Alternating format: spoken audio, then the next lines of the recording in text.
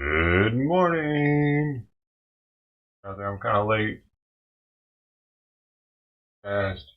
Mama comes and goes. All right, I got a smorgasbord plate today. We got some baby food on there. We got some, well, not baby food, but kitten food. Uh, and then some duck and some lamb. And we got the medicine out there. I'm gonna put it out right now. Morning, sister. Having a great day. Anything new? Please. Thank you so much for being here. Right back. Still gotta hurry. Got out there. I'm gonna write on the plate, but all out there. Come on, bro, you're making my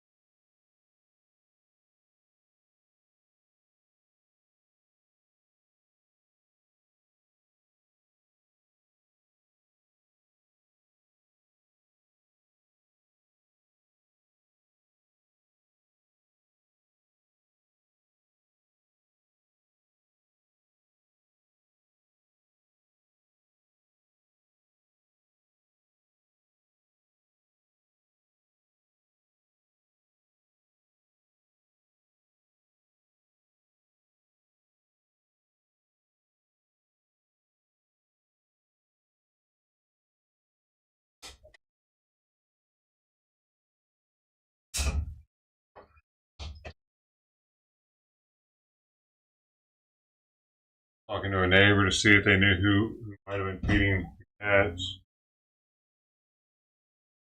Any idea? She doesn't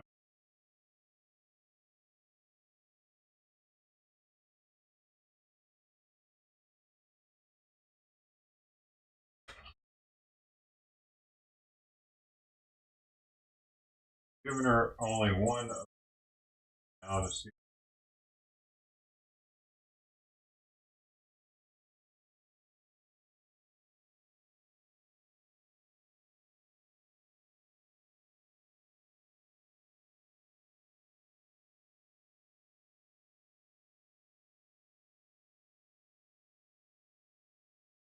Lamb. There's lamb ziwi in the front. The kitten, chunky kitten, is in back left, and back right is duck, adult duck, limited ingredient. There's some medicines on the left.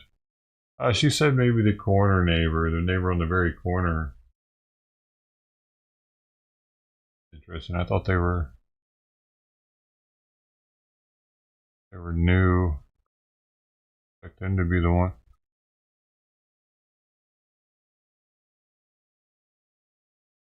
Who she's talking about actually? So no much.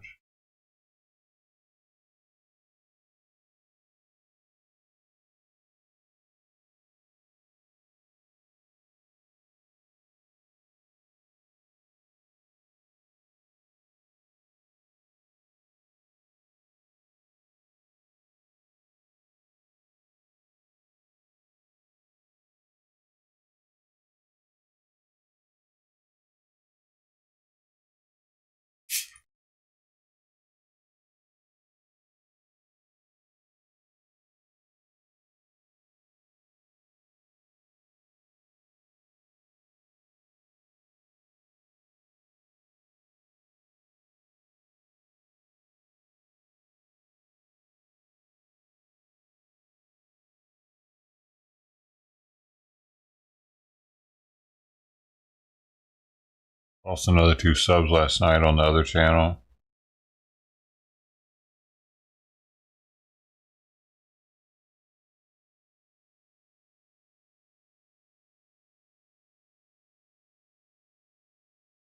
I like this pate more than the chunky.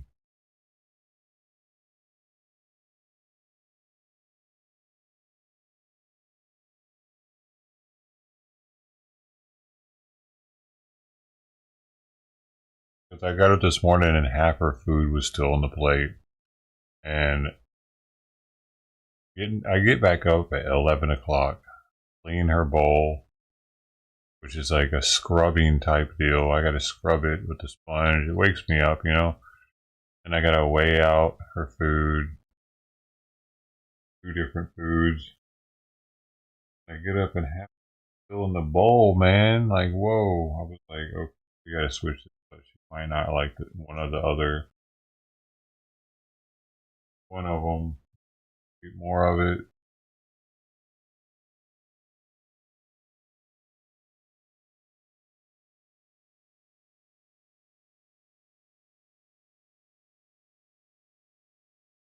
And maybe just feed the kitten food to the alley cats. Little by little, like a little treat.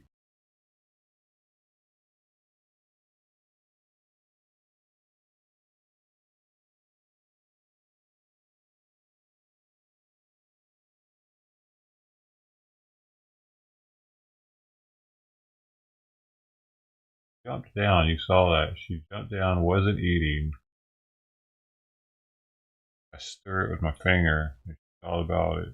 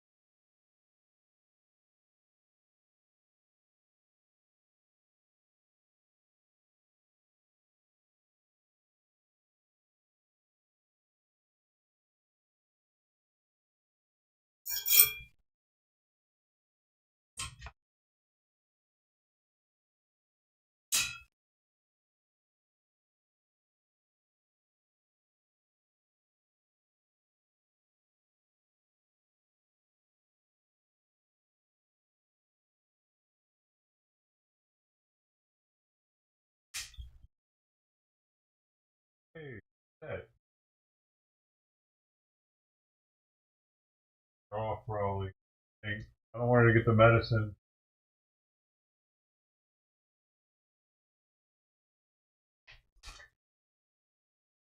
Oh, she's eating part of all of them. Fucking that cat. I think that's somebody's cat.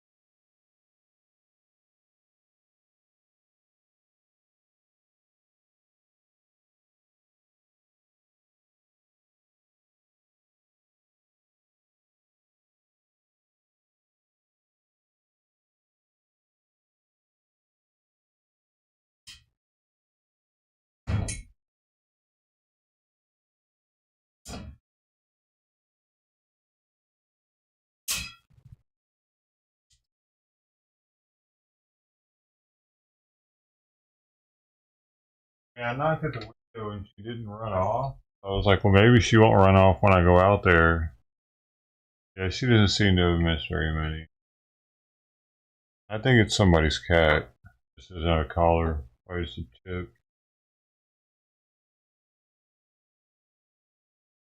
She was definitely going for all the foods. She was gonna eat all the treats off of the tops for one. And, yeah, maybe she would have made it to the medicine. Fucking flies on it already.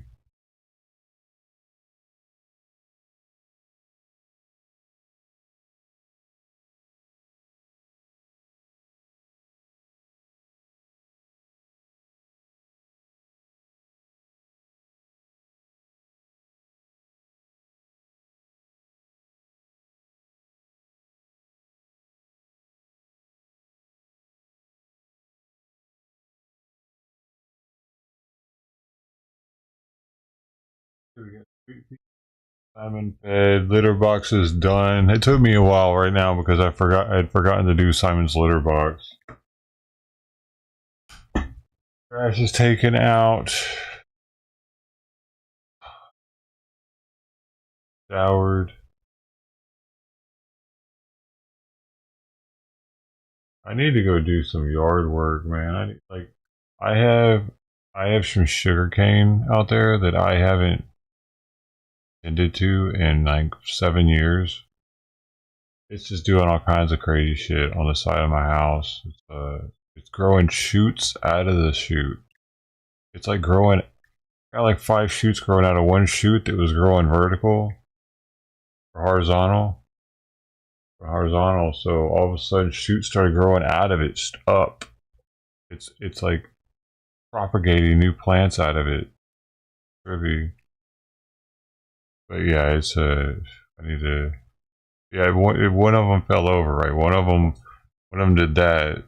One of the things, one of the stalks. So now it's growing out of this of it. It's growing miniature, like new ones, new stalks. I guess they only do that if they go sideways. But yeah, and it's all like intermingled into my tree too. I really just need to cut them down, start them over or something. Start one over or a couple over, pull them up. It's actually probably a lot of work. I don't have a shovel either, not a big one. So, and I don't have a really big lobber either. Got a little hand one. Oh, I might have to get one of those and figuring that out. Add in the fruit tree, the guava tree.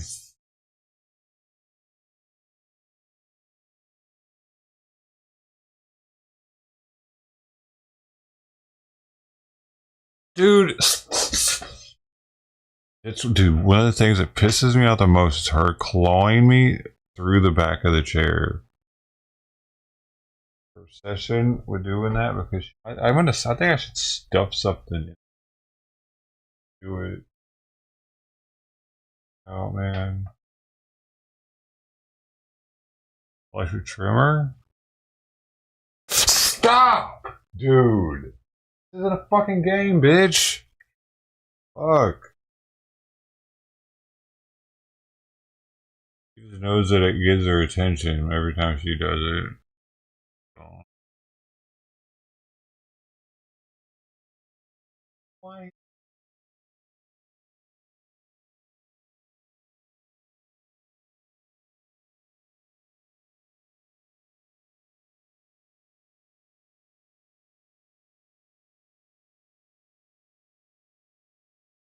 Like, come in here.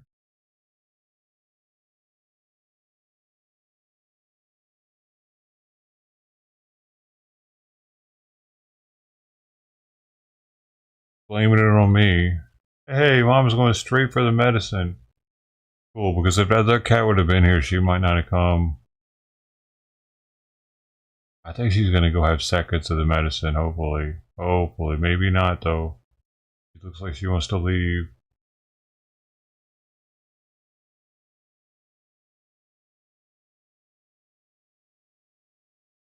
Or something.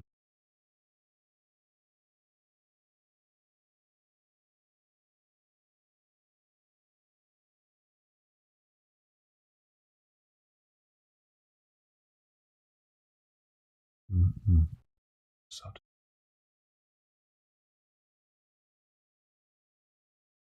Oh, she went for the baby food. Didn't eat enough of the medicine. Actually, I needed her to eat more of it. I shouldn't have put the churro on top of the adult food. I won't. I won't next time. That car was freaking her out. That's why I just left. Yep, she's not gonna finish the churro there because I put churro on top of the food. I bet.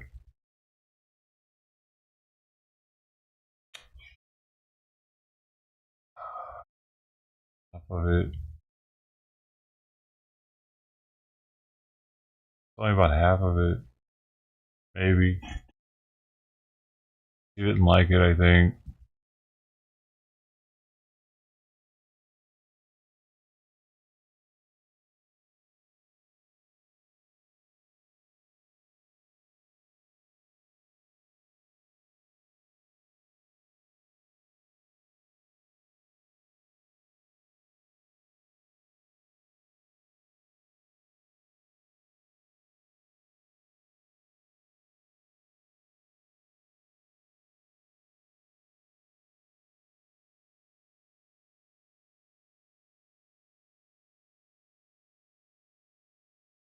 Like she likes the duck and the kitten food.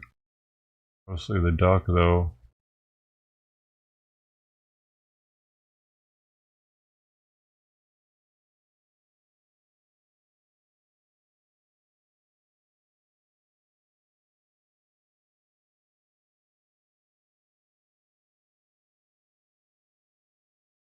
I think to get Mama to eat the medicine, I'm gonna have to go get those other things. She really liked those.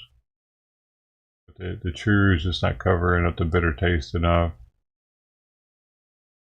And if I haven't gotten even 5 dosages in, or much less 5 in a row.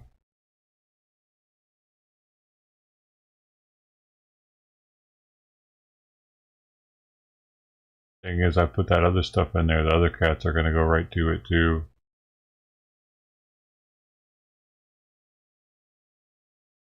And it's I don't know. I mean, I really don't care if just one cat gets it every day till the bottle's out. Fuck it.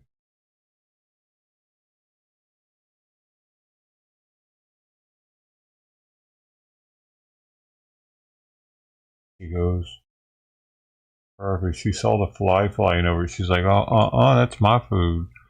She doesn't, dude. She does not like the Ziwi. But, oh, this is awesome. So she's gonna be the healthiest cat out there.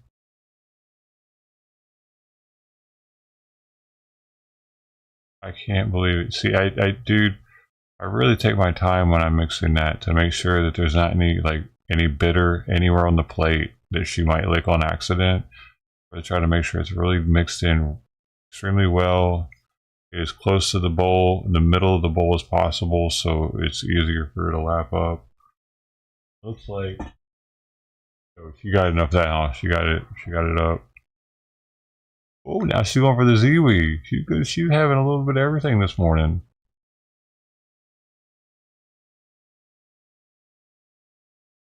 She's got it, dude. You gotta be feeling a little better now, because I think that'll be the 4th dose total that we got in.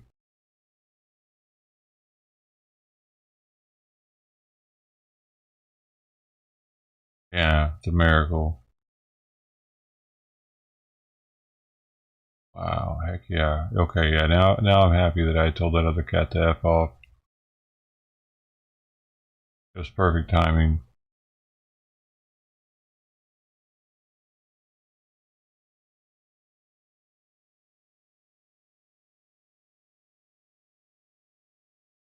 Maybe Mom even heard me go out there.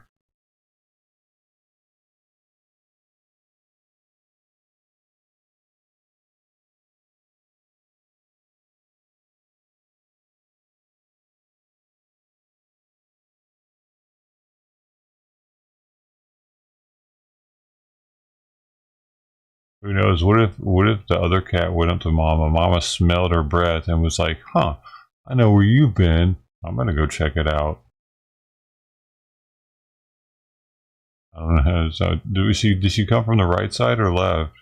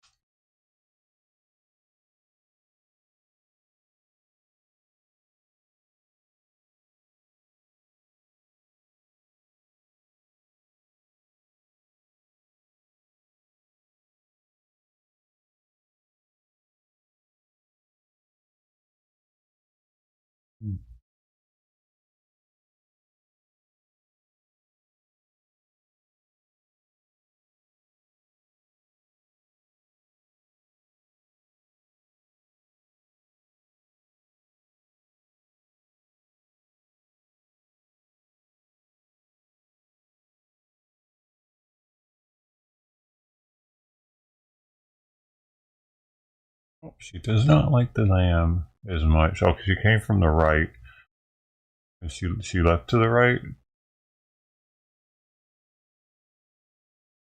already.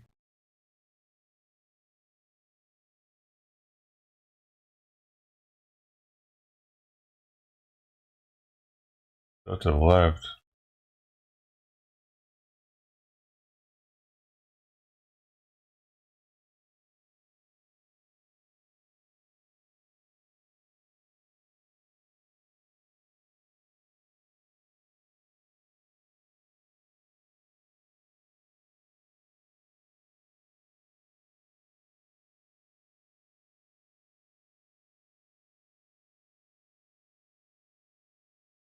Interesting how she looked at the house like something was in there.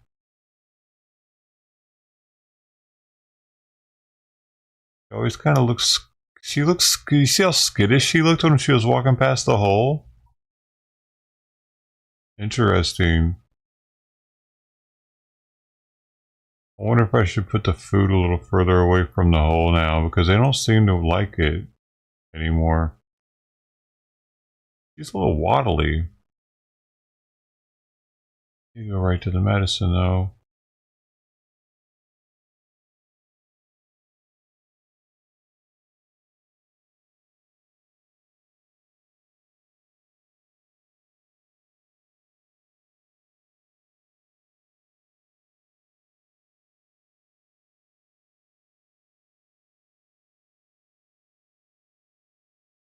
Well, food.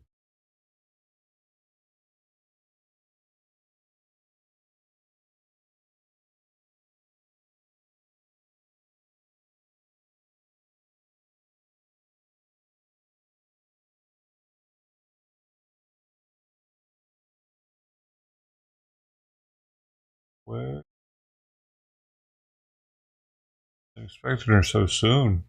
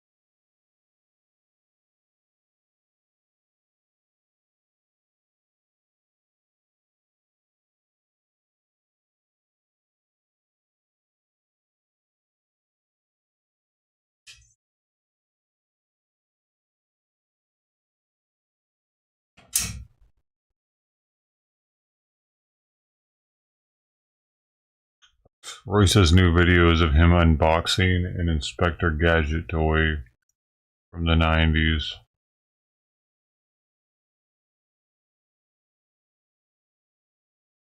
Oh, this dude's being sentenced today. The guy who let his kid, like he abused his kid on a treadmill.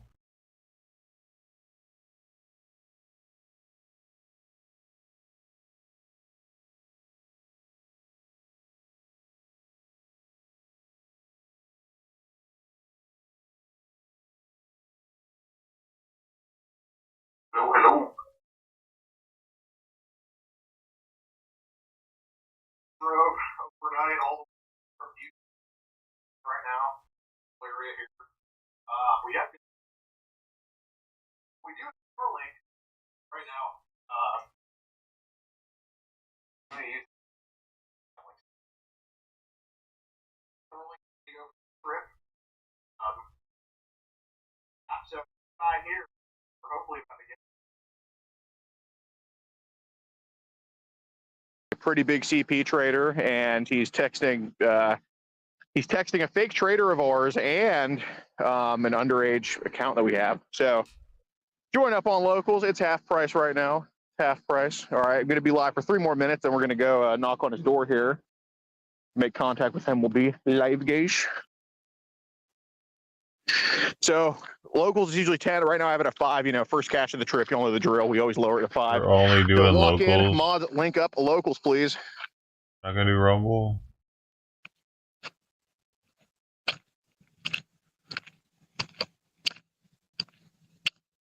Join up, join up, join up.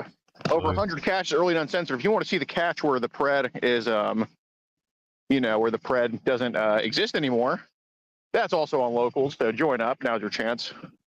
Mike and Bingo's mom are linking it. Yes, that is how you fund what we do. Exactly. Over 100 caches. And I don't know. I'm not really not a big deal. You know, watch them live. Honestly,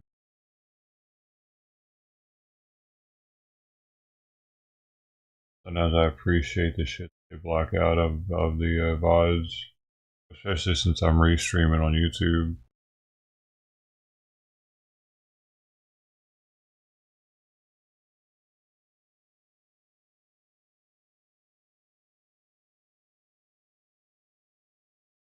Looks like a Gordon.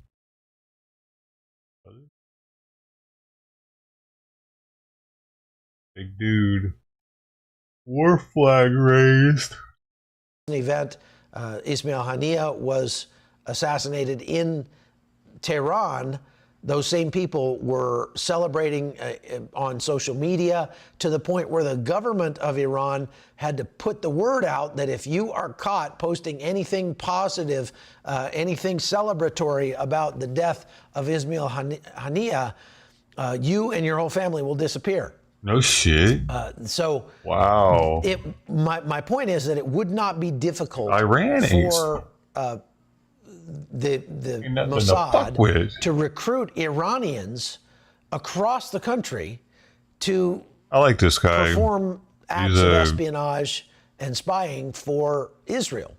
And especially if you sweeten the pot with the offer of money or residency or a place to live outside of Tehran, if the Mossad would help to get your family out and give you enough money to set yourself up someplace, no question there's a lot of people in Iran who would be very glad to take them up on that offer.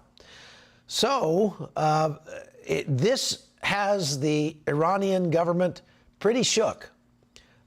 Their own repression, their own brutality is becoming their downfall. And it's likely going to cause a lot more upheaval inside Iran. And the Iranians know it too. The Iranians are not happy about Iran preparing to strike at Israel. Now, some are, but a good portion of Iranians are likely very unhappy with the thought that their country would be about to bomb Israel with 1,000 or more missiles and drones, because there's no way. The retaliation is going to make it dangerous to live in Tehran and other places across Iran. Most people, and I've found this to be true everywhere I travel. When I was in Armenia, there are still a bunch of. This is the I've been everywhere, man. I've been everywhere. That's what I call him. So I've been calling him that since he's been the guy. Russian troops there. Over 1776, he did some speech at one of the 1776 things, and I was like, "Yo, it's the I've been everywhere guy." Heck yeah. Kind of out in the eastern part of Armenia when I was there last, and we stopped at a food court, and there was some Russian soldiers that had stopped there to eat as well, and they had an old van. It looked old. They said it wasn't old, but they had this. It looked like a VW microbus from the 1970s. They said it was a 2019 military van, and I'm like, wow, if they're still building them looking like that, they're a little behind the times. They certainly didn't have any armor on it. It didn't even look like a military vehicle, other than the fact it was painted olive drab. But I was interested in the vehicle and the specs on it, and so I walked over with Rubina, my daughter-in-law, and struck up a conversation with these Russian soldiers. And you know what? Except for one guy, there was one guy who kind of stood there with his arms crossed, just, glaring at me. But except for him, the other guys were pretty cool, and I got the sense that they don't want to be at war with the West or the United States or even Ukraine. They don't want war. I mean, no soldier wants war. At least no soldier who's experienced war wants war. The soldier, more than anybody, knows the price of war and understands the value of peace. And that's one of the reasons why American troops, when they come back from the war zone, sometimes the symptoms that we call PTSD are not actually PTSD. It's actually their culture shock, because they look around and they see how many Americans treat the peace that they are given with such disdain, and they just sit on it and watch TV. They don't put it to good use. And here these troops have been over in the war zone getting a real sense of the true price of freedom. And or they become a fucking auditor. Just take it for granted. You know what I mean? And they get very frustrated, very angry. The auditors don't appreciate the freedoms that we have the most, because auditors, like Antifa, get our freedoms taken away from us. Angry about that. And then they get diagnosed with post-traumatic stress disorder. Well, it's not post-traumatic stress. It's a natural response to the fact that many Americans don't appreciate They do it under the guise that they're the most appreciative of our freedoms, because they're trying to keep it so that we have our freedoms by showing the man that I can do this. You can't tell me to go anywhere. But in time, if everybody did that outside the police station with their cameras or whatever, wherever they don't want us doing that at, because it's stupid, because there are reasons why cops might not want a perpetrator knowing every time they're leaving the police station to go home, that kind of thing. You know, they don't want, it's information that criminals shouldn't just have free access to.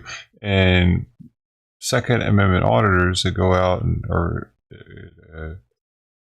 is it second or first? You know, the auditors, they go out for freedom of speech. They get our freedoms taken away eventually. Because I know it's weird that that's a freedom of speech thing, being able to film wherever you want. Apparently it is. What is that? What is their problem? I don't even like being at the police station. They're going there trying to make problems while they're there. That they're given. But people, or wherever, maybe it's the post office. I don't like going to the post office either, but we saw them recently outside the post office here in Long Beach, making trouble for no reason. People don't go to war. Nations go to war. Governments go to war. And the people. By the way, that lady on the beach got a citation from some organization, dude. I'll show that in a minute. But yeah, they're telling her to knock it off with a rope. Oh, and ones who suffer for it. You made the news again. And that may be about to happen, very likely is about to happen in southern Lebanon, in Israel, in Iran, and Yemen and other places too. So it appears that the Iranians are coordinating with their allies in Lebanon, in Iraq, in Syria, and in Yemen to perform a coordinated attack on Israel sometime in the next 24 to 48 hours. Now, I am trying to get back to Israel. My plan is to leave tomorrow and fly over there. My initial flight on United was canceled. And so what I have to do now is try to cobble together an itinerary. I'm going to fly United over to Athens and then pick up an El Al flight from Athens into Israel, because El Al is the only airline that probably will continue flying as long as they can get in and out. And so we'll see what happens. Be in prayer for me if you don't mind. And I will try to be on the ground Sunday or Monday inside Israel, reporting on what's happening. Let's hope that they don't attack at all. Part of the thing that is kind of throwing a wrench in the works, I think, is the fact that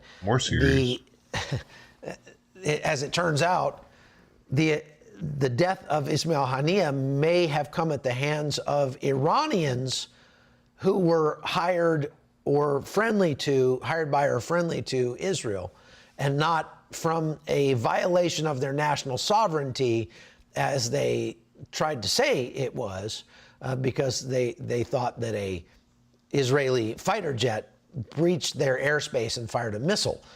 And as it turns out, it probably wasn't a missile. So now it's like, well, can they get away with claiming that this is a broach of their national sovereignty anyway, and go ahead and attack?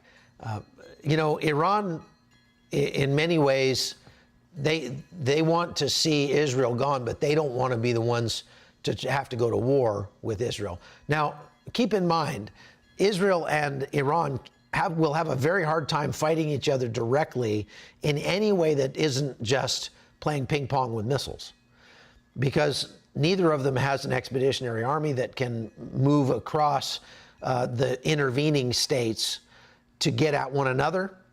So the Iranians are not likely to be sending thousands of troops or tens of thousands of troops through Syria into, say, Lebanon. And, you know, Israel,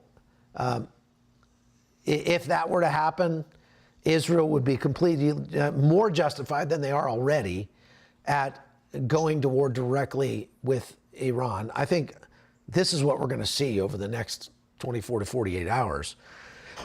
Again, I don't like to make predictions because there are 1,000 things that could happen between now and then that would change the game completely.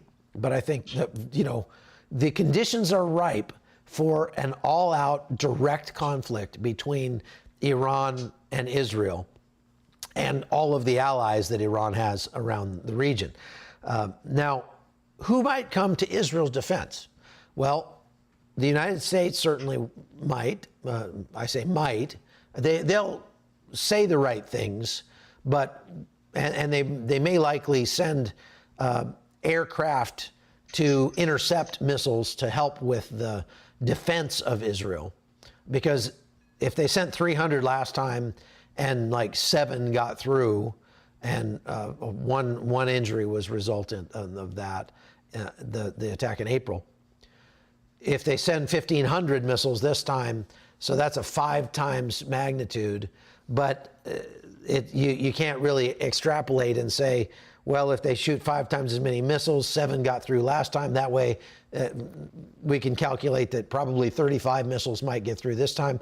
No, it'll probably be a lot more than that, because Israel's going to have a real hard time and easily get overwhelmed if they have to shoot down that many missiles and rockets and drones coming from all sides. It could literally come from all sides at this point.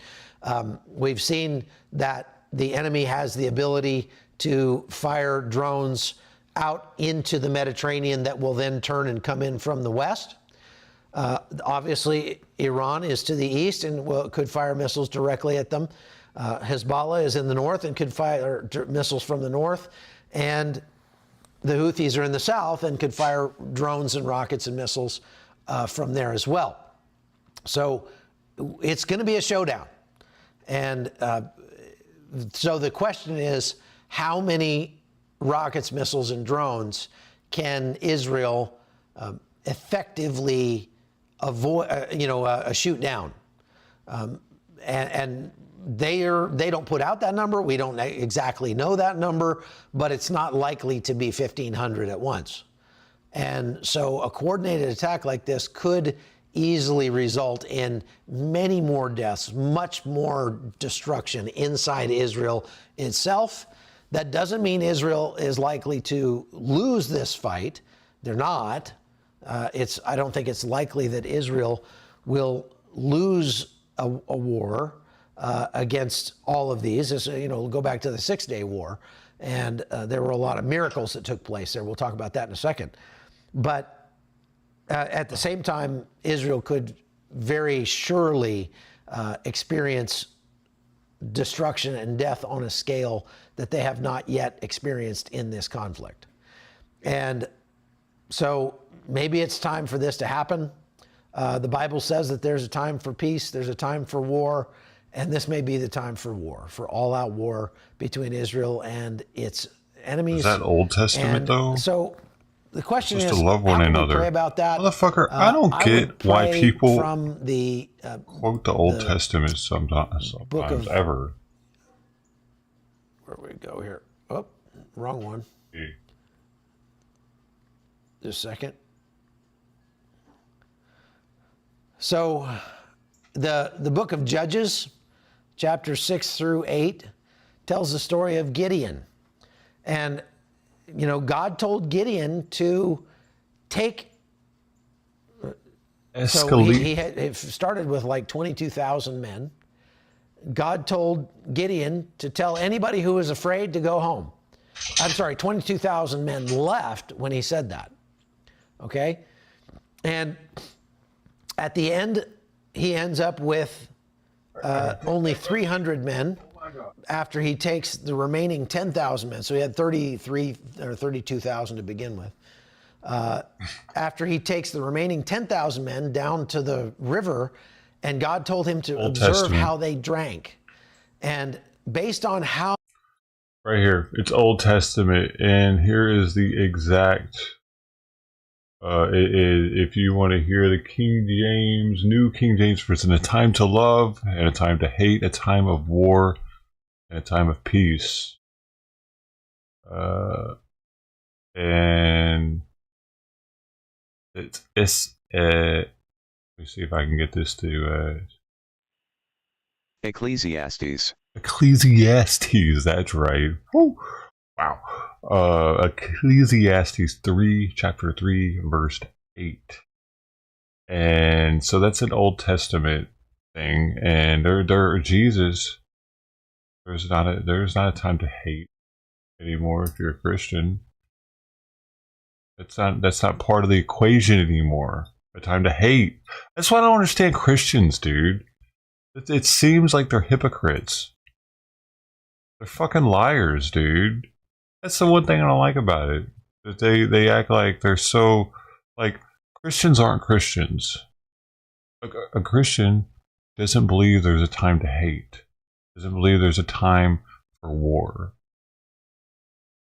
A Christian will turn the other cheek.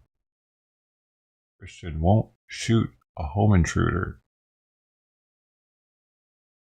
They won't kill a home intruder. That's a Christian. That's a real Christian. What would Jesus do? If a home intruder came in his house, do you think Jesus would pull a shotgun out and blast him in the chest? Or would he say, son, times are hard. Talk to him, try to talk to him. What do you think? Christians aren't Christians, dude. Most of them. Am I the only one that sees this here? It's everywhere. It's most of them. It's 99.9% of them.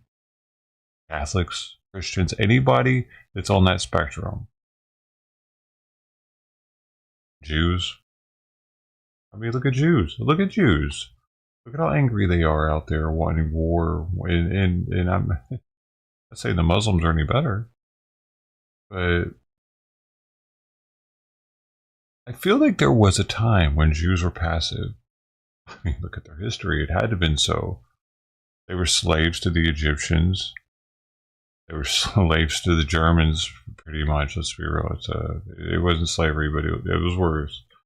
It went downhill. And then all of a sudden, we emboldened them somehow. Like, they had money. They had money already, though. And that's why that's one of the reasons why the Germans were so pissed off about the Jews.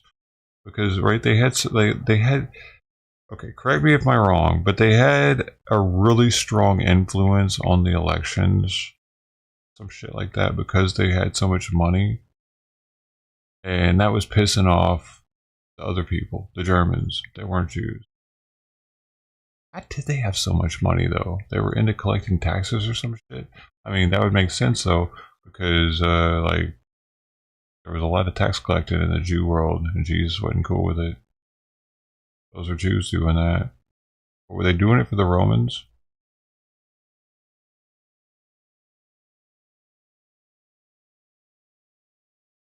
Then they got emboldened after World War II, and now they've just gotten very mean and spiteful and everything. Like they'll bring up the Holocaust all the time whenever they're blowing people up now.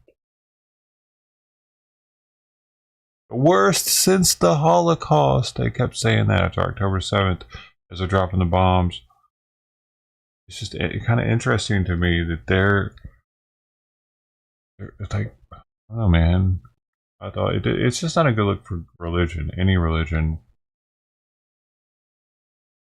All of them are so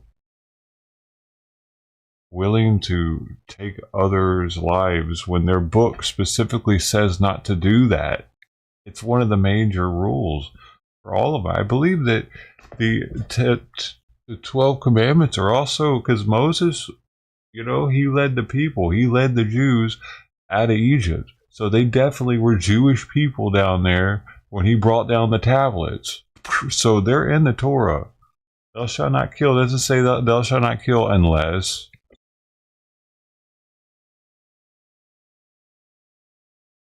you have to. There's nothing like that there.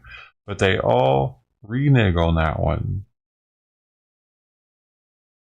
At least IDF does. They all have to go in, males and females. Females for a shorter amount of time. Did you know that? 1 year shorter. Males for 3, females for 2. Correct me if I'm wrong. Why is that? Why do females always get special privileges, but we act like the most of the Western world thinks that females and males are conscripted all the same. In our military, they have the same PRT standards, right? Hey, that girl has to do as many push-ups as that guy, right? No, they don't. And in the IDF, they don't have to do as much time. Why is that? There's time for everything. What do you mean? Christianity have traded this love everyone, do not judge. No way I can follow the Bible and not judge. There is, though. You had to cut out the Old Testament. The Old Testament becomes irrelevant if you want to be a true Christian. That's my thoughts on it. Right? The Old Testament did teach hate. Case in point, Ecclesiastes 3:8. A time to love and a time to hate, a time for war and a time for peace. And he's talking about another one here, right? Let's see. While they drank, he said, send some of them home and keep some of them. And he was left with only 300 men. And he had to face the entire Midianite army with just 300 men, which the Midianite army... There was a lot of... That's it. Okay. There was a lot of army stories, for some reason, in the Old Testament. The New Testament was a lot of Jesus stories. A lot of the apostles, had their books, and then it was more surrounded around the story of Jesus. So I don't understand why Christians want to follow the word of Christ, specifically televangelists or preachers, bring up the Old Testament. Why do they do that? Why do they try to give stories on the Old Testament when Jesus came and he was like, you know what? Let's forget about that stuff. My dad, you know what I mean? He was a little grumpy. We're going to do some new stuff now, okay? This is the way. But they still try to teach stuff that, like he's doing right now with the Old Testament. The wars and, yeah, man, you got wars. We got wars, man. We still got wars. They had wars in the Old Testament, so we're going to have wars now. No. Well, Jesus taught, he wanted there not to be any more wars. That was the whole point. That's he was like, for another cheat.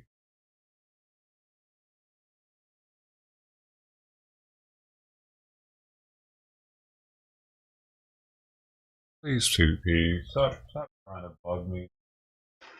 That's exactly what you're doing over there. Fucking with the cables.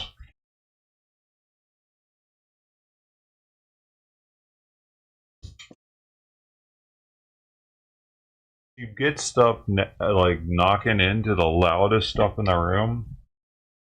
I was making a baby, the rattler.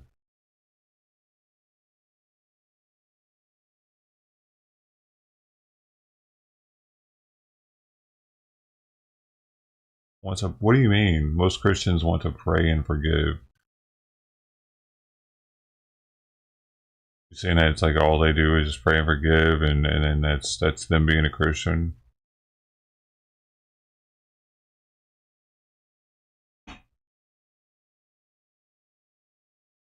We're gonna make this toy crazy. We're about to hear a lot of chirping, y'all. Doesn't even know it does this. Thing chirps like the other one. About to be back in and make it never stop chirping. So that's the only downfall. Oh shit. Now she's gonna go crazy for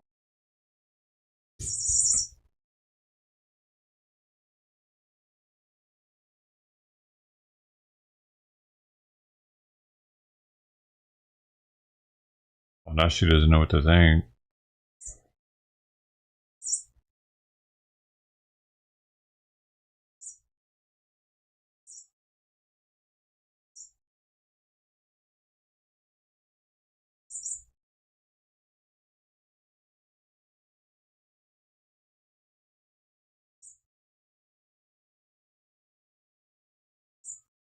I should keep her busy for a while.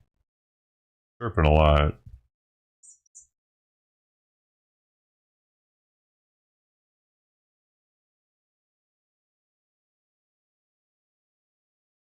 I figure it's time to pull it out, you know.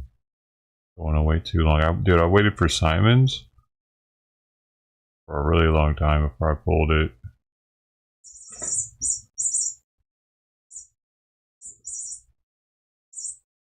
Oh, look at them over there, kind of looking at it together.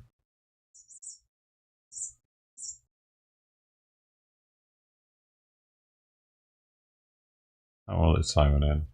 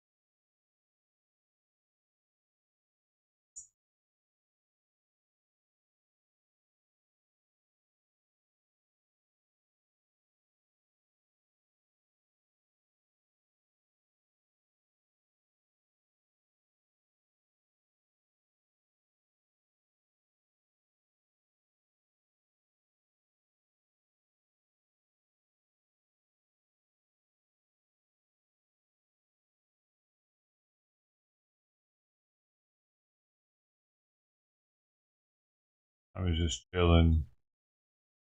12 says were as numerous as locusts, and their camels were without number, and they were as numerous as the sand on the seashore.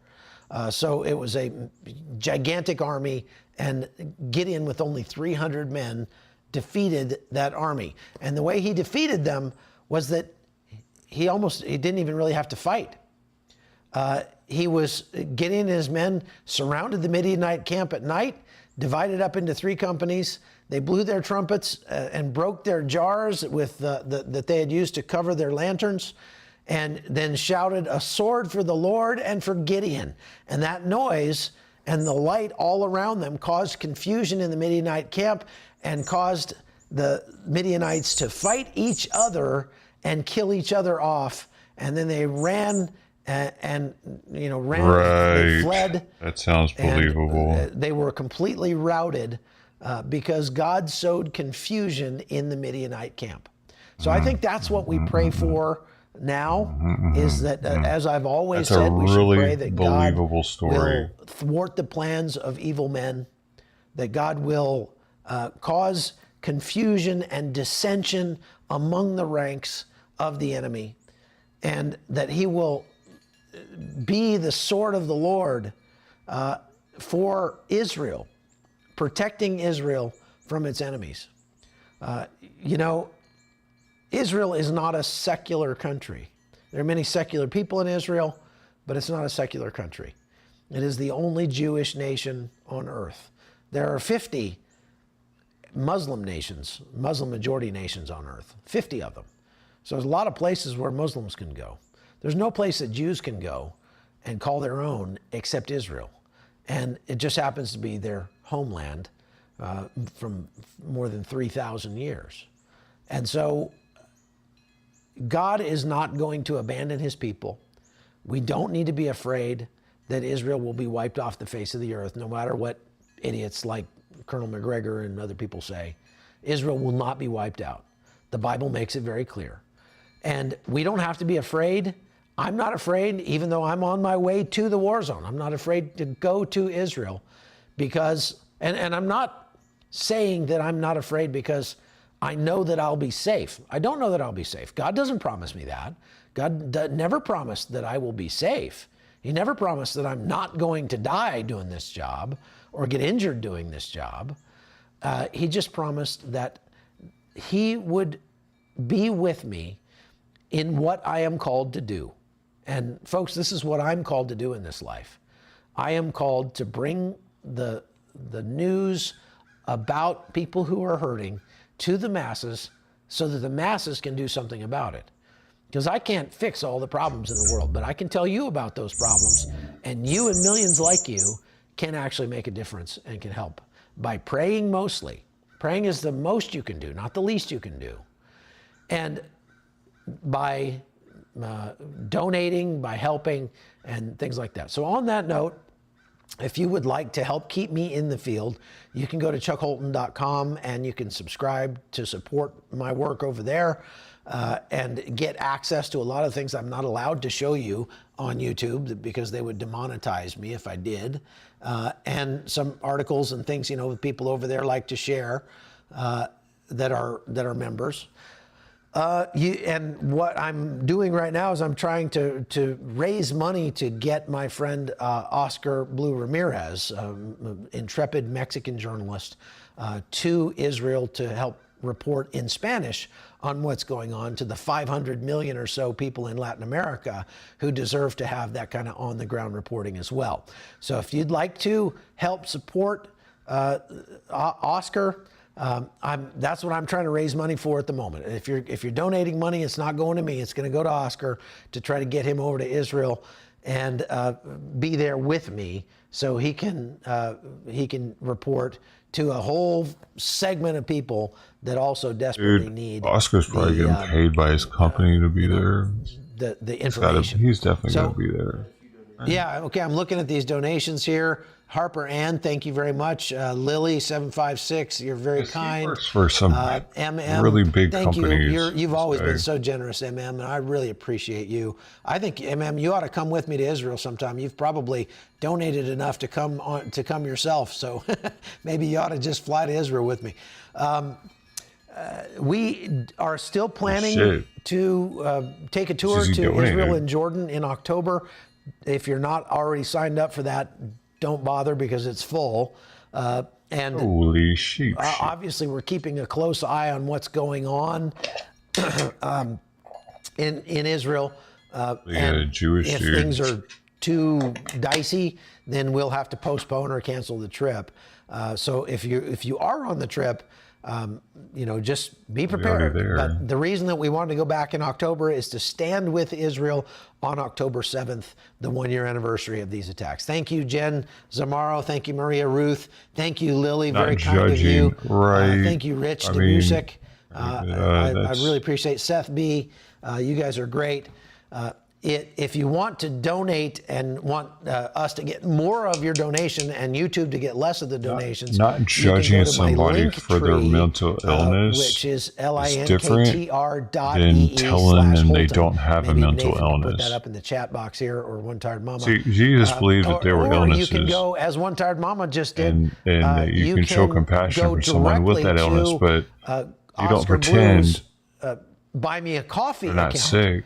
It's just right there in the chat. buymeacoffee.com/Oscar Blue, and you can donate directly to Oscar, and he'll get a lot more of your donation that way. They misinterpret it into thinking that you just have to act like everything's peachy help Oscar all the get time. there. And it obviously will mean a lot to the people that no matter follow what. him. And in Spanish, he also does reporting in English as well. Cares if what you're doing is self-destructive. A little bit different fan base than mine, and so we're trying to help him get over there. But he's completely self-funded. He is a very, very humble guy. He taught besides. He's not an employee of anybody. He has a couple of clients who will pay him from time to time, but he's completely on call with them. And so he self-funds his travel very often. For example, like Real America's Voice doesn't pay for his travel. They will pay him if he's there doing some reporting for them, but they don't always cover his travel, which I think is insane, but it is what it is. So thank you, Paige. It was very kind of you. Thank you very much for that. And so yeah, YouTube does take 30%. They might not cover his travel, but they probably reimburse him for Cash App or Venmo or PayPal, we'll get more of it. But better if you go to Oscar's page directly and just send it directly to him. That way I don't get taxed on it and then have to send it to him. We allow them. But either way, if you want to help Oscar, I highly recommend you go and subscribe to his YouTube channel. And that is, he does a lot of great reporting on the immigration issue that you don't hear anybody else. He does the first making them conform to ours. Reporting. He's walked through the Darien Gap completely two times already in the past. This is an Oscar Blue commercial at this point. That's Oscar Blue, man. But yeah, we should be telling them, like we used to, they have a mental disorder and that there is help.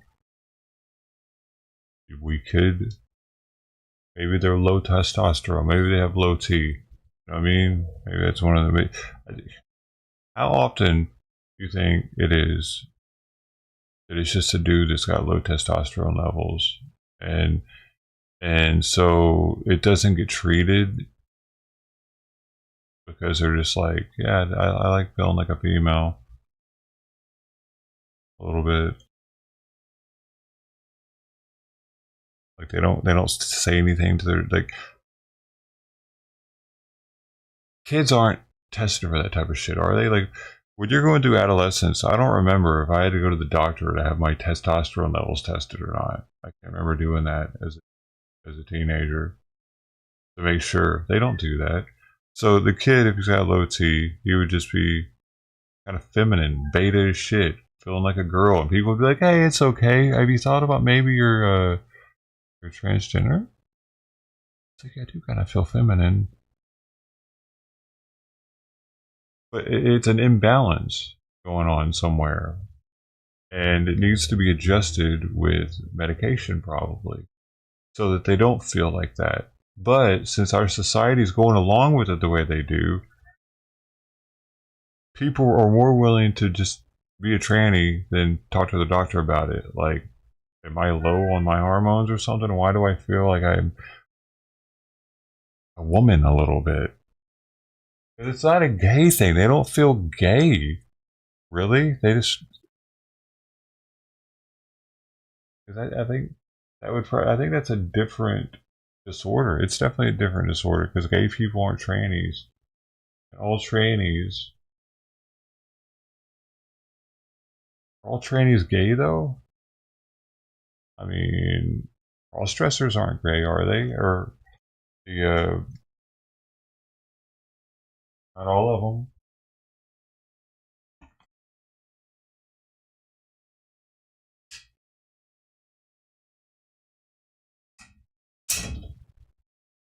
Oh.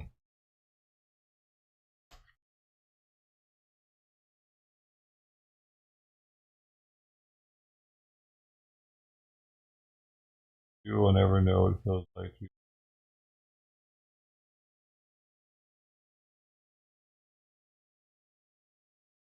Oh.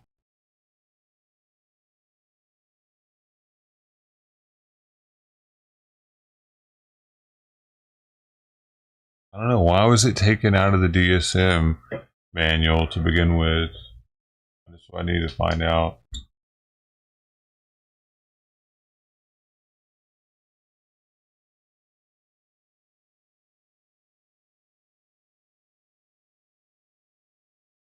Take out gender.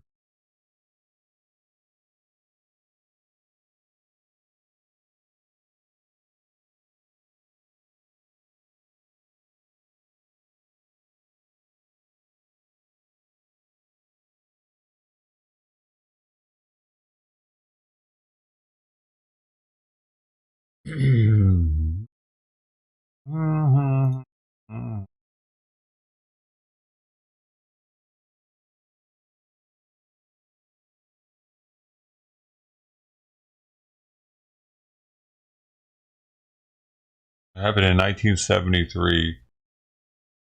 DSM-5's new definition. Oh, it says is similar in effect to its 1973 declassification of homosexuality as a mental illness.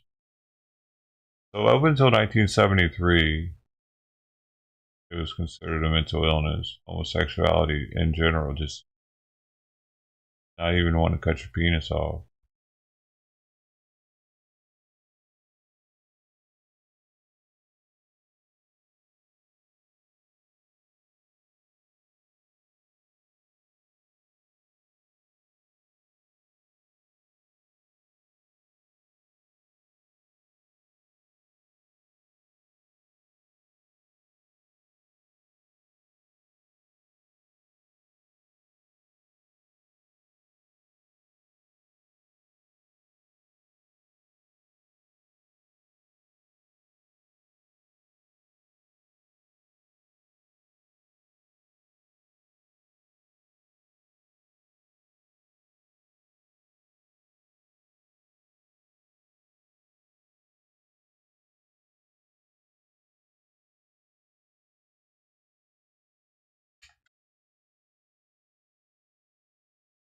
Well, somebody asked it on Reddit. This is awesome. A year ago. Hey, my mom earlier today basically told me that she wants to get me tested for low testosterone and get me testosterone injections if needed, so I'm not trans anymore or something. Is there a correlation here? She is pretty damn confident that I'm not actually trans, but it really hurts. Oh man, not according to my peer-reviewed study. I've do any peer-reviewed study I've ever seen. And getting more testosterone in your system would likely make your dysphoria symptoms worse. Likely. Why does he say likely? Have they tried it? A gal I know had low T, and doctors refused to give her gender-affirming care and put her on T. It only made things worse for her, and after a year, she stopped taking all together and finally got on E. Now she's so much happier. I'm confused. A gal. Is that another way for saying a dude that's wanting to be a female? Must be. Apparently it didn't help. Interesting. Weird, man. So then it's somewhere else in the brain, dude. If it's not testosterone, it's something else. It's gotta be, man. What the fuck are you talking about? What, dude? Come on, man. Our doctors are seriously thinking that it's not some sort of mental disease? Some sort? That's crazy.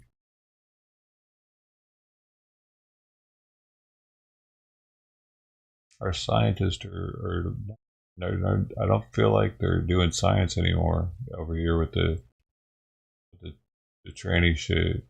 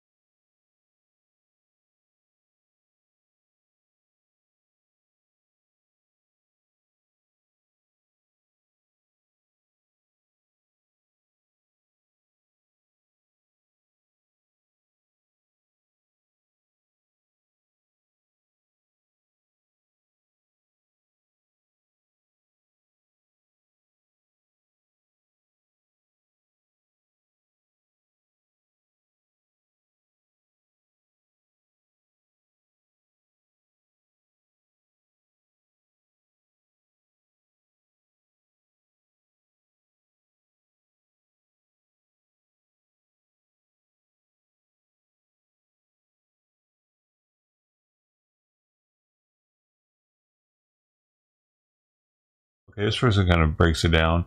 If it was low testosterone, the only symptoms you would experience would be lethargy and erectile dysfunction. Being trans is a little more complicated than that. Don't take the testosterone injections off. You go from what I assume is normalcy to too much, which is honestly worse for you than having too little.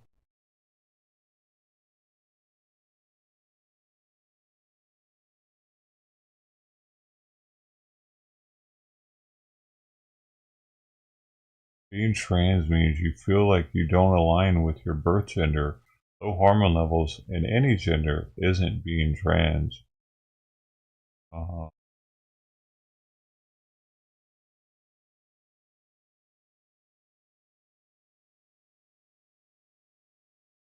Okay, so it's somewhere else in the brain then. It's not the testosterone. They've done tests on it.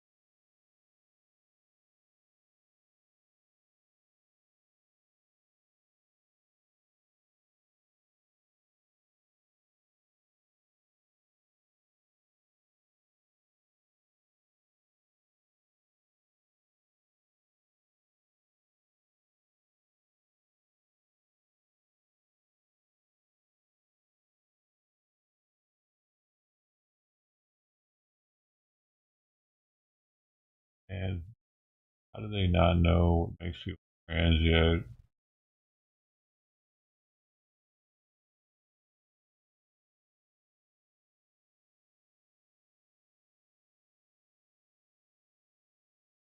Oh. Someone thinks it's medication that the mom takes. Gender dysphoria is a condition where a person experiences discomfort and distress because there is a mismatch between their biological sex and gender identity. It's sometimes known as gender incongruence. See your GP if you think you or your child may have gender dysphoria. Biological sex is assigned at birth depending on the appearance of the genitals. Gender identity is the gender that the person feels themselves to be. Gender identity is the gender that a person feels themselves to be. Biological sex and gender identity are the same for most people, but this isn't the case for everyone. The mismatch between sex and gender identity can lead to distressing and uncomfortable feelings that are called gender dysphoria. Gender dysphoria is a recognized medical condition for which treatment is sometimes appropriate. Signs of gender dysphoria. The first sign of gender dysphoria can appear at a very young age. For example, a child may refuse to wear typical boys or girls' clothes, or dislike taking part in typical boys or girls' games and activities. In most cases, this type of behavior will pass in time, but for those with gender dysphoria, it continues through childhood and into adulthood. Yeah, especially when TV is starting to promote it. Adults with gender dysphoria can feel trapped inside a body that doesn't match their gender identity. They also have strong desire to change or get rid of physical signs of their biological sex, such as facial hair or breast. Hold up.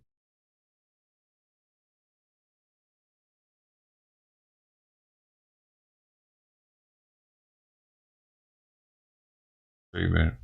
If the assessment results suggest that you or your child have gender dysphoria, staff will work with you to come up with a treatment plan. This will include any psychological support you may need.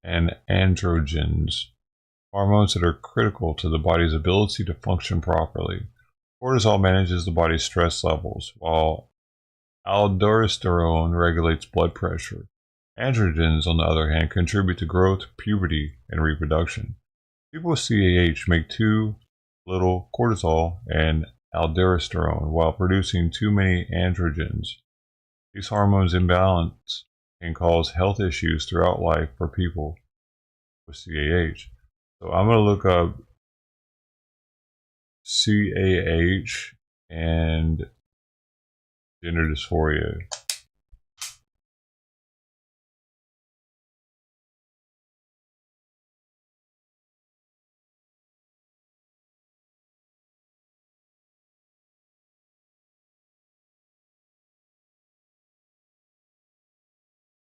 There's been a study on it. National Library of Medicine, 2017.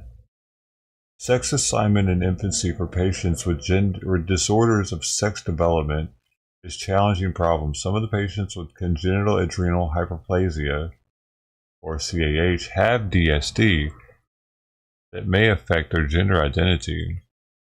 In this study, 52 patients with CAH, including 22 prepubertal children and 30 adolescents and adults, were assessed using 2 separate gender identity questionnaires for children and adults based on the criteria Diagnostic and Statistical Manual of Mental Disorders, 5th edition. Results.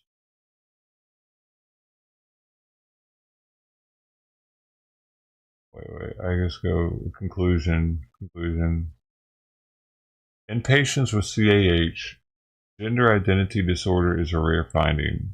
Hormonal control, social, familial, and religious beliefs have impacts on gender identity of these patients. What? Did you just hear that? This is very important. I'm gonna actually put this on this. Wow. I'm not. That means that they can be easily molded by those things to go one way or the other. That's how I read that the first read. I need to read it one more time. Put it on the screen over here. I'm gonna increase my temps a little bit, but it'll be alright.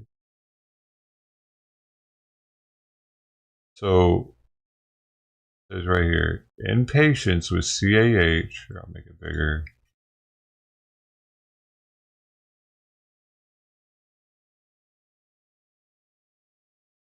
Which is, it says gender identity disorder is a rare finding. Okay, it's rare. It's rare when it happens. Hormonal control, social, familial, and religious beliefs have impacts on gender identity in these patients.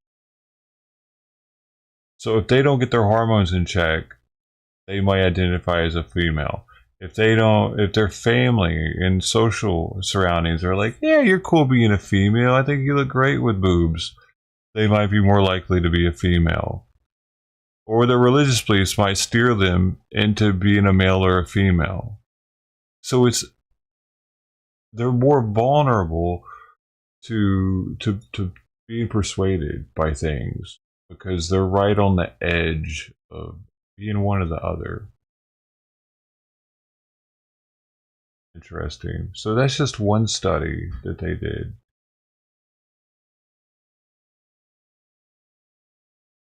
Listen to this. In the children group, compatibility was seen between gender identity and rearing gender. Wait, compatibility was seen between gender identity and rearing gender. Okay. In the adult group, there were 3 cases of mismatching between gender identity and sex assignment, composed of 2 females with poor control and 1 male with good control, with 21 hydroxylase deficiency. 3 girls with 11 hydroxylase deficiency were reared as a boy. 2 of them with late diagnosis at 5 or 6 years of age had pseudo-precocious puberty. Parents and children do not accept to change the gender. One of them is 36 years old now, is depressed and unsatisfied with her gender. Another, so one of them wishes she would have become a tranny, been a woman. Another girl is still a child and has male sexual identity.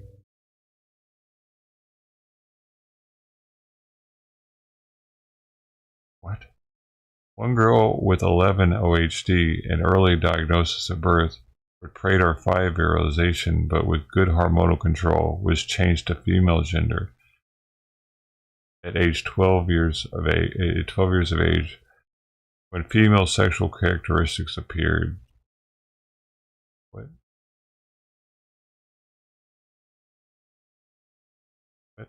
One girl with a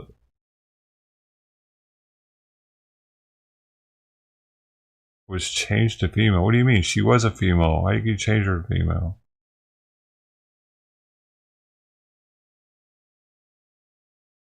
But what, they started giving her more estrogen or something? She is 34 years old now, married with 2 children, and she is satisfied with her gender. See, this stuff is important, dude, because I feel like this type of research is being shut down. Oh, just let the kid be what it wants to be. But there's evidence here that this girl, apparently they weren't giving her like female hormones. They were letting her like stay midline. Possibly, I don't get it really. What Radar 5 let me see what the hell this is.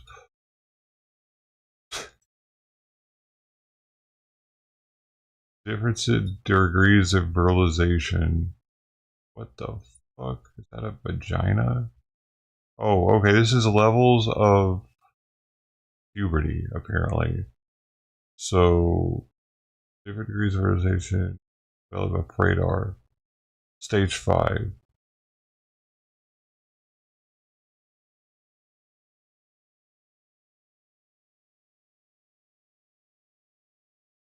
I don't get it, dude. Is this like for people that they have both a vagina and a happening right now?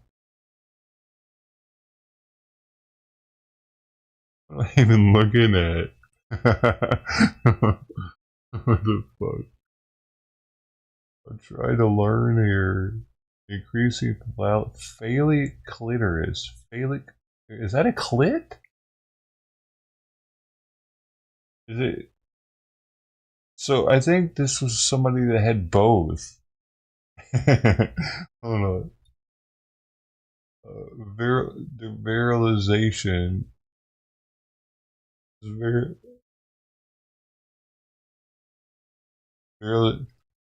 Virilization. Wait, I just need to look up virilization. It must be like the combination or something. Virilization is female develops male characteristics, or when a newborn has signs of male hormone exposure at birth. It can happen if your adrenal gland makes too much androgen or if you take anabolic steroids. Virilization is often preferred outcome for gender reassignment. A preferred outcome for gender. Oh. Okay, so she was on her way to having a penis, pretty much is what I'm getting from it, because she was level 5 here. Level 5, dude. That's she was getting a dick. She was high up on the chart, dude. Pradar 5 realization. I guess is Prater the same as this stage? Oh, developed by Prater, so probably. That hurt.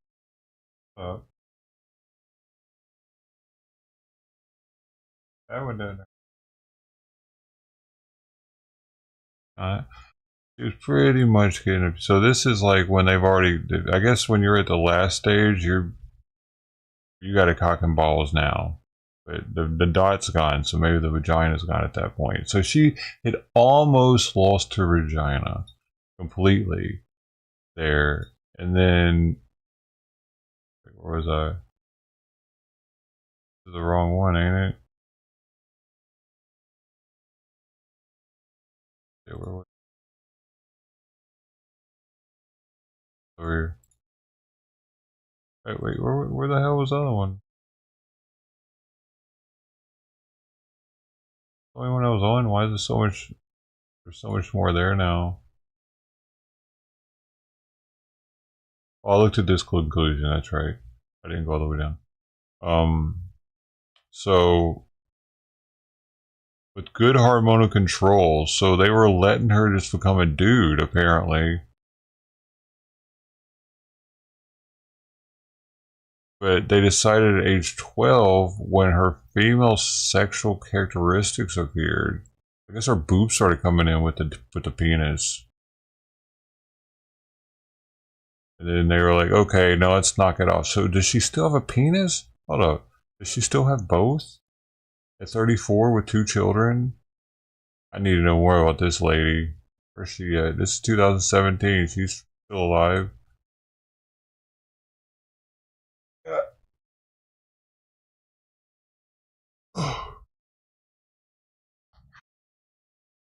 Eat something.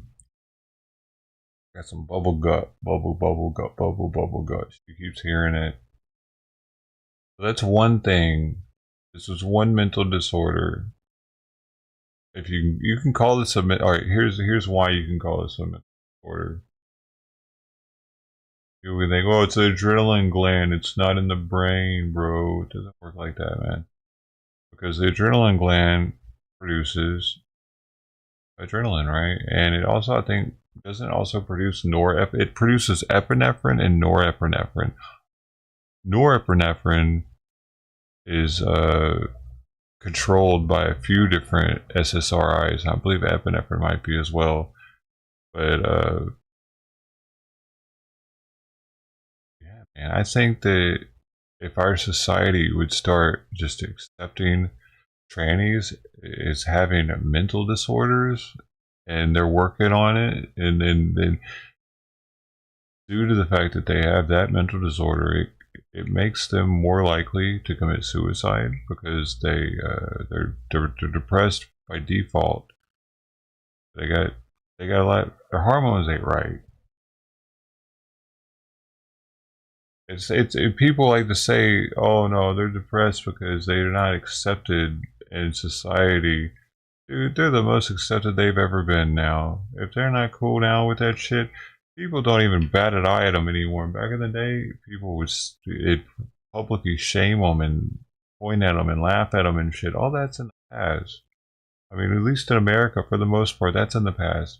Unless they're out here, like, causing a fucking scene, dude, about their pronouns or something. Maybe somebody might just get fed up with it at this point, but for the most part, people leave them alone because they don't want to get charged with a hate crime. Also, it's a big deal if you mess with a trans. They have more rights than we do. Because if you get in a fight with a transgender person, they're automatically going to throw a hate crime on you. It's not going to happen the other way around.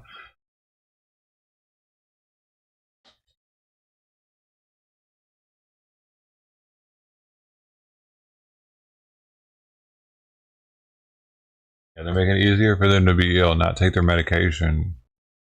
Like this person started, the person that I was just showcasing from that peer review study or whatever.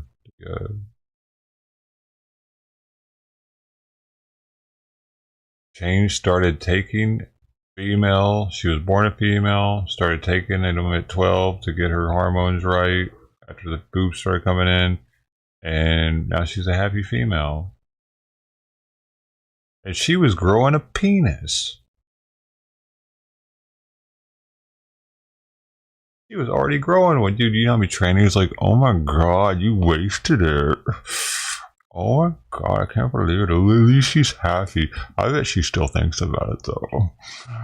Oh, I know I would. I'm my own real penis. Oh my god, what would I do for one of those? I just want to beat it all day. I just want to beat it all fucking day, man. I know I would. I know I don't tell anybody. Looks like an elephant. Oh man.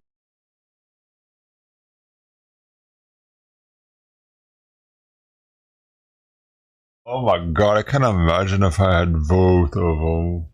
I would have my fingers in one and my hand on the other. Dude, I'd be like a bowling ball, but with a pool stick in my hand.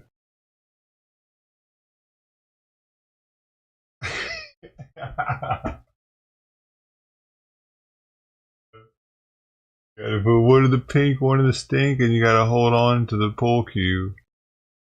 It's a lot to deal with. It's a hermaphrodite. You'd have a lollipop in your mouth.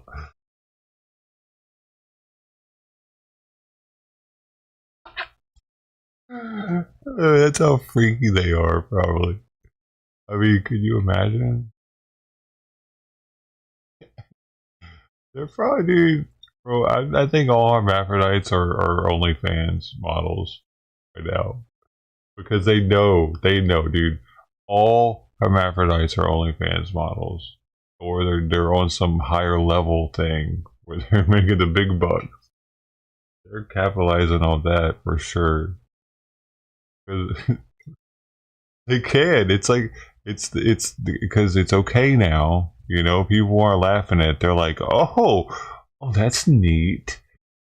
They're on. I've seen them on what is it? Chatterbait. Every now and then, I'll forget to put only females, and you'll get a hermaphrodite on there. Yeah, that's yeah. So that they're out there doing their thing for sure. But I don't know if that one, since they probably, unless they cut it off, if she was a level 5, by the looks of that diagram, she had full on cock and balls with a vagina in the middle of it, but a small vagina.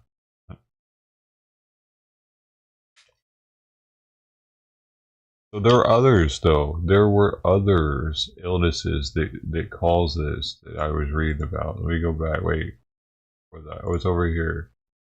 I was over here. Okay, there's also intersex condition, but that was what she had. They're calling hermaphrodite intersex condition now. Okay, here's another one. Androgen insensitivity syndrome.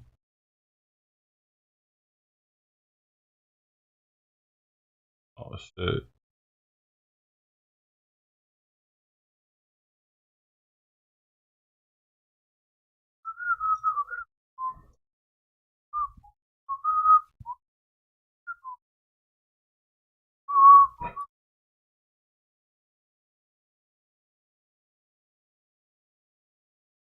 Androgen insensitivity syndrome is a condition that affects sexual development before birth and during puberty. People with this condition have one X chromosome and one Y chromosome in each cell, which is typical for males.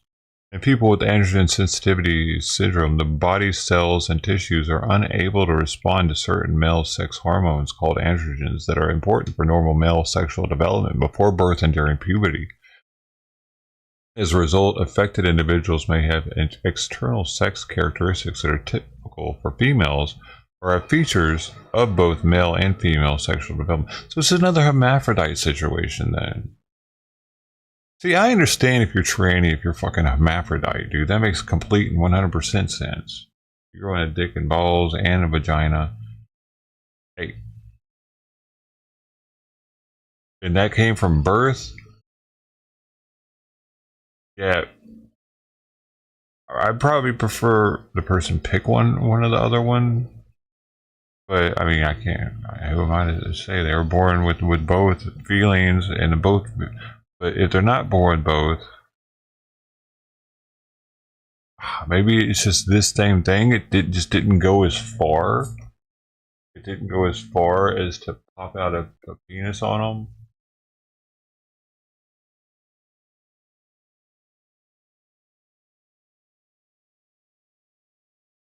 Oh, no. Here we go. Yeah, there are 3 forms of androgen.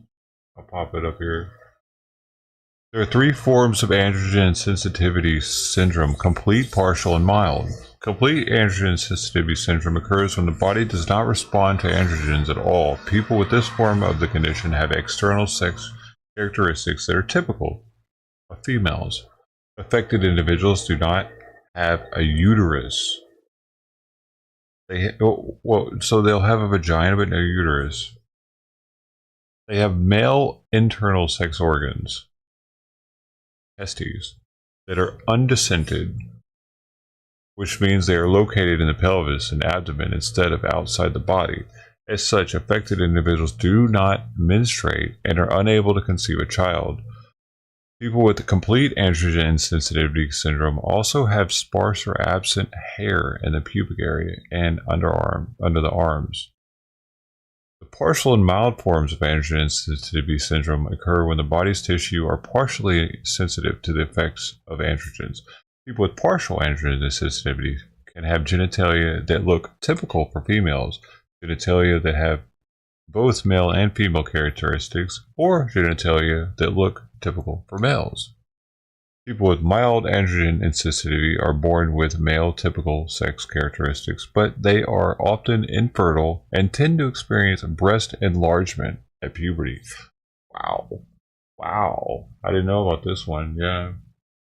So that's the thing. Why aren't we being educated on it being an illness? Like, this is an illness. This is the body not acting correctly. Instead, our science is telling us shit like, oh, we don't know what's happening. It's just what goozy, what gazy, it's pixie dust. We don't know. They want to be like this.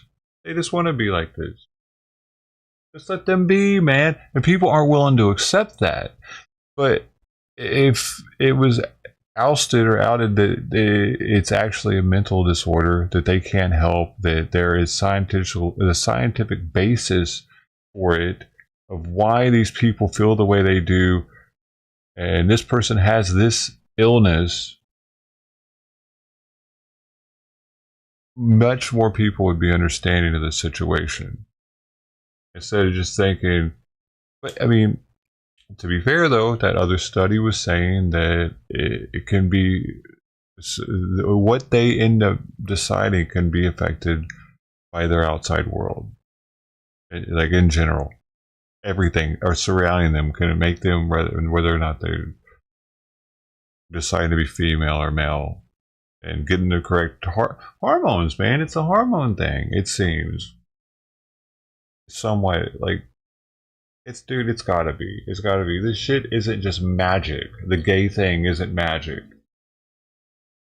We're made up of a very complex matrix of different glands and sensors, and the brain with how it works. It's amazing. The electrodes, and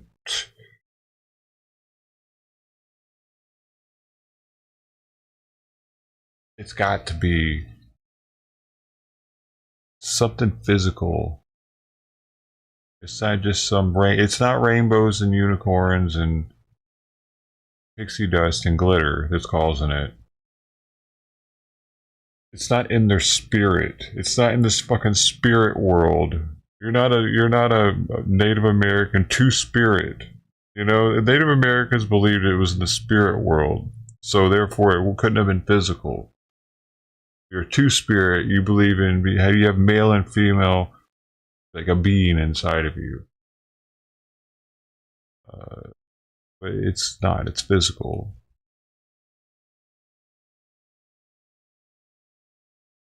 Why don't they want us well funded on figuring this shit out, though? interesting. Figuring out why. So what else is there? There's also additional hormones in the mother's system, possibly at the result of taking medication. What medication's causing that? What in utero medication causes gender dysphoria?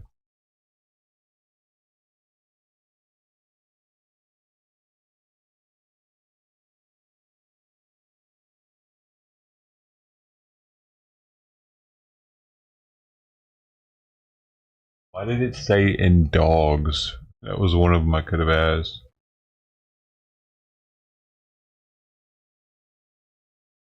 In utero, isn't that in the uterus?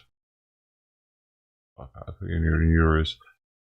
Although, what is in utero? Am I using that wrong? Must be. It just means in body. In the womb. Yeah. Whatever. Although there is no research that shows that males or females exposed to progesterone in the womb or other estrogenic drugs such as diethylstilbestrol may have a raised risk of gender dysphoria. There may be an association in some atypical aspects of gender role behavior.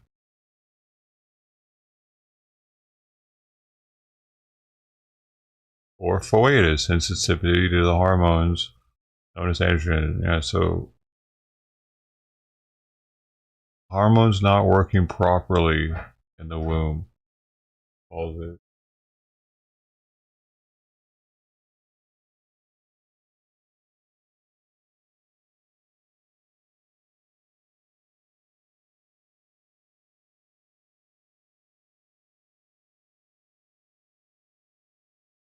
Prenatal exposure to anticonvulsants and psychosexual development.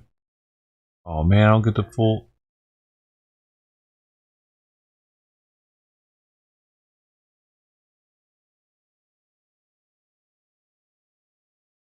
As a group, exposed and control subjects did not differ with respect to gender role behavior, although higher numbers of prenatal anticonvulsant exposed subjects reported current or past cross-gender behavior and or gender dysphoria. 3 prenatal anticonvulsant exposed subjects were transsexuals and had undergone sex reassignment surgery, a remarkably high rate given the rarity of transsexualism. In addition, 2 exposed males had exclusively homosexual experiences, whereas none of the control males reported exclusive homosexual behavior. The groups did not differ in attainment of pubertal psychosexual milestones. There's another one. There's another reason that people get gender dysphoria from something prenatal, dude. Prenatal exposure to anticonvulsants and psychosexual development. And this was done in 1999. They've known about that one. Why is there more information to the general public that this is a mental disorder? They have imbalances in their body that are causing them to be like this. Instead, they just want everybody to think that they're normal. Because here's my concern. Those same hormonal imbalances don't just affect them wanting to be a man or female. They're doing other shit. And just lately, we've had a lot of tranny shooters. Huh? And at a point in history when they are the most accepted of all history, they were the most, maybe the Roman times, right before they fell, they were more accepted then too, because everybody was fucking everybody, right? Greece, Rome, everybody got super orgy. It was just a super orgy, right? At the end times for them. They're into their superpower.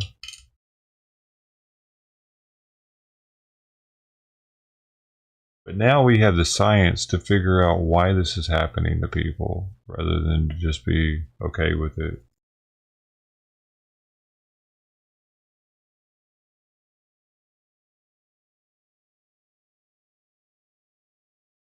For the mothers.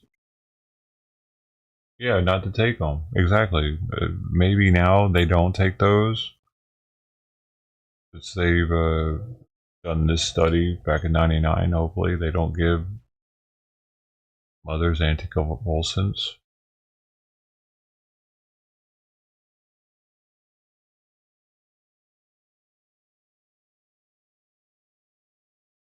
Also, here's some more. Oh, this is gender dysphoria medication, though. This is what they give people. This is a pretty recent study, 2022.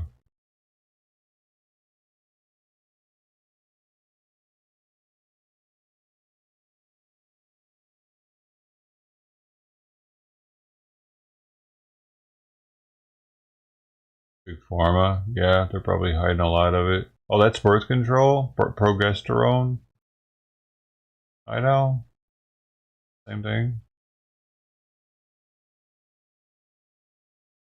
According to the largest study to date of transgender people in the United States, transgender women. Oh, wait, by the way, this is Medscape. It looks incredible. Mohammed, a doctor, a bunch of more doctors authored it. University School of Medicine, Virginia Commonwealth, psychiatry, assistant professor. And these institutes and all these medical societies. We're looking alright. Transgender women are at an increased risk for venous thrombosis. Oh, wait. This is some other shit. Look at this.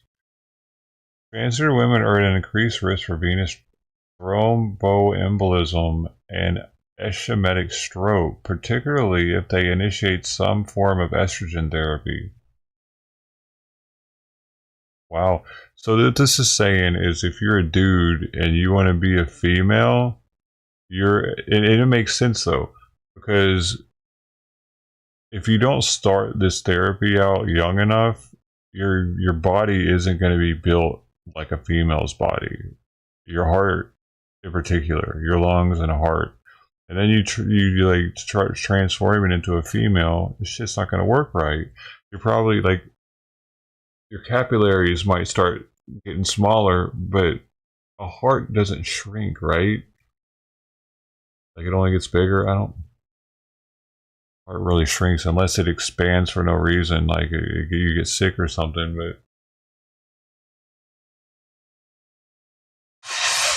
But I feel like that it would cause problems with the circulatory system. Uh, Research has identified 2,842 trans females assigned male at birth but transitioning to female, and 2,118 trans males assigned female at birth from electronic health records and followed them for an average of 3.5 to 4 years from the first evidence of their transgender status. They then matched these two groups to a large cohort of cisgender men and women. Results show trans women had a 1.9-fold higher risk of VT over the full follow-up interval compared with cisgender men, and a 2-fold higher risk relative to cisgender women. The risk of ischemic stroke, I'm not saying that right.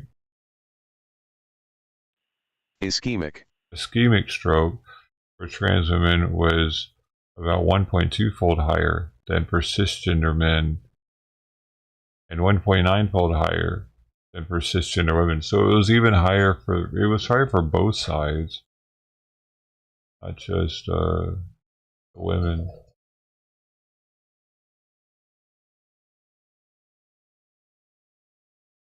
It's used to help you get pregnant. I gotta give Simon his meds. I'll be back.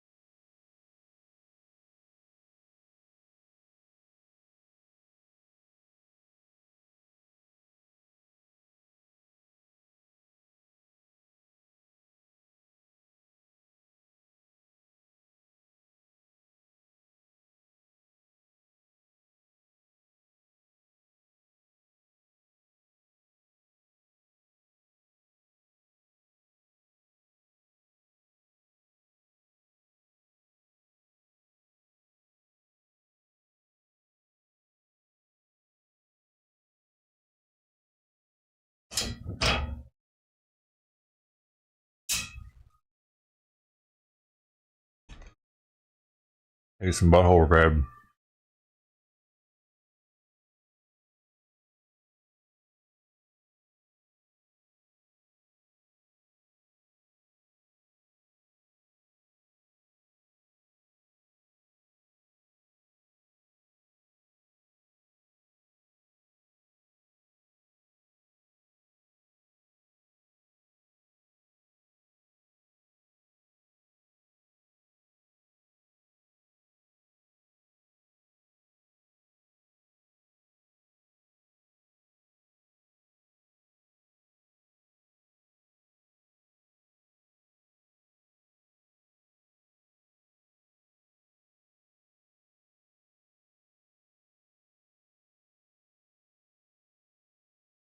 Are all these ones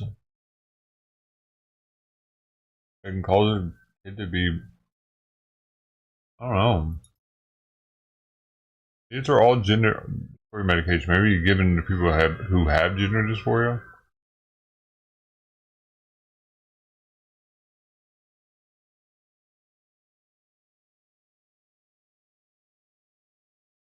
Huh. They got to take like 20 different medications or something. Or it's being an AIDS patient.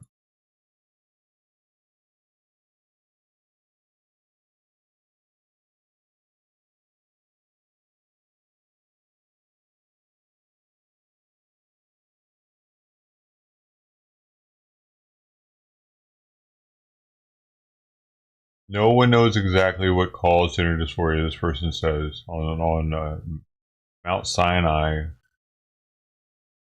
Some experts believe that hormones in the womb, genes, and culture and environmental factors may be. Okay, so they believe that, so they don't know? What do you mean? If they believe that, don't they know that as being their truth? Hold up, why are your nails looking so damn long?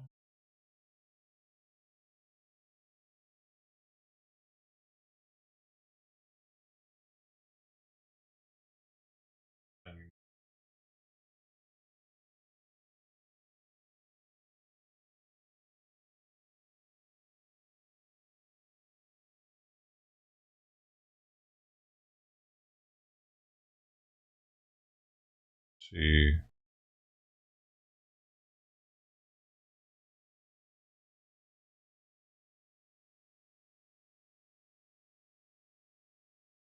puberty blockers.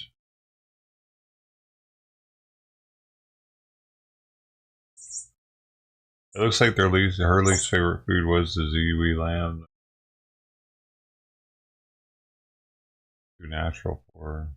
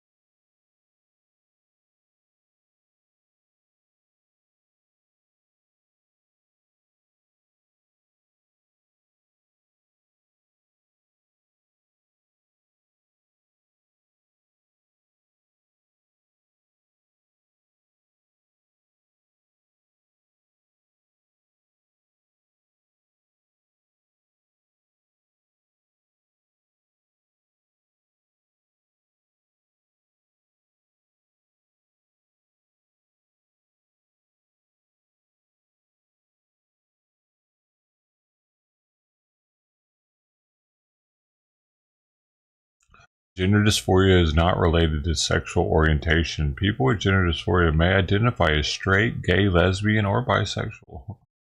It's so confusing. Why the fuck would you want to dress and be a woman and not be well, I guess now you would be a straight woman. I don't know how that works. Are they considered gay still if they transition?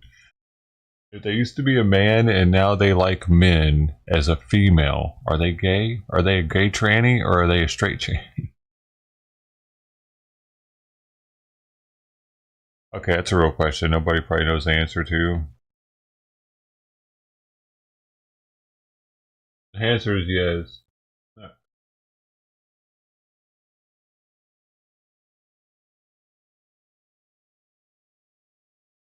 How common is it? This says no one really knows because not all people who have sense of unease about their identity or already identify as gender diverse need to or ask for support from the NHS. The number of people being referred and diagnosed with a condition has increased a lot over the last decade. In 2018-19, around 8,000 people were referred to adult gender dysphoria services in England alone. 8,000 people in 18-19, I guess in 2 years. Jeez. You know what, man? I wonder if a lot of those are migrants trying to take advantage of the migrant laws, saying that they're being persecuted in their home country because they wanted to cut their penis off. I just cut my penis off. I just want to cut it off with you. I want to cut my penis off with you tonight.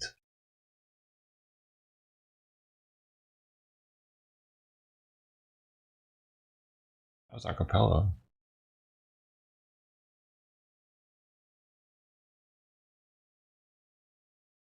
Hey, this dude's shit's about to start.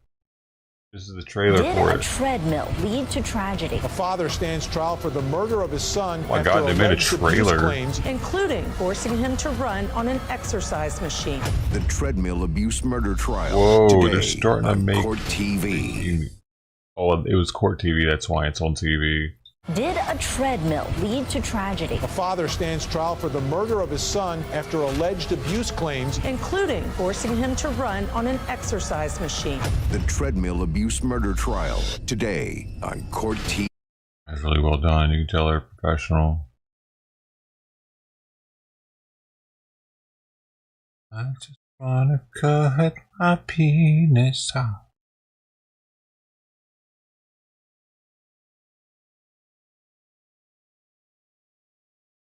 New Houston police chief is happening right now.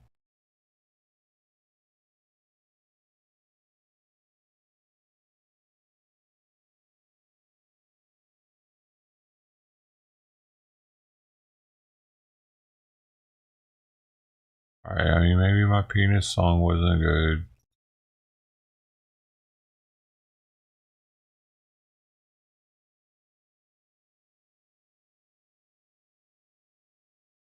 News briefing on the Trump assassination in 11.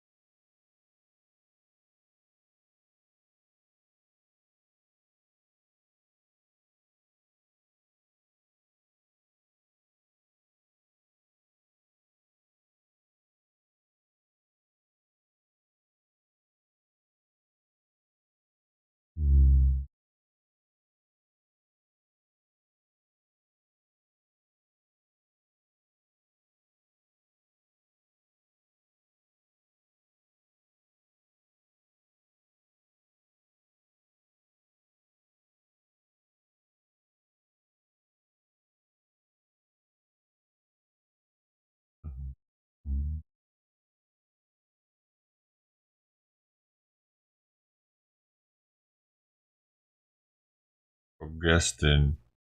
Oh,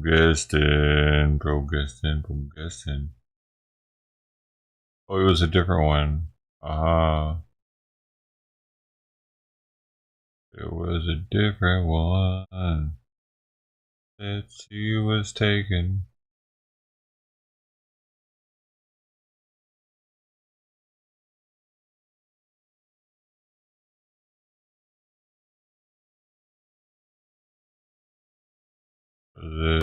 Economic and social equality. I don't know really what that means, but maybe you could tell me. Interesting. Yeah, it means that like all people kind of get the same opportunities. Like Cuba, or like Venezuela, No, not like Cuba or Venezuela. or like North Korea. No, not like. Or like how the Soviet Union did it, right? No, I'd like you to stop like interrupting me. I think that all those examples of like capitalist systems are ones that aren't. The Soviet Union was not a capitalist system. Yes, I know. And Venezuela is not a socialist system. Sure it is. They nationalized their oil and gas reserves. They have nationalized healthcare, nationalized schooling. The government owns the means of production. How is it not a socialist country? Because because of the history of U.S. interference, socialism cannot be like enacted as it should be. It also sort of functions under the guise of socialism. I think a lot of the Venezuela is still corrupt as fuck. Yeah, can you show me any socialist country that works? Yeah, most of Europe. So maybe Norway, Sweden, or Finland? Yeah. But they're more economically free than America. How so? On the World Economic Freedom Index, they're ranked higher than America. And so what does that like mean? So lower taxes, less regulation. So they're not, I wouldn't consider them to be socialist countries. They provide healthcare for all their citizens. So does Cuba. How does that work? I'm sure because they're like Norway, Sweden, Finland also has a homogenous population. Oh, I want to know about this. Yeah, why do you think? Why is that sort of thing promoted? Because it's 6 to 7 million people. They don't need a homogenized society. You don't need it. But what is? I don't even know Because the they rationale. have low rates of immigration. Can you explain to me why? And so they have less people coming in their country every year that need Medicaid equivalent type social programs. Can you explain to me why they have the strictest immigration policies in Europe, in Norway, Sweden, Finland, and they don't pay for a national military. 70 to 80% tax rates for the highest earners, of which I oppose completely. Sweden has full school choice, which I'm sure you support, right? I don't. Oh, okay, but Sweden has full school choice. I mean, Sweden's also ranked higher on if the all world. schools are funded equally, then yeah, I would support school choice. But the fact is that schools in like richer areas have better funding and thus give people better education, as opposed to poorer areas, and thus more people who can't afford to like choose that rich school, who can't commute, who can't like afford the tuition, are not going to be able to get that level of education. So why is it that we've spent more on education in the last 60 years federally, but our test scores have gotten worse? Why do you think that is? Because testing is not a measure of... How about graduation rates? I mean, any metric you use, our schools have gotten worse over the last 50 years. So funding the Where have they gotten? I'm sorry? Where have they gotten? Baltimore. There are 7 schools in inner city Baltimore where they can't find one kid in 8th grade. Oh, so wait. So do you think America's more racist today than it was in the 1960s? In some levels, yeah. Really? You think America's more racist today than it was in the 1960s? I think still more racist than it should be. I mean, yeah, I want to say like, I think like net racist. I mean, do you want it to be more racist? Yeah, that's what like, it seems no, it's not. Actually, I think we're significantly less racist, so you can't blame racism for why these communities are not doing well. Really? Could No, you not significantly blame, like, less. Could you not blame, What for is your example, race metric? Well, let me look. Okay, so in the 1960s, blacks weren't allowed in the National Basketball Association. In the 1960s, the Civil Rights Act hadn't been passed until 1965. The 1960s, blacks were not allowed to go to the same schools as whites. So, like, that's my metric. So we passed the Civil Rights Act in 1965. It's kind of anecdotal. Yeah, Oh, how about this? We had a black president elected twice in 2008 and 2012. Oh man, so since a black president was elected, we fixed racism, we right? quintupled, no, we haven't finished racism, we're significantly less racist. So the talking point of the far left is that the inequities that the black community and minority communities are experiencing is because of systemic racism. In order for that argument to be true, America would have had the same sort of amount of racism over the last 60 years or gotten more racist. Any sort of logical analysis of history would show we're significantly less racist today than they were in the 1960s. So then what is it? Any level of racism is still racism, dude. I think there's individual racism, but the idea that there's widespread systemic... There's a reason why there's racism. There are stereotypes for a reason. Stereotypes are racism. You know what I mean? If you think about it. If you have a stereotype for a certain race, you're being racist now. But the races do it to themselves.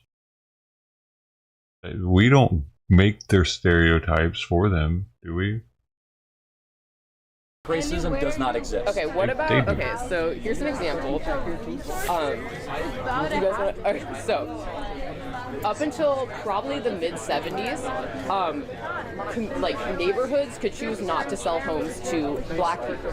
That's why a lot of black people live in like certain like parts of town, you would say, and those are also generally the parts of town that have like underfunded schools and stuff like that. So the Asian community went through the exact same type of discrimination, yet the Asian community is the richest community per race in America. So are you implying something about the black community? No, you know what I'm saying? I'm saying the Asian community did not have a series of social welfare programs designed at them, such as federal welfare systems, broken public schools. The Asian community were one of the poorest communities in the 1940s. Now they are the richest community per race in America. How did that happen? So you're saying black people are... They were taking advantage. Black people are poor because of the Democrat Party, who got them addicted to government benefits, stuck them in clustered urban areas, put them in broken schools, Is that and the started a war Democratic on Party police. did all of that? Yes. Show me one urban city where there's a Republican mayor. Show me one. Show me one urban area where there's more Republican congressmen than Democrat congressmen. Like currently? Yes, or even the last 50 years. It's Democrats that run the urban cities. Oakland, Yeah, Portland, thank fuck. Chicago, Philadelphia. But these are the most, so you said thankful, but these are the worst parts of America. The most murderous, the most bankrupt, the most hopeless are all run by Democrats. Yeah, but there's no way you can like make some sort of causation if there's no sort of control for that. Yeah. You can't like say it would be worse without a Republican. No, there's no way you can make that sort of inference. It's impossible. So you just can't make that inference. Okay, so we when have data for it. I'm sorry. Yeah, so Just stop trying to make shit up. Okay, can I give you examples? No. No? Oh, you don't want facts? They're not facts. Do facts bother you? No. Okay, so You when are gonna make up fake facts. Republicans run cities, municipalities, and counties have much lower levels of poverty over 30 years, better run schools, more likely to balance their budget, much more business competitive. That could be nine out of 10 of the most business competitive states in America are all run by Republican governors. And Republican, yeah, it is actually. I mean, that doesn't. Utah, Nevada, Arizona. That doesn't necessarily have any sort of relevance to your point. So why would you say that the broken inner cities in America all have Democrat mayors, and the best run states all have Republican governors? Why would you say that? I would say possibly because people see that Democratic mayors and Democratic government officials can fix the broken system. Have Democrats fixed anything in the last 60 years? No, because you're right. Okay. Because we've had a Republican-controlled Congress. No, we've had a Democrat-controlled president from 2008 to 2016. The president does not have like ultimate power over the United You're right. States. Obama controlled the House and the Senate, passed the health care bill that destroyed 1/6 of our economy, borrowed trillions of dollars, raised taxes, grew government, and then Republicans took back the House of Representatives. Honestly, and I don't know why you're so upset when you still have a ton of money, dude. What do you mean? I mean, you are. I'm not upset. You're the one that just swore. I'm actually quite happy and thankful I live in the greatest country ever to exist. Yeah, excuse me for swearing. I feel like this entire get-up is just you afraid of losing your economic and like white male privilege. Wait, what privilege do I have as a white person? Sunburn. No, seriously. He's just ignorant. Honestly, No. It was nice to meet you. Can I shake your hand? Yeah, but can you explain to me? It was nice to meet you. I'd like you to think about the way your actions affect other people, not just the white male people in this country, but everybody in this country. What does being a white person have to do about anything? I actually have a question. Yeah, can someone explain to me what white privilege is? Can I ask a question? They haven't talked about Asian privilege yet. Yeah, Asian privilege, because Asians in America actually are richer on average than whites in America. And so are Indian Americans, by the way.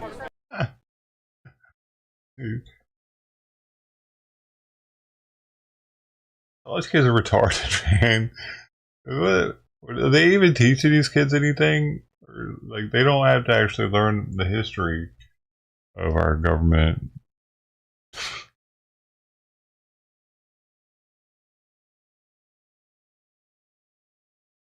It's like they don't know recent history. Maybe they just know the old shit. They just know that we had slaves back in the day and it was wrong. Okay, and the reparations, they deserve it. Just tear down statues of Confederate soldiers. They don't learn like recent history. Oh, did you see? There's a fly in my room. God dang it! Just walked over the camera. He was owning them on recent history within the past 60 years.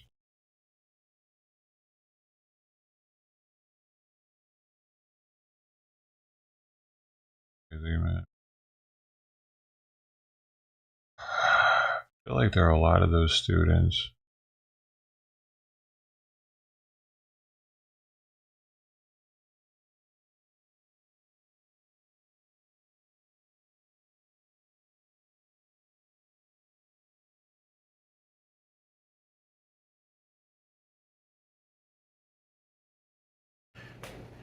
Good morning, everyone. This is Royce Miller coming back at you with yet another action figure.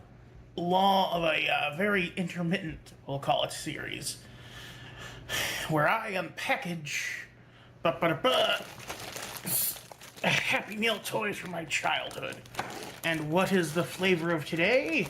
Why, it is none other than Inspector Gadget. Hoo-hoo! No. Go, Gadget, go! Ba-da-da-ba-ba-da-ba. No. We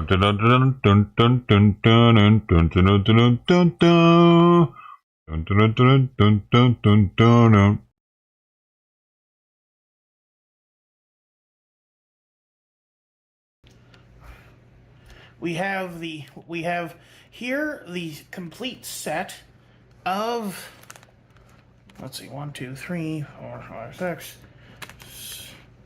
1, 2, 3, 4, 5, 7. Opening all these things. 1, 2, 3, 4, 5, 6, 7, 8, 9.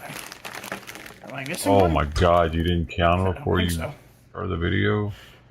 Because this says 9 on it. Unbox them one by people tell you should. Here we have, like, possibly one of the most detailed McDonald's Happy Meal toys. Like, look at this. This looks insane. This could pass for an actual, like, this could pass for a toy you'd pay money for, which I did. But to think this came free in a Happy Meal, and then let's see if it still works. Yeah! Oh my god! So the Narvik 7 is like the power source Gadget uses, if you remember anything from that movie. Honestly, I think most people now remember it more for cartoon. A bunch of bad product placement and the fact that Madonna's boyfriend or something played Dr. Any Claw, of that tubby. I didn't even know there was a movie. I love having his claw be a literal claw, but you're an idiot. Of a toddler, not someone.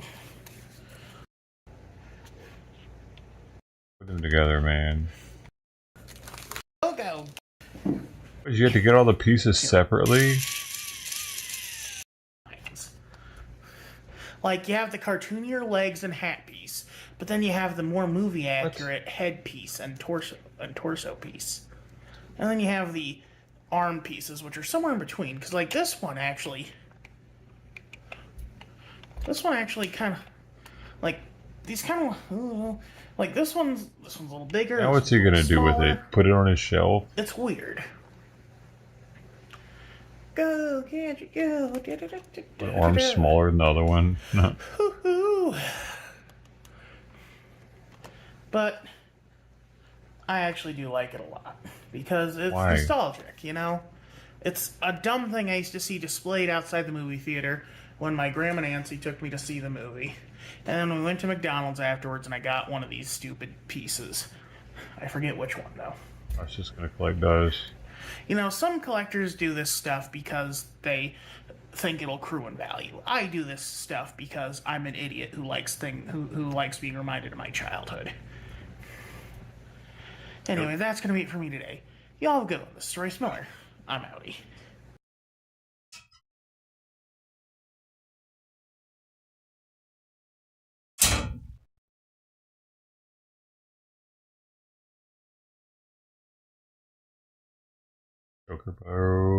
Joker in the house. Did you guys have sex? Okay, so did he use any protection? On November 28, 2022, dispatch received an emergency call regarding an attempted kidnapping and rape. The victim somehow managed to escape. You're not supposed to say that word on here. Get out of here. I didn't know that's that kind of party.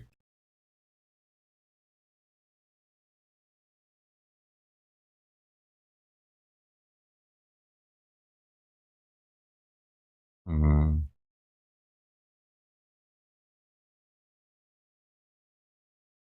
Lines. This stuff out here, I do not count. If it's touching the line, I do not count it. Only within them together. So let's 6, 7, 8, 9, 10, 11. So 1, 2, 3, 4. So I have, and I'm going to add them together. So let's say I have 1, 2, 3, 4, 5, 6, 7, 8. Chance to float up. They actually stick to that slipcover. And we're just going to drop it here on a slide. And then I can take this, place this on my microscope, and I can get an idea of what we're looking at there as well. Whoa. That's what they look like underneath the scope. Those are poop eggs. Whoa. Okay, so this is prime example of why you want to do this. All right, so here we've got a problem. Let's go back to the main slide here. So look at this.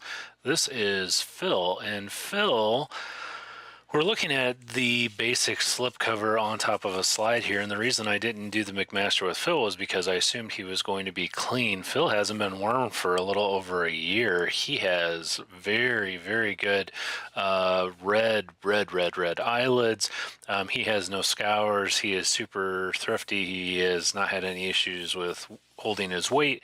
He is classic, what you would look at with a Fumancha scale and say, oh, well, he most definitely doesn't need to be wormed. But yet here we are. Wow. You can see we have, these are hundreds Interesting. and hundreds of barber pole worms. So Phil is what we like to call one of our silent carriers. Phil is actually carrying and dropping these eggs everywhere he goes. Wow. So this is a problem. We're definitely going to have to worm him.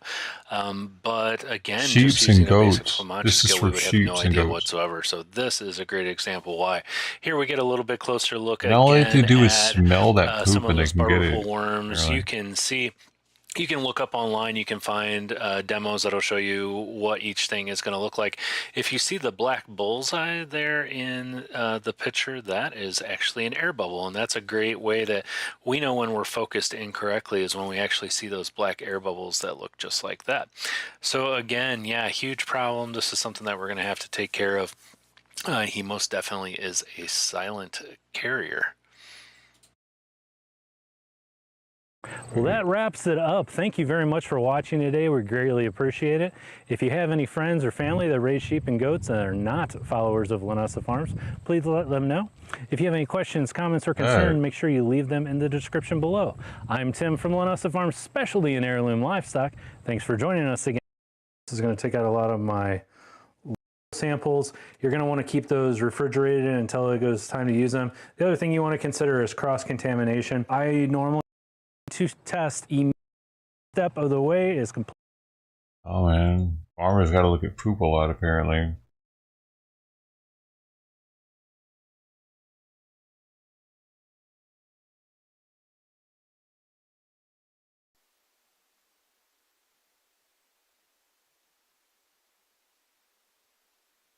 The sentencing for the child custody murder trial is going to be starting soon. Go back, I gotta pee.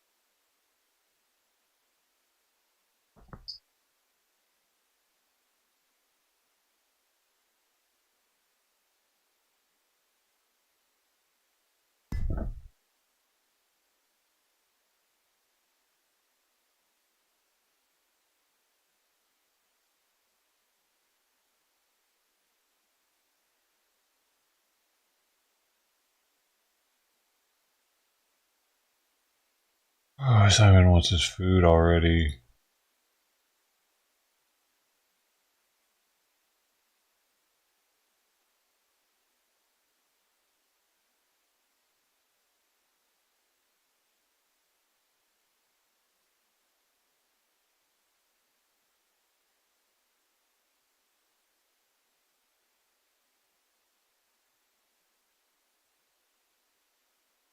Doesn't help. I should probably start picking her food up around now so he can smell it on her.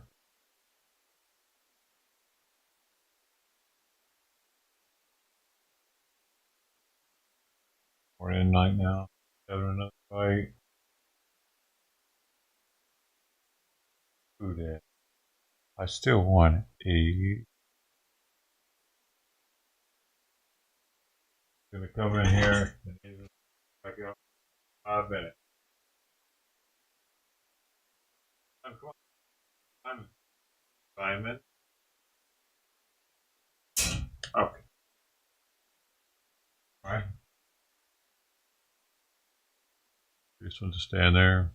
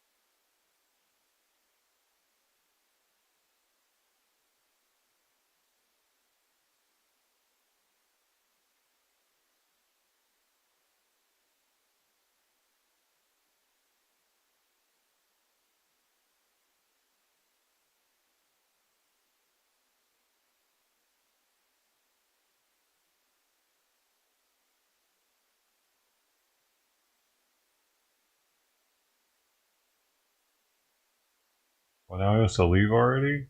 Hey.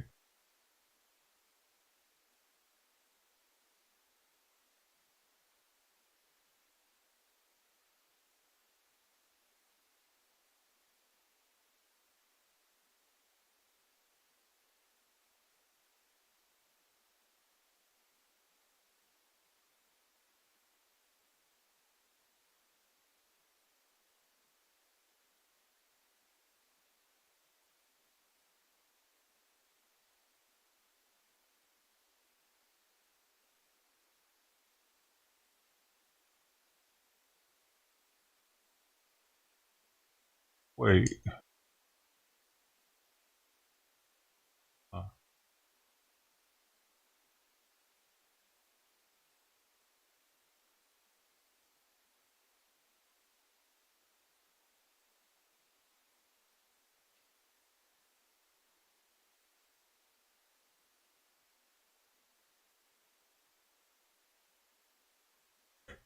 Right.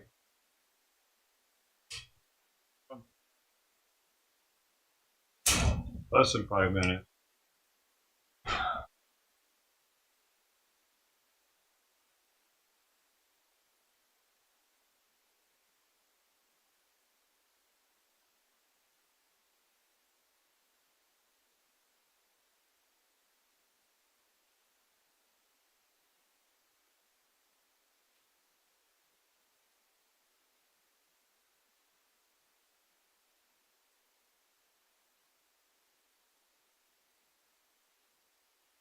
Hamas leader killed by bomb planted in Iran guest room. Also, it wasn't a jet. They're saying, I guess.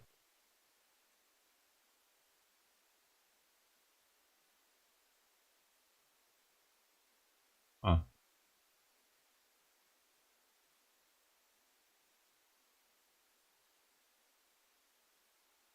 Starting today, new rent hike limits will go into place across Los Angeles and Orange counties. This year, the maximum rent increase for both counties is 8.9%, up just a bit from last year's 8.8%.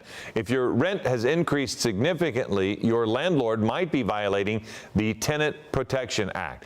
The act puts a ceiling on how much landlords can raise rent each year. It generally applies to older apartment buildings. If you live in a newer building, your landlord may be allowed to raise your rent even higher. To a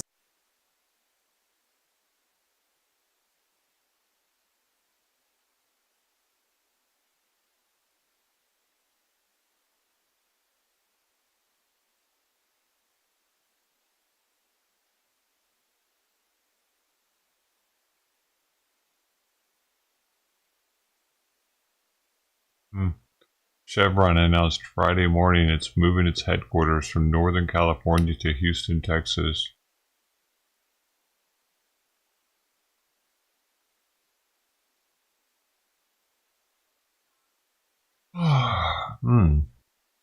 U.S. hiring decelerated sharply last month in the face of high interest rates as employers added a week 114,000 jobs. The unemployment rate rose to 4.3%. Oh, but we have all these jobs for the migrants, though. Friday's Labor Department report showed a drop from the 179,000 jobs created in June. Forecasters had expected to see 175,000 jobs in July.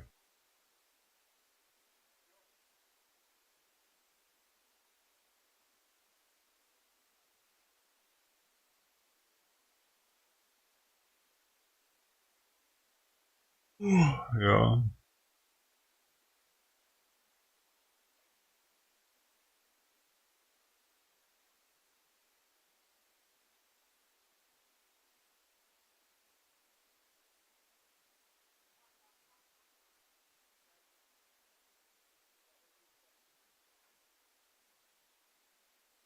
My next guest is a close friend of his. Sir William Browder worked as a foreign investor in Russia until he was expelled from the country for exposing mass corruption, and he has been a target of Vladimir Putin ever since. He's the CEO of Hermitage Capital Management and the head of the global Magnitsky Justice Campaign, named for his accountant who was killed in a Russian prison. So, Bill, this is all very personal for you. Your thoughts on your friend coming home? And I just want to ask you to listen to this for 1 second, because this is an interview that Jillian Turner did with Kara-Murza after they tried to kill him twice by poisoning him. Here's a quick soundbite, and then we'll get your thoughts on the other side, sir. Both times after I was poisoned, while I was lying in a coma in Moscow, doctors told my wife that I had a 5% chance to survive. This is a clear signature of the Russian security service. So seeing him there, and you know, obviously he's been through a lot. He's been working in a very intense labor camp. Give me some thoughts on what you think, what's going through your mind. And here we have the landing of one of these planes that is carrying. This is the live pictures of released prisoners landing in Moscow. Is what you're about to see. So this is the returned prisoners who are about to get a hero's welcome home on the tarmac in Moscow. Bill, take it away. What are your thoughts? Well, as you heard from Vladimir, they tried to kill him twice with poison. He nearly died in both occasions.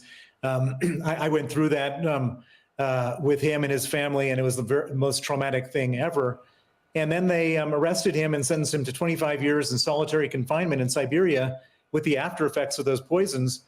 And I thought there was almost a certainty that if he spent any significant length of time in that prison, he was going to die. And I have a lot of experience with people dying in prison because, as you mentioned, Sergei Magnitsky, who worked for me in Russia, was arrested, tortured, and killed in prison. And so for me, it's extremely personal. And to see another close friend of mine sitting there almost dying was terrible. And so for him to be released today, I mean, I can't even describe the euphoria, the tears of joy and relief that I've felt. His wife, his children, his mother. I mean, we have saved a life today by getting him onto safe territory, and so it's truly. I can only imagine. I know you were also very close to Alexei Navalny, and just while we're talking, we are about to see these prisoners get a hero's welcome home. Among them is Vadim Klasnikov, who was being held in Germany, and this was the linchpin person that Putin wanted to get back. And Chancellor Scholz had to agree to this. This has been a very torturous process, getting him to agree to this. And here comes, I think this is Vladimir Putin. It's a little bit shadowed right now. Walking out. That's Vladimir Putin. Yes, walking out to greet these individuals. So you're happy. A lot of happy people here. But boy, Vladimir Putin's pretty happy today, too. Your thoughts as we watch him walk out to this plane? Well, so what do we have going on here? Every individual coming off that plane is a bona fide criminal, a convicted criminal who committed real crimes in Western countries where there's a rule of law. The top criminal, of course, is this murderer, Vadim Krasnikov. And then it goes down to scammers, fraudsters, spies, and other types of bad guys.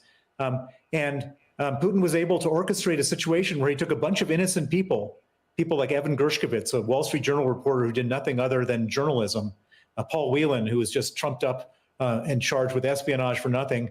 And then, of course, my friend Vladimir Karamurza and others who were put in jail for saying that the war was a war and protesting that war. And so you take a bunch of decent, honest people who Putin has arrested and taken hostage, and he swapped them out for a bunch of criminals who are about to walk off that airplane there and giving, as you say, a hero's welcome. And what does this tell you? This tells you that Russia is a criminal state. He's a murderer, and he's a criminal. He's the head of a mafia state, and this is how they welcome back their criminals. And this image that we're looking at right now pretty much says it all. And I think it says it all. You know, they didn't have to release this live moment all around the world. They have a pretty tight grip on what gets out and what doesn't. And I believe that coming down the steps right now is Vadim Klashnikov, the #1 person that Putin wanted back. Big handshake, big bear hug from Putin. This is a man who was an assassin. And this is a stunning moment. But clearly, Putin wants the whole world watching this part, Bill. Yeah, this is like cynicism, evil in its truest form. The president of the country is hugging a convicted murderer. I mean, that's all you need to see. And, for anyone who thinks that Vladimir Putin is somehow in any way acceptable, just look at this image right now. He's hugging a killer. So, Bill, how does this play into the larger picture as we watch more of these individuals come down? There's a young child among this group that's coming back to Russia. She's crying as this family returns, but he's in the middle of a very difficult war with Ukraine. Why now? Why is he releasing these people now, given the pressure he's under in Ukraine? Well, I think that he really wanted Krasnikov back. He mentioned this on a number of occasions. He was very, very open about this. Why did he want this Krasnikov back? We don't know.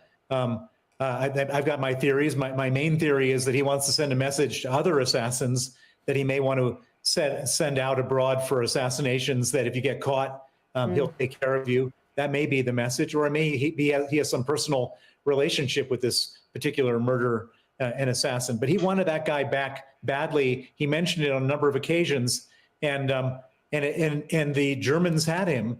And so it was a long time in the coming before the Germans were ready to give up a convicted murderer in this whole thing. And the Germans wanted something very significant for this. And the significance of what they wanted was that in addition to the American hostages released, the Germans wanted a bunch of Russian opposition members released. People like my friend Vladimir Kara-Murza and another man named Ilya Yashin and a few others. And this goes back in history to some of the, there's a famous Russian dissident, Nathan Sharansky or Vladimir Bukovsky, who were released during the Cold War. And these are the same types of things. And so, Germany intervened and really held out for a long time to make sure that if they were going to really swallow their pride and let out a murderer, that they did so with the best possible results in terms of getting some really valuable opposition members out. And these opposition members, these are the people who could potentially lead Russia in the event of the collapse of the Putin regime. These are the people who would lead Russia and lead a peaceful Russia, Russia that would get along with the West, Russia that would have democracy. That's what Vladimir Kara-Murza is all about. That's what Ilya Yashin's all about. And that's what Alexei Navalny, who you mentioned earlier, was all about, except that Putin killed him in prison. And he didn't have the chance to see the light of day like our other friends who got out today, which is a terrible tragedy and shame for him and his family and for all of his friends. Let me ask you about Navalny. Was such a charismatic figure. The movie about his life won an Oscar. People were aware of him. Do you believe that what happened to him was because they kept pushing these deals to return people? And did Putin want to make it clear that Navalny would never be part of one of those deals? Well, I think it was more than that. I think that Alexei Navalny had a particular magic about him. He could snap his fingers and 1 million people in different parts of Russia would go out into the streets and protest on things that he was upset about, on things that he would expose. And that's the kind of threat that could lead to the downfall of Putin regime. Putin genuinely and rightfully believed that if Alexei Navalny had his way, the Russian people would rise up and say, enough is enough. You're a crook, you're a criminal, we don't need you anymore. And so Putin had to get rid of Navalny. And you may remember that Alexei Navalny was originally poisoned with the chemical nerve agent Novichok, which was what was used in Salisbury, England against some other enemies of Russia. They poisoned him, and Alexei Navalny miraculously survived that poisoning attempt, and he went and recovered in a Berlin hospital. And then Putin said, if you come back to Russia, we'll arrest you, and thinking that Navalny would never come back to Russia, but he did, and he was arrested, and then he goes into jail, and guess what? Putin then decides to finally follow through on his attempt to kill him and gets away with it the second time. Let me ask you one more, Bill.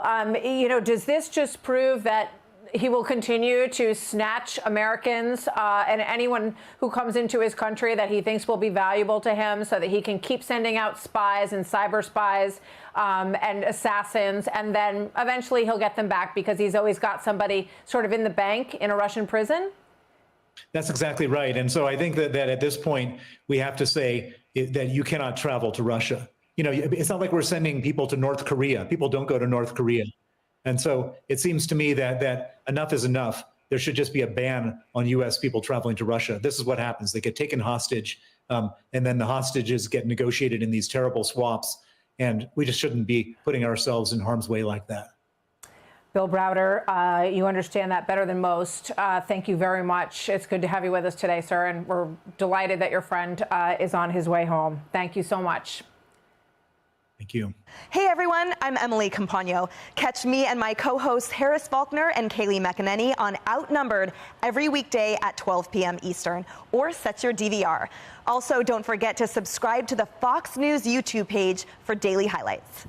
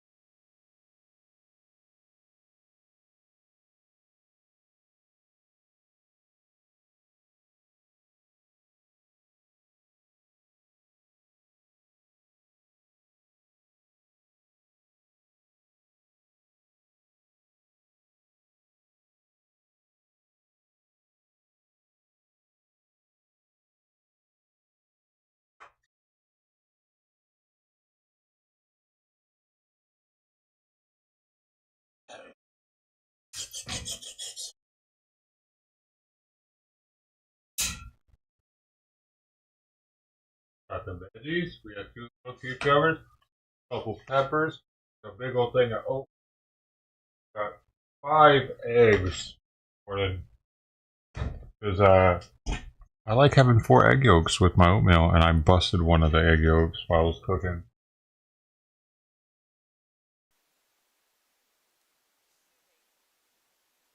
Oh, we don't want to start the red one. I only have 1 red one. These thick old yellow ones. No, no, no. I'll start with the most simplest. Thank you to the cucumber farmer. There. Here. Mostly water. A delicate flavor.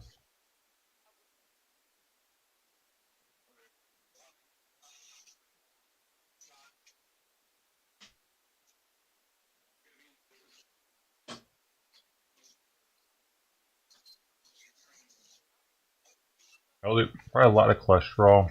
And I put this Hernandez green sauce on the eggs too, which isn't the most healthy. It's mostly soybean oil. Then I put some sriracha, cracked pepper, and the eggs are cooked in avocado oil spray. Not too much, but there is some oil involved. And I do put some, like 3 good shakes of pepper and a half a cup of oatmeal as it's cooking.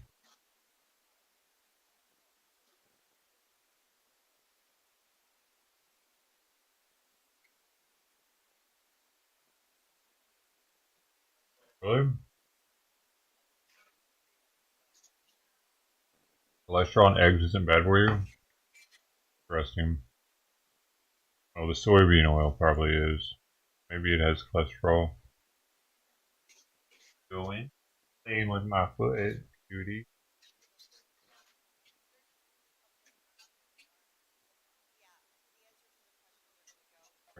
Third egg, little egg. Thank you to the egg. You gave your life. Or you couldn't be a chicken. Probably better off, man.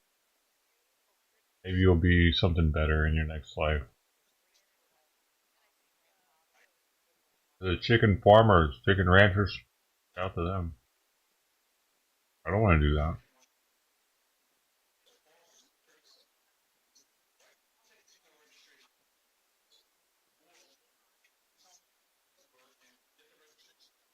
I just had a couple chickens.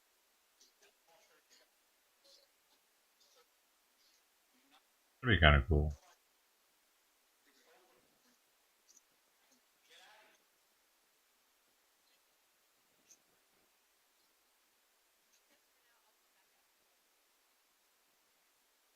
It's funny because it was a toss-up between having sardines and Jesus crackers. And the eggs. What?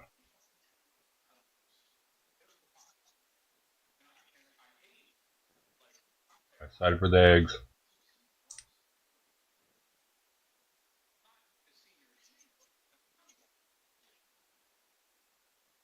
Get the vitamin B12.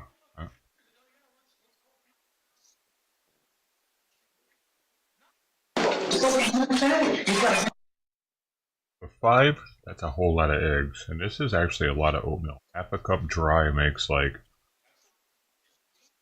4 times that much once it soaks with the water in it.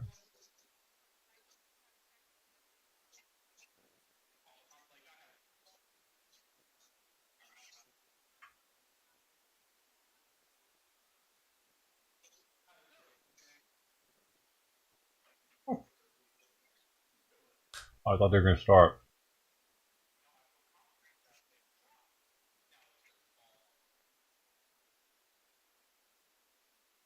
I gotta have that yolk, man. Because I'm trying to eat this oatmeal without it, and it's not very good. So now I'm gonna put some in a bunch of yolk. Oh wow.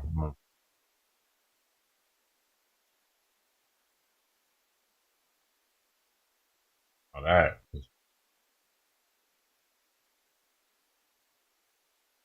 Remember that time I had oatmeal with sardines?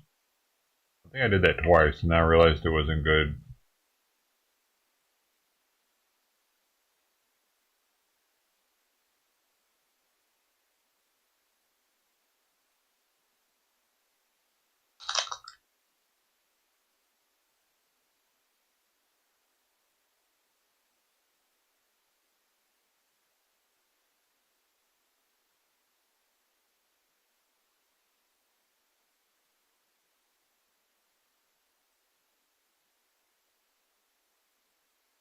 speaking to you from the United Center, where in just 17 days, the vice president will make her acceptance speech.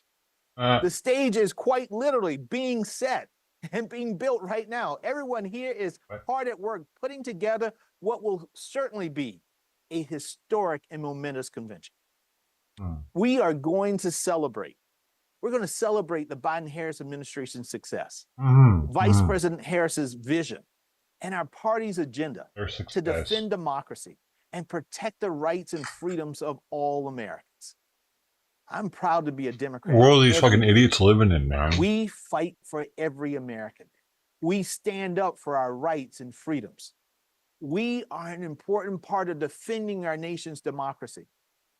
But today, my friends, is special because we can proudly say we will have the first woman of color at the top of a major party ticket. I'm proud to be a Democrat, and I am honored to be chair. They care of this so great much about this fucking To my friends who have not submitted their ballots yet, quality. it's not too late to join the party and get in on this fun. Folks, you don't want to miss out. So to ensure that we head to our convention in Chicago with This is Kamala Harris's force, YouTube channel, by the way. it's critical that every delegate, every single one of you, every delegate returns their ballot. It's what you were sent to the convention to do. Your vote is important. It will go towards your state's roll call at the in-person convention, and it will show the strength and unity of this party. So folks, don't let your fellow Democrats down, and be sure to get your ballot in before Monday at 6 p.m. Eastern Time. That's a green screen. Together, we will rally around Vice President Kamala Harris and demonstrate the strength of our party as the nation tunes into Chicago and all of us here at the United Center. And I can assure, on August 19th, this will no longer be a construction zone, my friends. Maybe though. But listen, much better at it than us live streamers. I am I getting a call? Jamie? Oh my God, yes. Kamala Harris is calling. Is the future president of the United States. You just had to laugh. Harris. Hello, hello. Vice President. Hi, Jamie, and everyone. Hello.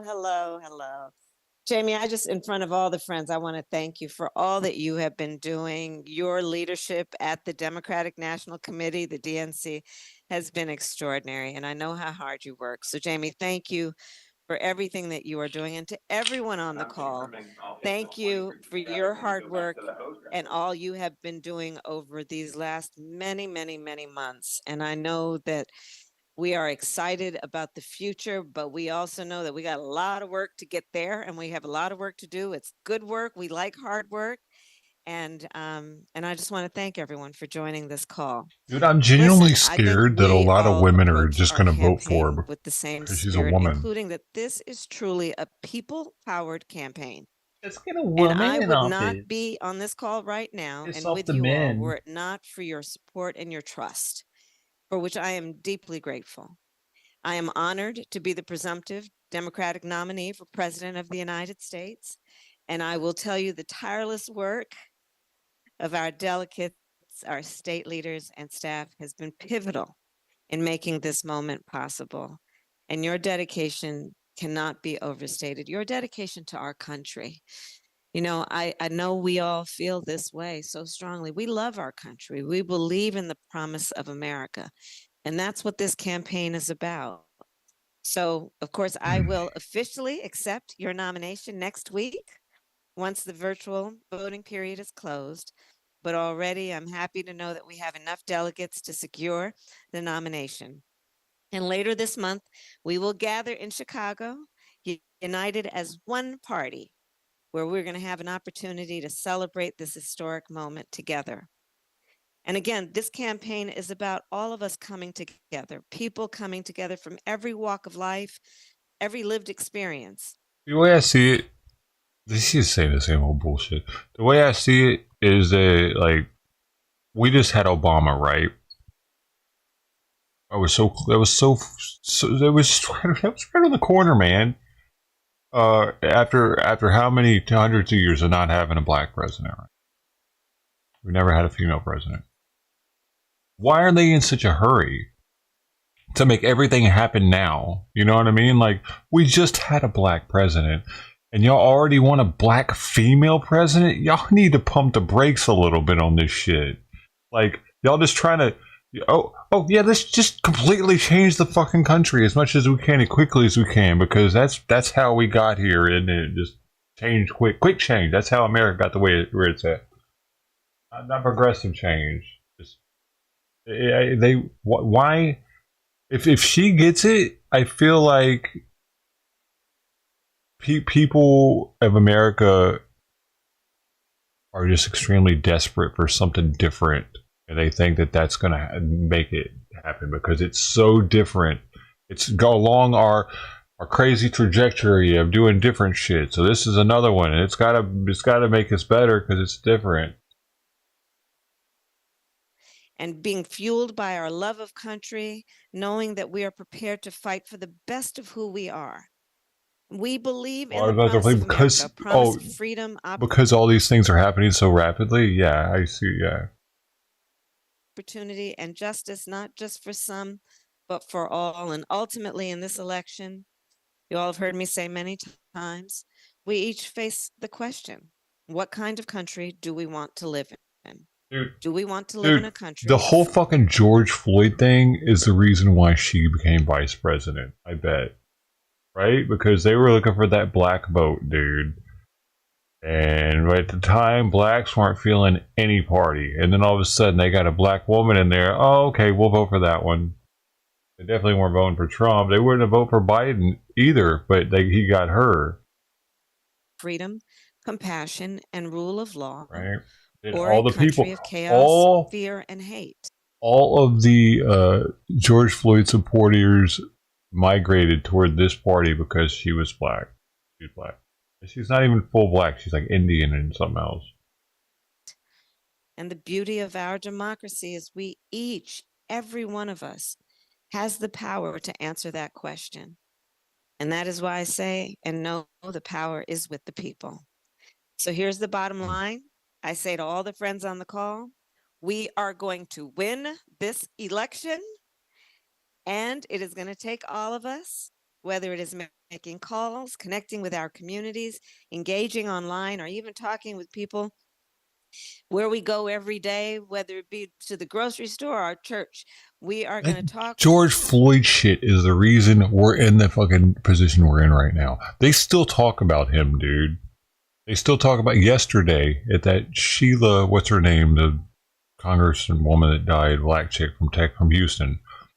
They brought up George Floyd more than any other non-government employee at that thing. They brought that dude up so many times as if he helped shape our country for the better because of the George Floyd Act and all this. He's St. George at this point. With people about the fact that we are all in this together and we stand together. And so let's let folks know that our campaign is about the future, and it's about an expansion of rights and freedoms and for the opportunity of everyone to not just get by, but to get ahead. So November 5th, mostly for November migrants. 5th is 95 days away. And North Carolina, for everyone there, you're kicking us off with absentee ballots that are being sent in just 35 days. So we are in this, everyone. We are in this. We are on the road. And it's not going to be easy, but we're going to get this done. And as your future president, I know we are up to this fight. And when we fight, everyone will say in unison, we win. So thank you, everyone. Please take care. And I can't wait to see you in Chicago. And thank you again, Jamie. Thank you so much, Madam Vice President and Chair Harrison, for joining this group of supporters on this historic. Hey, earlier, did you hear that dude say that we should shut down Americans' ability to travel to Russia because it's a national security threat? Just like I was saying yesterday. I hadn't heard that anywhere. I don't know if it's even possible to happen, but it's reassuring to have a professional on one of these shows say it, on national TV or whatever syndicated. I'm not the only one, dude, that thinks we need to be limited. We don't need to be, Americans need to be cut off from going to Iran and Russia and anywhere else that's like those two, where they're going to try to grab us and use us so that they can exchange us for an actual terrorist. Because... All right, as part of this exchange, Vladimir Putin prioritized the release of this guy, Vadim Krasikov. Now, but exactly why remains unclear. Now, Krasikov was imprisoned in Germany for the 2019 murder of a Georgian citizen who had fought against Russian troops in Chechnya before claiming asylum in Germany. And while the Kremlin has denied any involvement with the murder, the German court determined that Krasikov acted on behalf of Russian authorities who gave him the resources to carry out the attack. Meanwhile, in the Biden-Harris administration's latest show of weakness, it was announced yesterday that 3 9/11 defendants struck a plea deal with the government. Now, this is a disgrace, an insult to the victims of 9/11 and their families who have been patiently waiting for exactly. true Why are they justice. still alive? This deal includes the alleged mastermind of 9/11, Khalid Sheikh Mohammed. But after facing harsh criticism, well, the White House is... Pedos get beaten to death in prison all the time. The people in charge of 9/11, something that they must have been on some extreme PC, protective custody. I go, plea deal? Why do they get any kind of deal? They should be locked up forever or dead. Is now trying to claim they actually played no role at all whatsoever in the plea deal. And the Democrats' presidential candidate has said, we need the courage to stop saying the words radical Islamic terrorism and illegal alien. Is this just another one of their attempts to rewrite history? Anyway, here with reaction tonight, former Secretary of State and Fox News contributor, our friend Mike Pompeo is back. I'm not going to hide my happiness, Mr. Secretary. I'm glad that Evan Gershkovich and Paul Whelan are home, and these other hostages are home. But I also saw Vladimir Putin embrace this convicted murderer and greeted them on the tarmac when they arrived in Moscow earlier today. And I'm very happy. Please don't misunderstand my question. What worries me is that if you make a deal to get hostages, you're creating an environment where there's going to be more hostage taking. Am I wrong on that? No, Sean, you have both parts of that right. It will be joyous tonight at Joint Base Andrews. I remember I'd been the Secretary of State for just a couple weeks when we brought 3 Americans home from North Korea who'd been held in Pyongyang. There's no more joyous moment than reuniting those folks with their families, and I am thrilled for those folks who are coming home. But what you can see now is the Biden administration's done it wrong. When we brought those North Koreans home, we didn't pay a penny. We used true American power. What they've now done is they've exchanged innocence, a Wall Street Journal journalist, another innocent businessman in Moscow, and they've traded them for a terrorist who committed murder on German soil. That extortion racket will only increase. We've now created a market price. And Sean, you don't need to guess whether I'm right about this. The United States paid $6 billion to get 4 or 5 hostages home from Iran. Good for getting them home. But there are more Iranians held today, or excuse me, more Americans held today by the Iranians in Gaza. You just push this problem down the road. And so while tonight will be wonderful and a blessing to those families, the risk is that there will be more families of more innocent Americans who are traveling all over the world who one day are held hostage and they spend years in captivity as well. That's the risk. That's the danger. Cut us off from going. Mr. Secretary, let me ask you about the other issue we discussed that the administration claims to have no part of. The New York Post headline today, atrocity of justice, 9/11 mastermind spared death penalty in shocking plea deal. And it says at the very bottom, I'll hold it up for our audience, he deserves hell, which I agree with. Now, I think this is a grave injustice to the families that have patiently been waiting for real justice for the death of their loved ones, not only the 2,977 killed on 9/11, but also the thousands of others that were killed from very real 9/11 related illnesses. They make a plea deal with him, but then they deny having any role in that. Do you believe that? Is that possible? First of all, it's implausible. Second, I don't know which is worse, that you had no role in it, that is, you have an administration that's completely out of control, or you did have a role in it, and you made the terrible decision. And for those who are too young to remember 20-some years ago, I'm still angry about 9/11. When I think about the fact that they killed 3,000 innocents in New York in a single moment and inflicted terror on the United States of America. And the mastermind, Khalid Sheikh Mohammed, a radical Islamic terrorist, whether Vice President Harris wants to describe it that way or not, a radical Islamic terrorist brought hell to New York City and the American economy. And they cut a plea deal with him, denying the families the very basic What idea is the deal, though? of justice being imposed on these horrible criminals who did so much destruction. I can't believe that they did that. I can't believe that they actually cut this deal. Maybe And the whether deal is they President get to go Biden claims he die knew about it now. or not, he's the commander-in-chief. He's in charge, and he is responsible Those for who this did it disgraceful action. until you. Let me ask you one other important question, because I could not believe after won't hurt Iran you anymore. attacked Israel, and Israel had to retaliate alone because Joe Biden and Kamala Harris, in my view, they surrendered in the war against radical Islamic terrorism. Kamala Harris, I played the tape over and over. She said we should have the courage not to use that word or the word illegal alien. But the fact that we abandoned our ally, now we have a situation where they took out the leader of Hamas that was inside of Iran.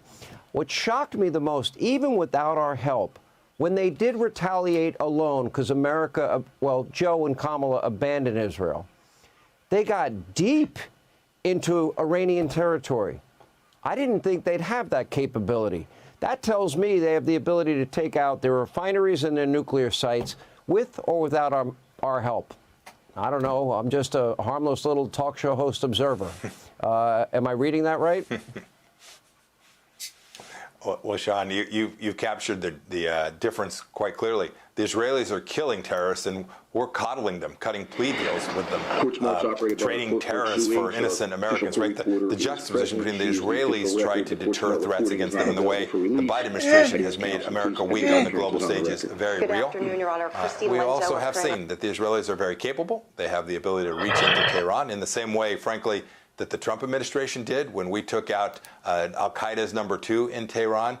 The Iranian leadership should be deeply aware of the Israeli capability. And what I wish they could also know is that the United States will support Israel's efforts, whatever that may be, to defend themselves and, frankly, to defend the United States and the Gulf Arab states from this threat from radical Islamic terrorism that is emanating from Tehran all across, whether it's in Syria or Gaza or from Lebanon and Hezbollah. This is a real challenge, and the United States cannot sit on the sidelines, or worse, claim that these are morally equivalent propositions between Hamas and the United States.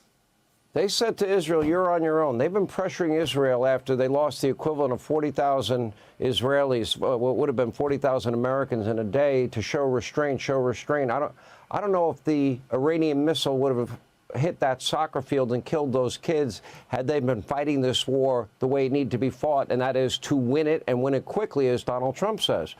So I guess, once again, you know, if Kamala Harris says you can't use the term radical Islamic terrorism, why would you have any confidence they would ever support Israel in defending themselves and offensively winning a war?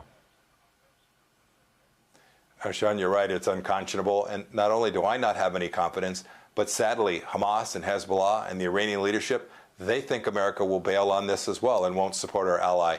And you can be sure, Sean, others are watching as well. The folks in Taiwan, the folks in China, all the bad guys, all our allies are watching how we behave as well. And the risk is enormously high in these next 4 or 5 months, Sean. And under their watch, Iran got rich. They turned a blind eye to the sanctions. They gave waivers on sanctions. They were willing to pay $6 billion for hostages. It's unreal. To Iran, the mullahs, the #1 state sponsor of terror. Mr. Secretary, good to see you. Thank you. Hey, Sean Hannity here. Hey, click here to subscribe to Fox News YouTube page and catch our hottest interviews and most compelling analysis. You will not get it anywhere else.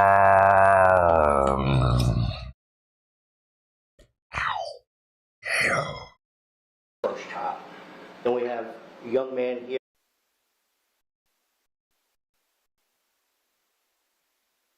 You have an opportunity to review the client and is active for sentencing. Review of the client. I actually reviewed it with him in person this week, and it is accurate. There are no corrections to be made to it. Thank you.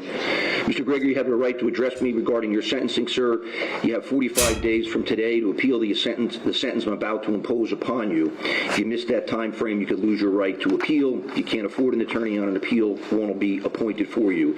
Separately, you have 5 years from today to file what's known as a petition for post-conviction relief. Those 5 years are not enlarged or extended by any time spent on appeals. If you miss the 5-year time frame, you could lose your right to petition. And again, if you couldn't afford an attorney on a petition, won't be appointed for you. Those are your appellate rights, sir. Do you understand those? Yes, Your Honor. Thank you. And Mr. Gallucci, at some point today, would you have Mr. Gregory execute an appeal rights form? Absolutely. Should be one in the box right in front of you there. All right, so I'll hear from defense counsel. Mr. Greger, if he wishes to make a statement. I'll hear from Mr. Gallucci if he has any family members of the defense that wish to be heard, and I'll hear whether the state objects or consents to that. Then I'll hear from the state, and I'll let the state guide me as to what victims would like to be heard. Mr. Gallucci. Your Honor, I just want to start by commending the staff that you have here in Ocean County, from the sheriff's offices to the clerks, all the people that I was involved with over the length of this trial. And even today, they've treated me and my client with the utmost respect and dignity, and they should be commended for that. Thank you for those comments. Thank you. Judge, there are no winners here.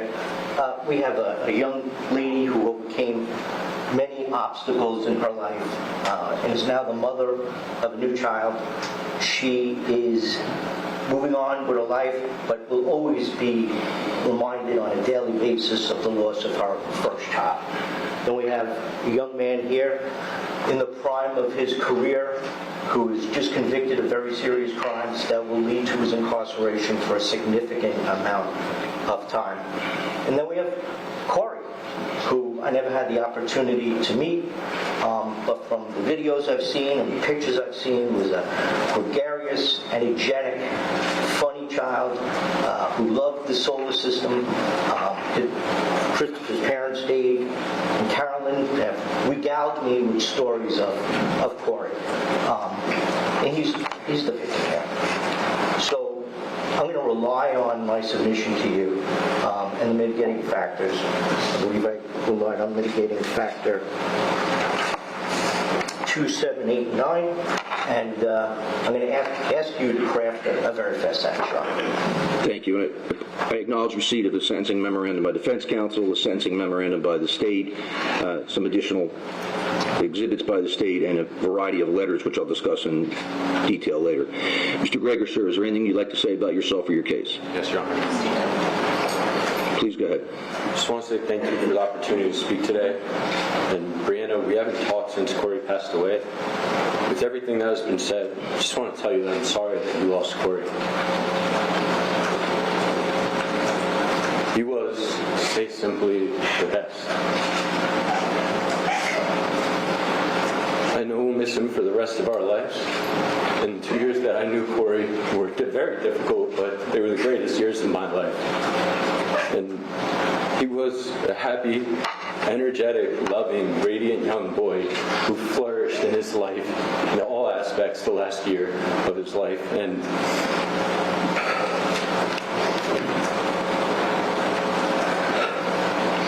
sorry.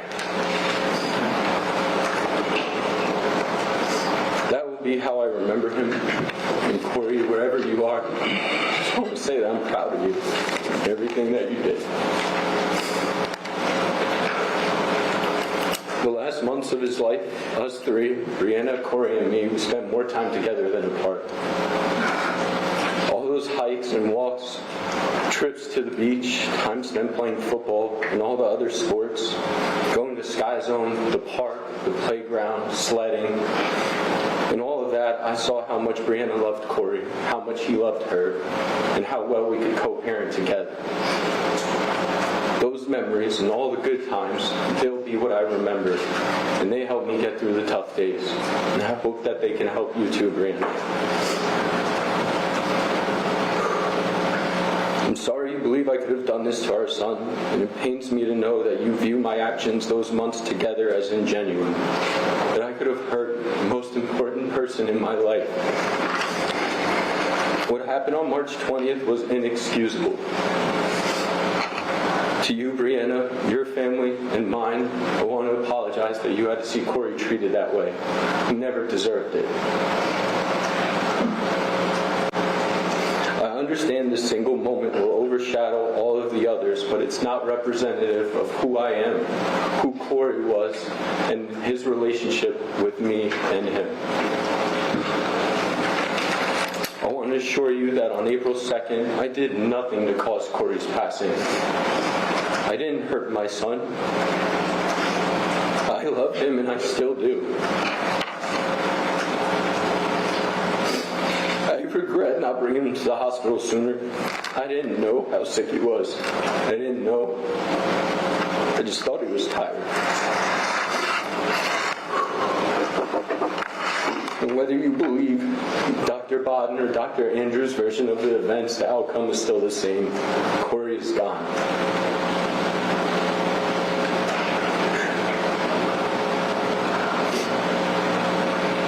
He had so much to give this world, and he still can.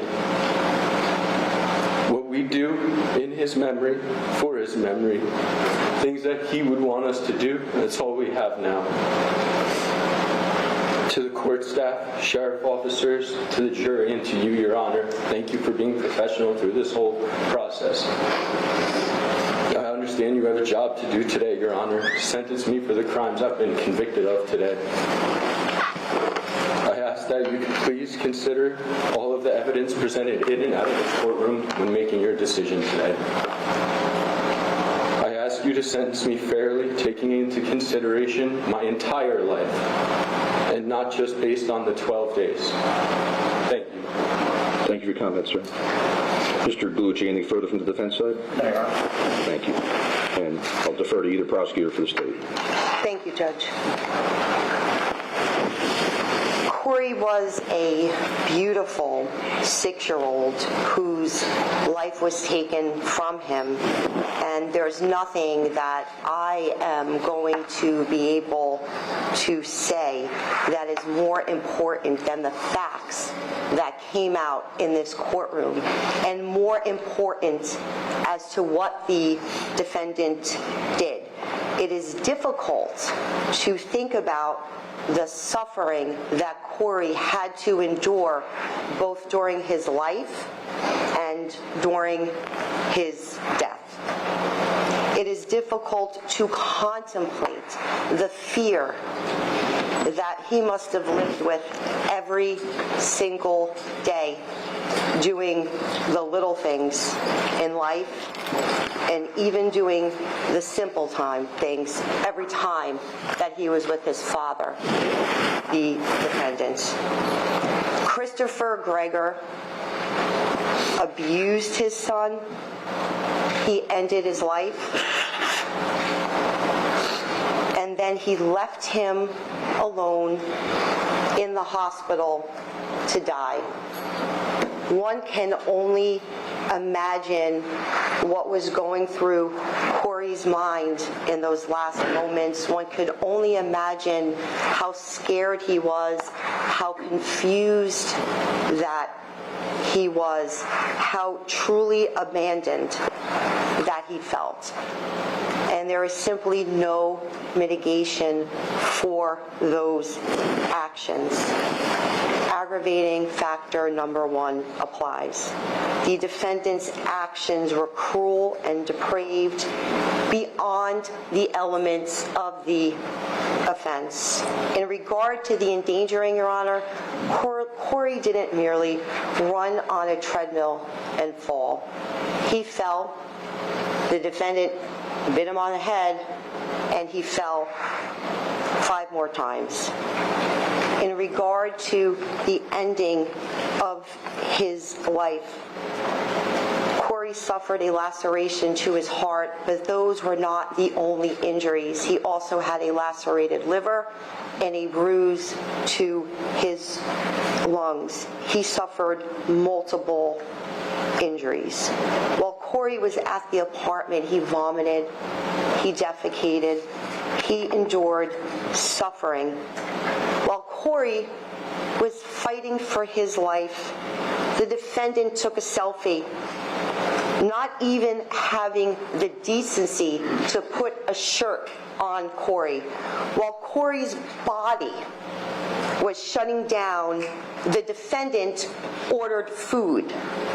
When Corey was going into cardiac arrest, the defendant was more concerned about the date that he had set up for that night. The defendant didn't call 911, he didn't call a doctor, he didn't call an ambulance, he did nothing. And this added to the suffering that that little boy had to undergo. The defendant then throws Corey in the back seat of the car where he is left all alone. When the defendant gets to the hospital, he tells the staff not to contact Corey's mother. While he's on the phone with Corey's mother, he does not tell her where Corey is. Not only did he end he really Corey's screwed life, up. but he took away Her his ability to last be there moments that he had with his family. And there is no mitigation for that. Corey did not pass surrounded by those he loved. This guy was a his fucking hand, monster. comforting He's about him. to get beat the shit up in prison, dude. With strangers. Aggravating factor number 2 I ain't applies. gonna give a fuck about his little sad story he just told. Particularly vulnerable and incapable of resistance. And this goes beyond the elements of the offense. It goes beyond the father and son I relationship can't remember and if the they said young he age was of on Corey. drugs. The defendant abused Corey. He utilized this relationship of abuse to effectuate his crimes.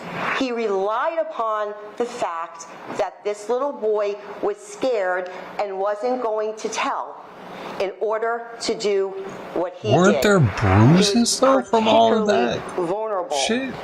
Due to how little he was, due to the relationship and dominance and control, and also due to the fact that he did have learning disabilities and maybe couldn't communicate as well as others, Oh, yeah, especially at that you're age. done, buddy.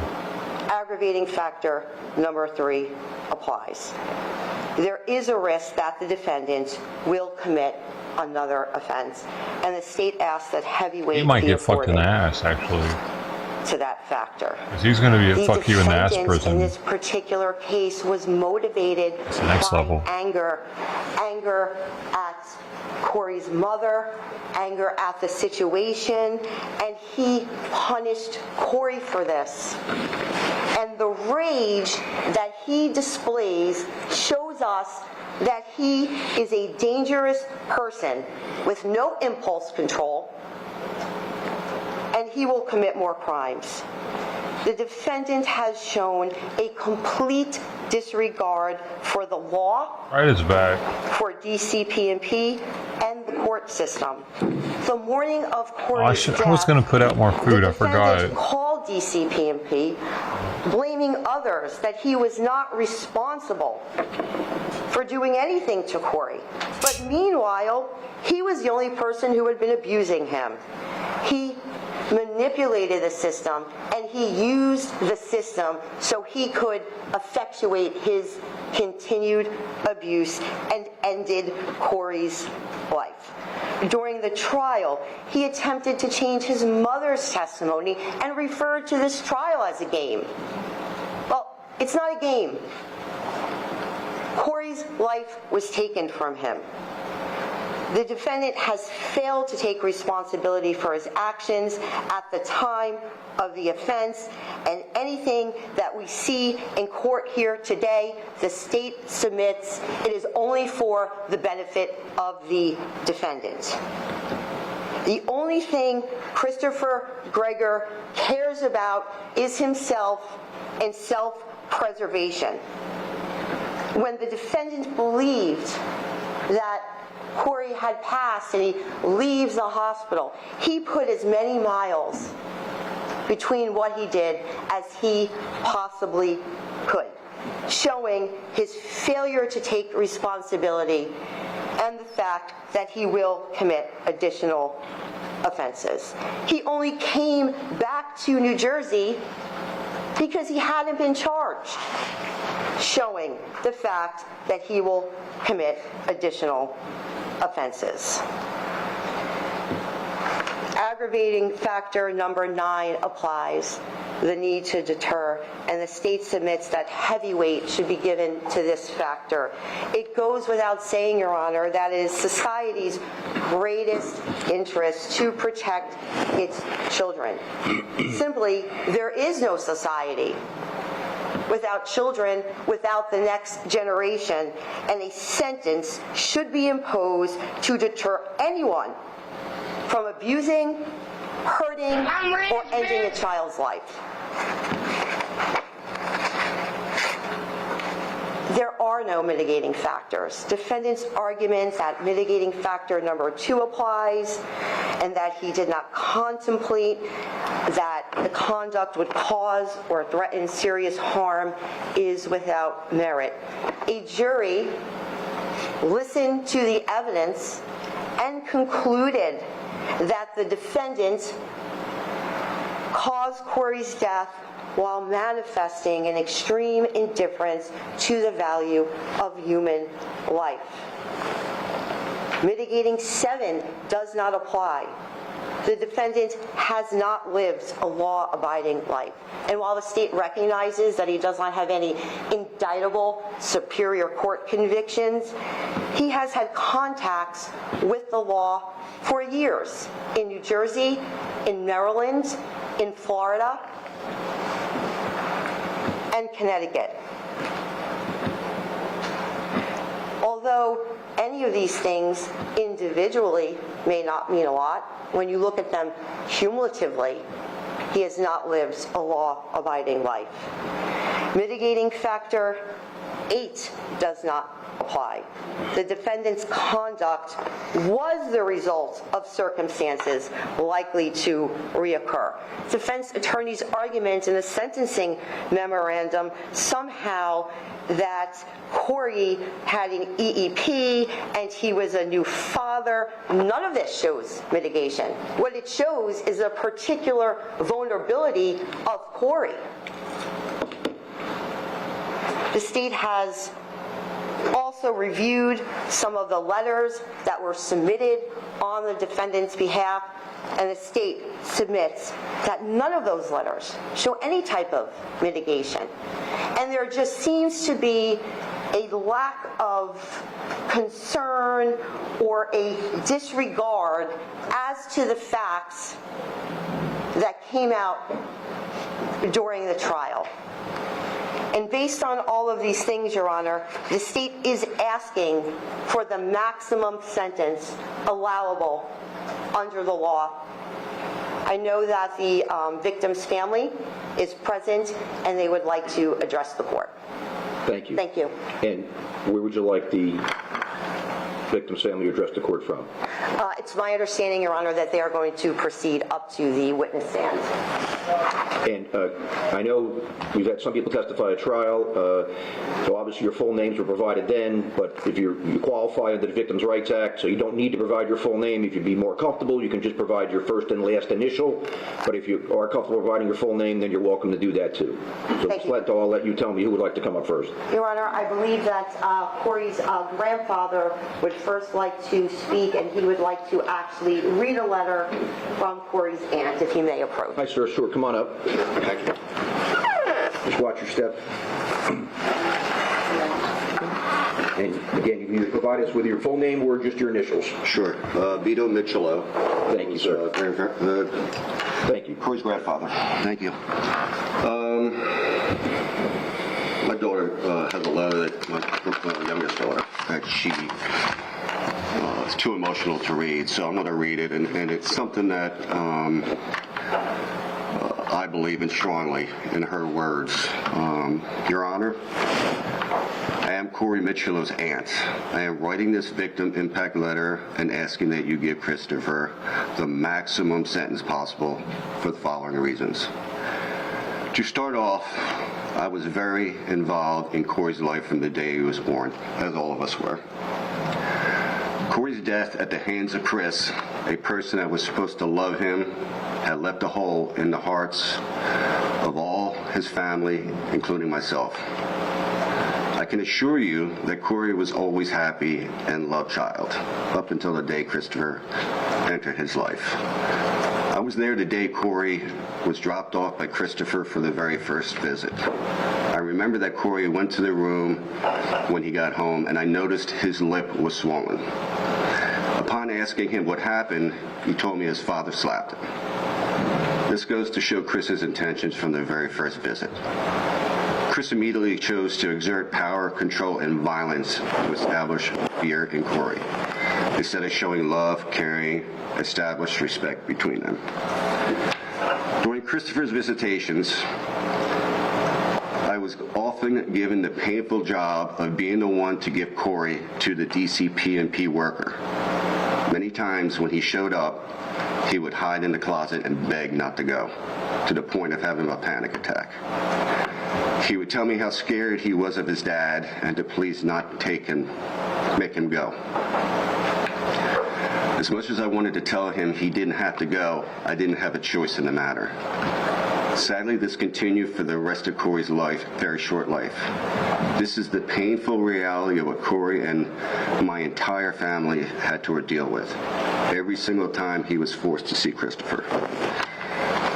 I think it's only fair that Christopher has to finally face the consequences of his actions.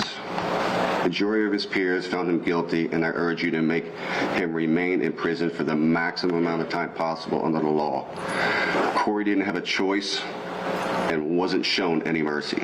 So either should Chris be given a choice of shown any mercy. I would go on and tell you stories. I could go on and tell you stories about the abuse Corey unfortunately had to endure. I truly hope you heard enough during the course of the trial and will render a significant sentence that forces Chris to understand the magnitude of his actions and deters others from abusing innocent children. Thank you for your time, Corey's aunt, Nicole Mitchell. And I just want to add that for me and the times I spent with Corey, how he was trained to not say anything because he knew the ramifications. He couldn't tell me that was happening. I wanted him to tell me because I wanted to try to address it. I did try to address it with DCPMP. I made the phone calls, but he was definitely afraid of this guy. And in my short amount of times interacting with Chris, he's definitely got a very bad anger streak in him and a hate streak in him. So like I said, and like she said, please, what he said is not true. He's a very hurtful person. He's very mean. And if he has a chance to do it again, he will do it again. So thank you, sir. Thank you for your comments, sir. Thank you.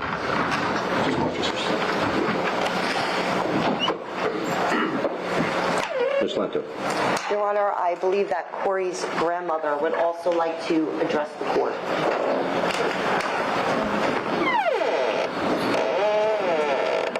Hi, ma'am. Thank you. Please watch your step.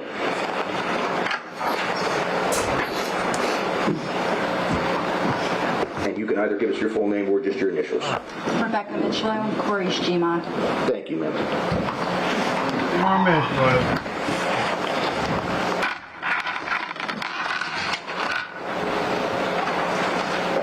Your Honor, I want to start by thanking you for allowing me to address you today.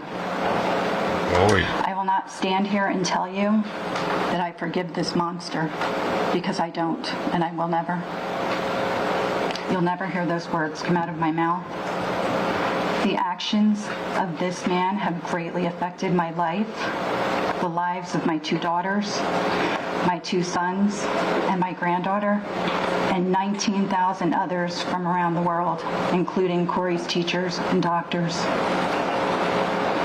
On April 2nd, 2021, this man lost control and he beat my grandson, and he denied him medical attention for several hours, only taking him to the hospital by car when Corey was within an hour of death, and leaving him to die with only a nurse and hospital staff around him, denying my daughter and myself to be with Corey, and denying Corey the comfort of having people who loved him with him as he took his last breath. This is not a man who should be shown mercy. My daughter slept in my bed many nights since Corey was murdered because she was afraid to be alone.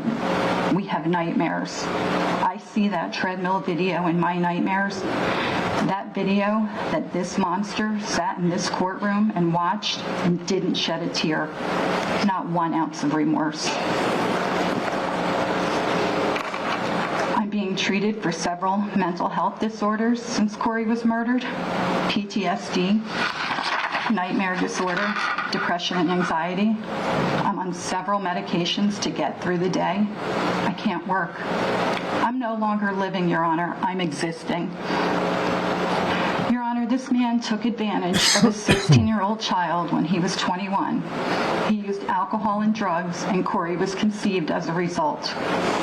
Corey was the dirty little secret that Chris never wanted anyone to know about. He demanded an abortion. He met Corey when he came home from the hospital. He knew Corey existed, but hid the truth from his family for years. None of the Gregors wanted Corey. David Gregor told me Corey should have been aborted. This man has a long history of alcohol abuse, 2 DUIs, drug abuse, domestic violence resulting in a restraining order, and child abuse that started long before he had visitations with Corey. He abused an ex-girlfriend's son while they were living in the Gregor home in Monroe Township. The DCPMP case was closed after the girl moved out of state. The system failed Corey, but Chris Gregor and his family also failed Corey. This man has never had to answer for any bad behavior. It seems it always went away somehow. Your Honor, my life will never be the same. Corey was wanted, loved, and doted upon by my family. We enjoyed watching and helping Brianna raise him. I have difficulty going into a store and seeing little boy clothes and toys that Corey would have loved. In September, when everyone is preparing their kids to go back to school, I wonder what backpack or shoes Corey would have chosen. I can't go to my nephew's house for my great-nephew's birthday parties because seeing them makes me sad. Corey should be at those parties. I find myself looking at kids who are the age Corey would have been, and I wonder what Corey would look like now.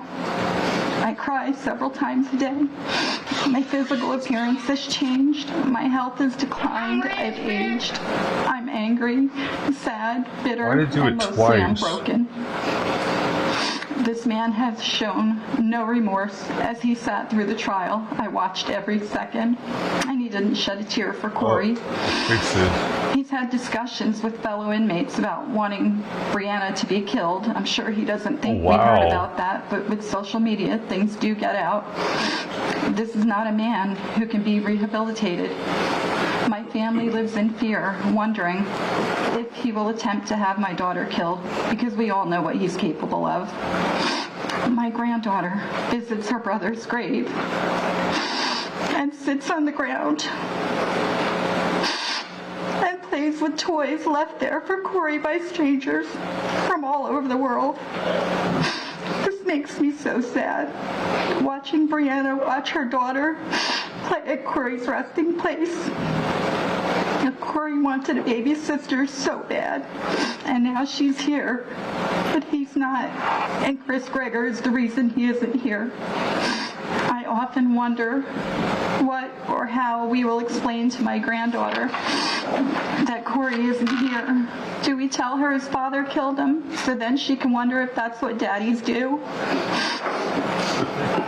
Your Honor, Corey also wanted a father, but instead he got this monster who ridiculed him, deprived him of food, love, compassion, and beat him and abused him daily until his final beating on April 2nd, 2021.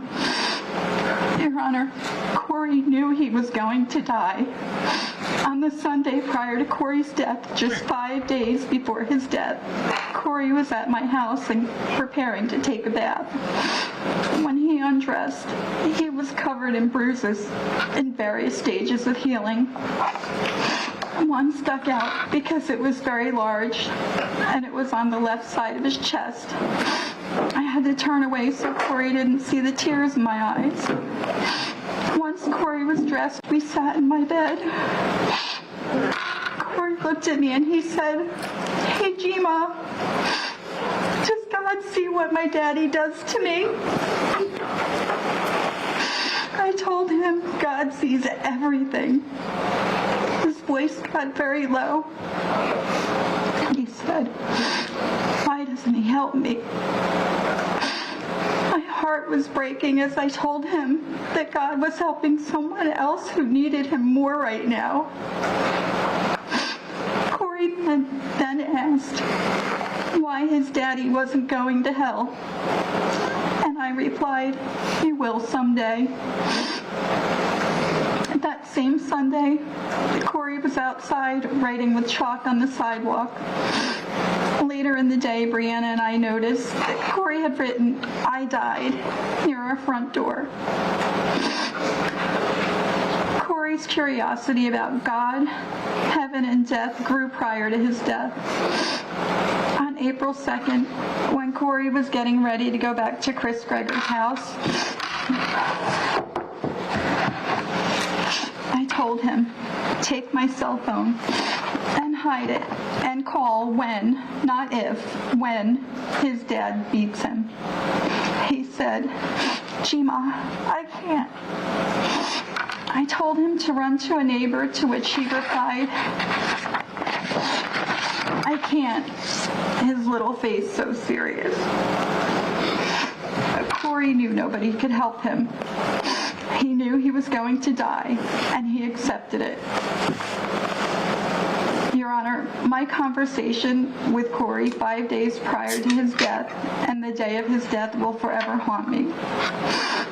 My family was not allowed to be with Corey as he took his last breath because this man wouldn't tell us where Corey was. We weren't allowed to see Corey after he passed at the hospital because he was now evidence. My 6-year-old grandson was dead and now labeled evidence. This is what I have to live with every single day. Corey was taught in preschool by a lovely teacher, Kristen Oyen, that actions have consequences. Please teach this man that his actions have consequences. On May 1st, 2014, Corey Travis Michelow was born. I was there holding Brianna's hand, and I was there to cut Corey's umbilical cord. When he was placed in my arms for that very first time, I whispered, "Hi, baby. I'm your grandma. I'll love you and protect you forever." Your Honor, I wasn't able to keep my promise to protect Corey, so I'm begging you to give Chris Greger the harshest punishment possible today. Corey Travis Michelow loved the solar system. He loved to draw. He loved his mommy and his family. He was smart and funny. He loved helping others. Corey wanted a daddy, but instead he got this monster, Chris Greger. Your Honor, please give Corey justice today. Thank you. It looks like the max he can get is 40 years going off the ticker, this long crime ticker. So I fixed the make it rain. Judge, Now I believe that Corey's mother would also like to address the court. it's not going to say you don't have permission anymore. There's a sound command permission. At one point I had to do the sound command separate from the script because the script sound command wasn't working correctly. Again, you can use your initial. I fixed it though. I just renamed the sound command. That doesn't trigger. Your Honor, my name is Brianna Mitchell, and I appear before you today not only as a grieving mother, but also an advocate for justice. It wasn't triggering. I was the only one that could trigger. That's why I kept saying that owner shit. Anyway. I stand here before you to plead for justice that Corey rightfully deserves, and to press for the maximum sentence of Christopher Greger, whose actions have inflicted irreparable harm in our lives. For you to fully understand the gravity of the situation. I'm gonna be real right now. I was not expecting her to look like a tweaker. I don't know. Damn. I was expecting her to look like more like her mom, I guess. I will flash back to the July of 2013. This date Like, she has tweaker face. For real. Like, I don't know. It's something about this look. It's tweaker face. And all the tattoos and shit. I don't know, man. I don't know. How good of a mother was she? You missed it. Oh my goodness. The beginning of a traumatic journey defined by manipulation, abuse, and ultimately an unspeakable loss. At 16, I first met the defendant, who was 21 at the time. He proceeded to feed me drugs, alcohol, and took complete advantage of me, which led to the conception of Corey. From day it's his fault. It's his fault that she became a fucking tweaker, and it's his fault that they got pregnant with Corey, because he had her high as shit all the time. He did it. I mean, she's gonna go the rest of her life feeling like everything in her life is this dude's fault. I knew I would keep Corey regardless of the way he was conceived. Corey didn't ask to be brought into this world, and I knew I owed it to him to bring him into this world with unconditional love. Corey was and still is my life, my world, and my everything. I would also like to speak about my past, which I am not 100% proud of.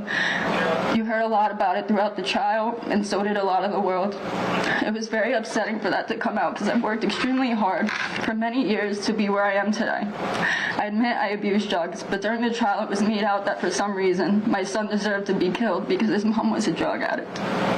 That is absolutely disgusting. I stand here today, clean and sober, and I know Corey would be so proud of me. Well, even sober. Unfortunately, my son is no longer here to tell his story, so I'm here to be his voice and tell his story along with all the others sitting in the gallery who have continued to stand by me. Not once have you seen the defendant shed a tear for Corey in the last 3.5 years since he killed him. Yeah, exactly. It's just, and today was she was probably high as shit at the I don't believe a word time. he said, and I don't accept any apologies. He has no remorse for any of the actions he committed. And his only remorse, like you saw today, was for himself because he got caught and convicted. Another reason I could think of is, everything he had done to Corey was done out of spite towards me. Another reason I could think of is he's sick in the head and used Corey as his punching bag. On April 2nd of 2021, it was not the first time that he abused Corey, but it was the last time. He never had an ounce of love for Corey. And to the defendant, Corey was just an inconvenience in his life. He never hugged him. He never praised him. He never told him he was proud of him or that he did a good job. He punished Corey every chance that he could get, and I cannot even begin to imagine what my son dealt with behind closed doors with this man. On April 2nd of 2021, I hesitantly dropped Corey off at the defendant's home, which is a mistake that will haunt me for the rest of my life. I kissed my son goodbye unknowingly for the last time. I wish I knew what was going to happen and I would never let him go.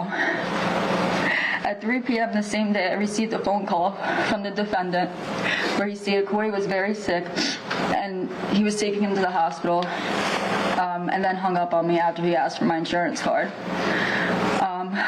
As an extremely concerned mother, I called him back with no answer and continued to do so along with texts for hours to find out where Corey was and what was going on. For those few hours, my mother and I called every hospital in the area with no luck. The very last hospital finally said he was there. Then there was a knock on the door. It was our local police there to tell me Corey had passed away. My healthy 6-year-old boy who was just alive and well with me a few hours ago is dead. My heart dropped and my whole body collapsed from the shock that took over my whole body. I was unable to breathe. My mind was racing and I felt like I was no longer inside my body. All I remember is screaming that they had the wrong child because Corey was fine this morning. I actually convinced myself that it wasn't him and they had the wrong kid for a while. My next question was, where is Chris? I needed to know what happened, and he was nowhere to be found until the next day, when I found out he was in Tennessee. No one was able to tell me what happened to Corey except Corey died at the hospital. I couldn't even see my son until a week later at his funeral because his body was evident. But the defendant took away my chance to say goodbye to Corey while he was passing away. And not once did he pick up the phone he was using to converse with many of his girlfriends, to call 911, to seek medical attention, which could have potentially saved Corey's life. Instead, he allowed Corey to suffer silently for hours. Once he realized how bad it was, he threw him in the car and then proceeded to drive 15 minutes to the hospital. He slowly walked Corey into the hospital with no sense of urgency, even when he knew how bad his condition was. I fully believe that if we took Corey to the hospital as soon as he received the lethal blow, he could still be here today. There were many steps he could have taken to save my son's life, but instead, he sat home and let Corey slowly die for hours. Every day since April 2nd has been an absolute living nightmare, and it is now the new reality for me to replay Corey's horrific death repeatedly in my head. It's the first thing I think about when I wake up in the morning, and the last thing I think about before I fall asleep at night. I dread normal conversation with people, because I always get asked, how many kids do you have?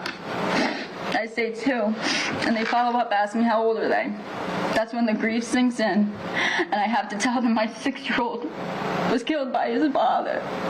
It is such an indescribable feeling when I found out I was pregnant with my daughter. That sense of guilt was all I could feel. I wanted more kids, but how do I love another child? Is it fair to Corey? That is all I could think about. Now I know this is not true, and I love my daughter with all my heart, but I always will feel an emptiness, no matter how many children I have. My new reality is explaining to my daughter what happened to her big brother and why is he not here.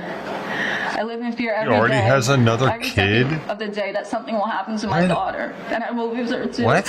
It's a horrible She feeling. already and it has another causes me such kid? bad anxiety. I take her What to are you the doing, cemetery lady? to see Corey every weekend. And at a 1.5 years old, she knows The case where isn't Corey even is. over. The case isn't even over. It Already is every week. It is had it? heartbreaking. He's already had it? She sits and plays with the cars and toys we left there for him. I live in a nightmare, and I would never wish this feeling or how I must live with on my worst Holy enemy. shit, man. I Throughout bet it's a everything, shitty he did to relationship, Corey. too. Corey still loved him. He looked up to you. And he still wanted to be, I'm sorry.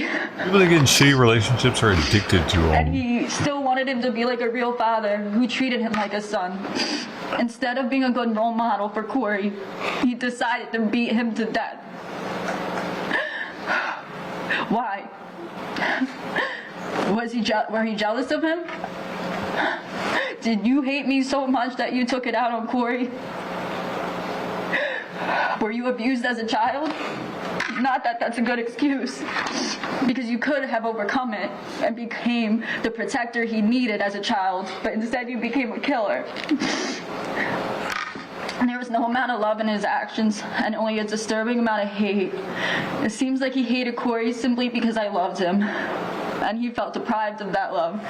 He couldn't even control himself for long, because after the first visit with my son, he started abusing him. My son didn't even know him, and he was beating him. He was abusing him from the first time.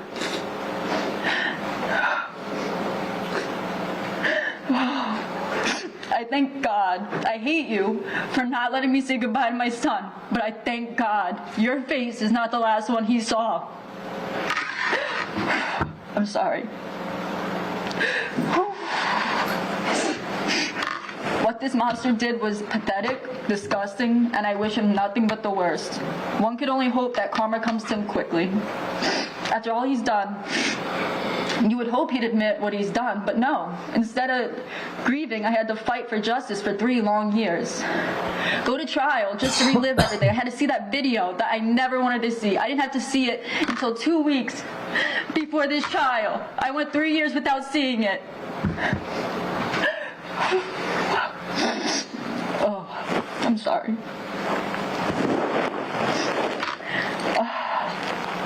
Just for you to be found guilty anyway. What was the point of that? Just to make it worse for us?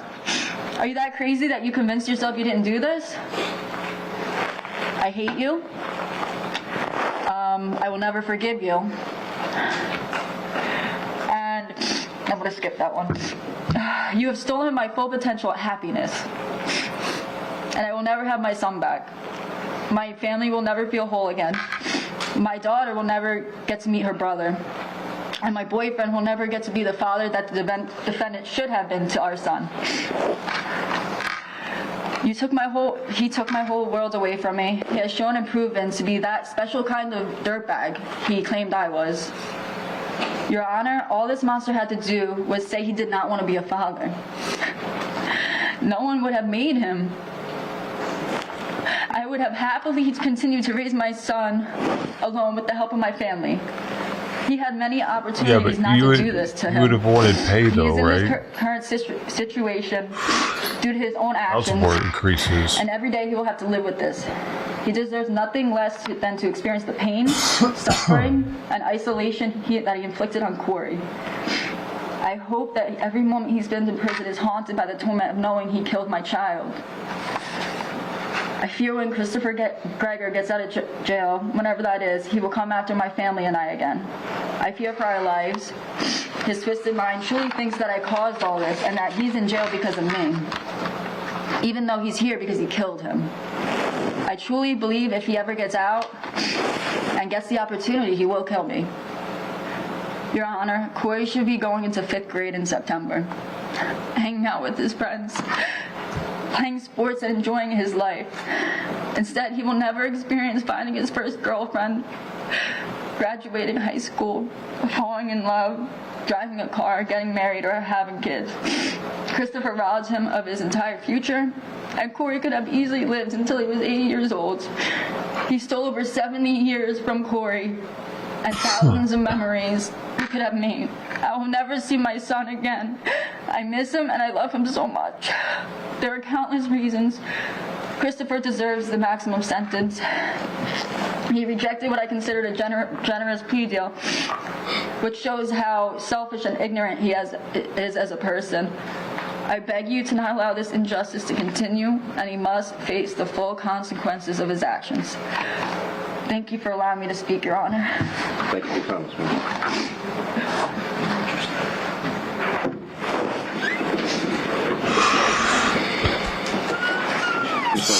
Your Honor, the state would move for imposition of sentence. I don't know if Let's go. counsel has anything else. You previously asked for permission to play some video. Oh. You wish to do that?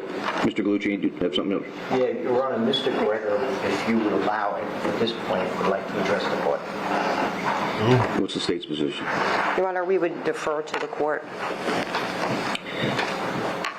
So I offered you that opportunity earlier, and I don't want this to become, I was about to ask Ms. Mitchell to address her comments to me, but I don't want this to become an attack by one family on the other. I'd be happy to hear comments directed towards character issues or the sentence to be imposed, not to refute topics that are outside the scope of this trial. So with that proviso, I'll be happy to hear from, you're talking about David Greger, correct? I am. Yes. I haven't spoken to him, so his son would like him not to speak.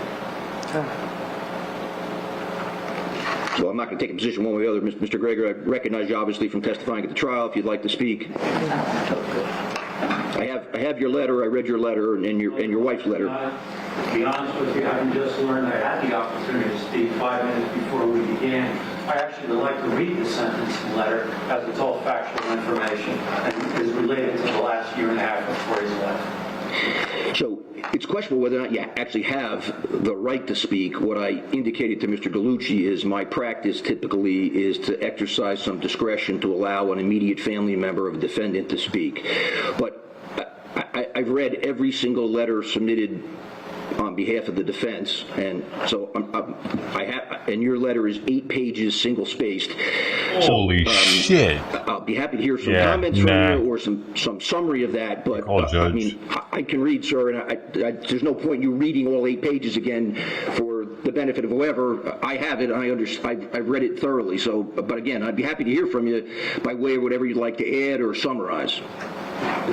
Your Honor, if you don't mind me summarizing on the fly, I think there's factual information that refutes some of what I just heard.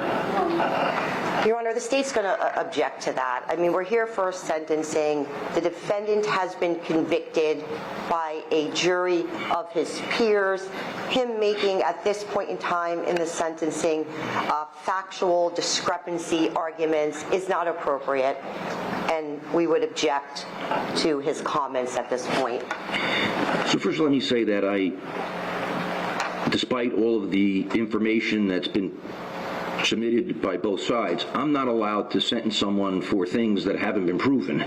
So while I appreciate people have made various comments about conduct outside the scope of these crimes, I'm just simply, and I was going to place the detailed reasons on the record why I'm not permitted to consider certain things. So you may not need to refute the things you need to refute, but I'm going to exercise my discretion and allow you to provide some type of verbal statement to the court that you believe is relevant to the sentencing, with the understanding the state can object in the middle of that if it becomes improper. Interesting. I just ask you to perhaps move up a little bit so we can make sure we pick you up on the court's recording system. Let him get on the stand, That's right? perfect, sir. Yes, sir. Please go ahead. Yeah, that's fine. So I said in the court for when we were allowed, my wife and I, for every day I could be at the hearing. There was a lot of information in terms of Corey's upbringing while he was at the Greger house in Monroe Township. And quite frankly, there were some references today to it that alluded to the fact that he was abused during that time period. At the first visit, which I was a part of, he left with a bloody lip, and he did, from getting a soccer ball in the mouth when he bent down to pick up the ball.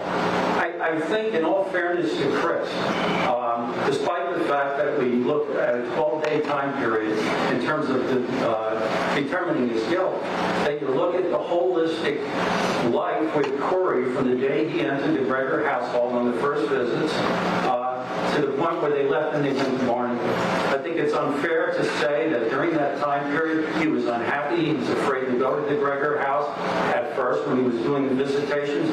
He liked nothing better than to come to our house. He was treated like a king.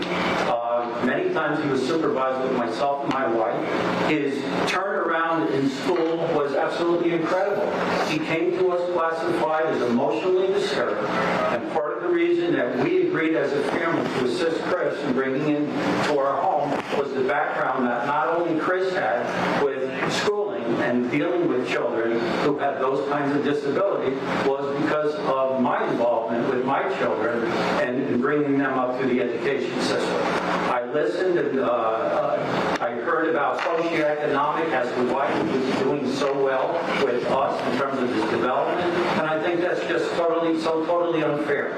Corey Corey thrived when he was in Monroe in every aspect. His speech improved, his ability to go from classes where he needed constant help to thriving in a general education class, to the markedly increase of his grades, to his social ability. He joined all types of sports. Chris was actively involved in everything from soccer, basketball, baseball, whatever he could play, Chris fostered. Chris volunteered to coach.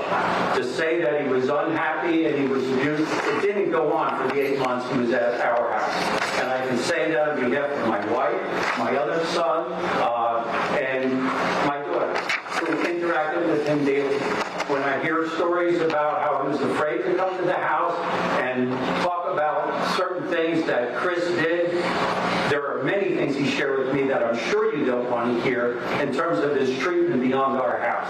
It's in my letter, and I know you've read it. I also know that you have access to DCP&P reports. There's a lot of factual information that didn't come out in the trial, and it's a shame. I know you considered, and the judge, the jury considered only the evidence that was presented. The problem is all this information went out through the media, and only one side went out. You've noticed since day one that my family and I sat back and said nothing. There's much we could say to counter what was being presented here and what was being presented in terms of attacking us on social media. There's so much more to say. I trust that you've read the 8-page letter. I had only hoped that the information in there, and it's all factual information, it's all backed up by going to a police report, a DCP&P report, statements on the telephone. Everything that I said, there's a piece to back it up. It's evidence. It's not my opinion. It actually happened. The problem is those 8 pages are not read to anyone else. It's going to be up to me and my family subsequent to this to get that information out. Because what was presented here is so one-sided. I don't know, and I don't use the word fair or equitable, but in terms of Corey's upbringing and how well he was doing, it wasn't talked about and it wasn't presented. And I think that's a shame. Thank you for your comments, sir. All right, anything more from the state? Your Honor, we do have some pictures we would like to show the court regarding Corey. Thank you.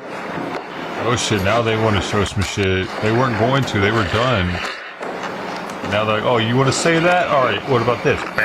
Alright, let's get this sentence on the road, baby. There's gonna be sentencing time. What are these bruises? Oh no, they're just showing him all nice. Fine.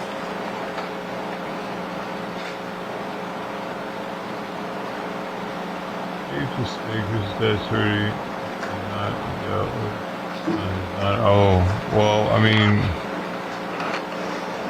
I think that they don't appreciate feeling like they are guilty. Because it was said in trial, apparently, that he didn't want to go over to their house. But maybe the kid didn't want to play sports and Chris was making him like play all these sports and shit. I mean, if he was doing better in school, that's interesting. Maybe Chris was doing all his homework for him.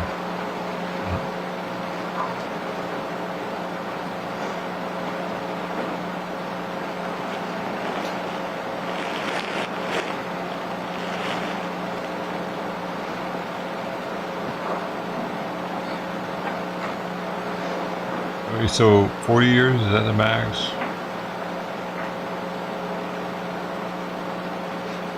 Oh, you better start crying now, boy. Now's the time to really cry. No, keep looking and claw your eyes out. He's not doing good enough. He's not doing good enough, you know? He could be like saying the kid's name right now under his breath, saying he was sorry, looking at it.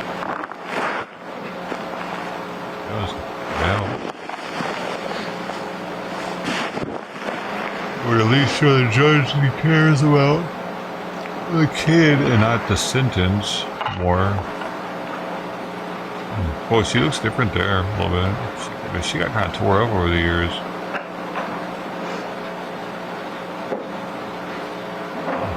After his birth, after he was like Like 4 or 5 there, huh?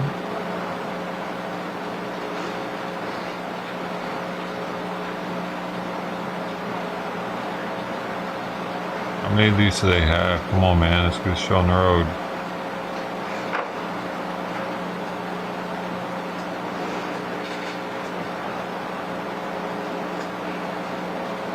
I can put it on full. I can put it on max speed.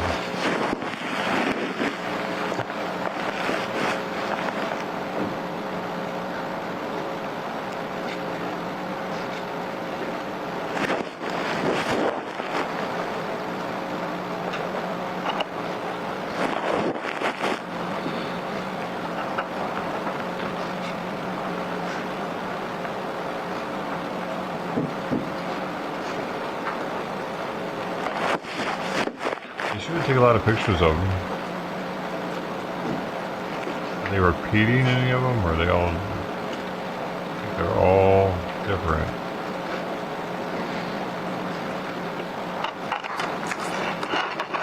Thank you, Your Honor. This case is about Corey, and the state would move for imposition of sentence. For real.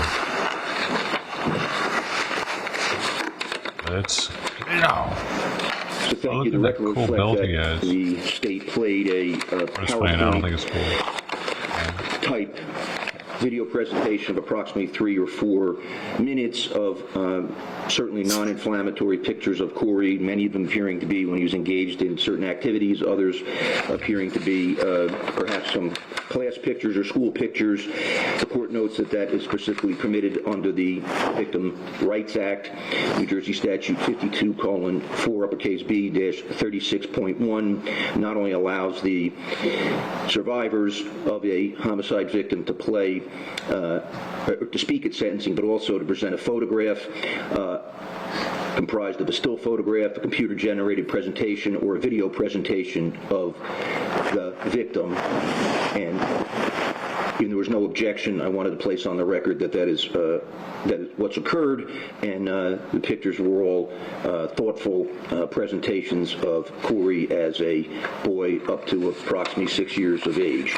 I'm going to make a series of findings and review some facts. I appreciate you had your client stand. When I get to pronouncing sentence, I'll ask him to stand again. So first, there's a pre-sentence report prepared in this matter which the court's required to consider. It confirms that defendant was found guilty by a jury verdict on May 31, 2024 of counts 1 and 2 in indictment 22-07-1332, count 1 being endangering the welfare of a child, a second-degree crime for events occurring on March 20, 2021, and count 2, the lesser included offense of aggravated manslaughter, a first-degree crime for events occurring on April 2nd, 2021. Defendant is now 32 years of age. He reported to the pre-sentence investigator that he's in poor physical health as a result of sports injuries, including a left ankle injury. Those injuries are not particularly relevant for sentencing. Defendant has been able to receive appropriate care in the Ocean County Jail, and the New Jersey Department of Corrections would be able to provide appropriate care for any such injuries. He reports being in good mental health.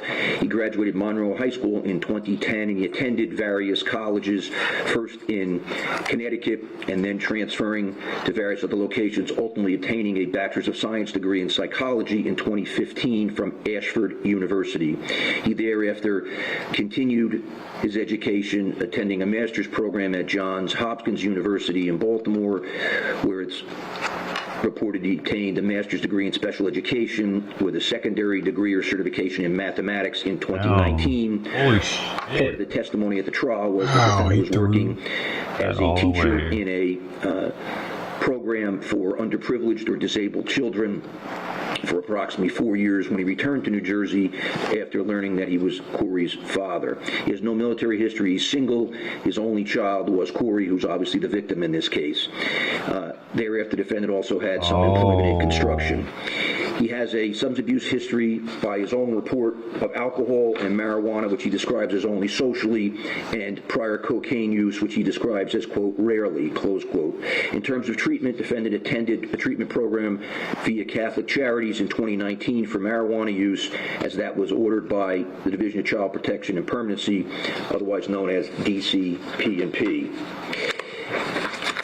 terms of prior contacts with the criminal justice system, the defendant has no ascertainable juvenile record. The pre-sentence report provides information about criminal record not only as an adult but as a juvenile in this or other states or in any United States court. So Hey, for real? They're able to get juvenile records for this thing? I thought those were all sealed. Had a municipal ordinance charge against him for loitering in Jamesburg in 2011, for which he received fines in municipal court. That's not a crime or offense under the Code of Criminal Justice in New Jersey. It's a local ordinance violation and is of somewhat little weight, little to no weight really, with respect to this sentencing.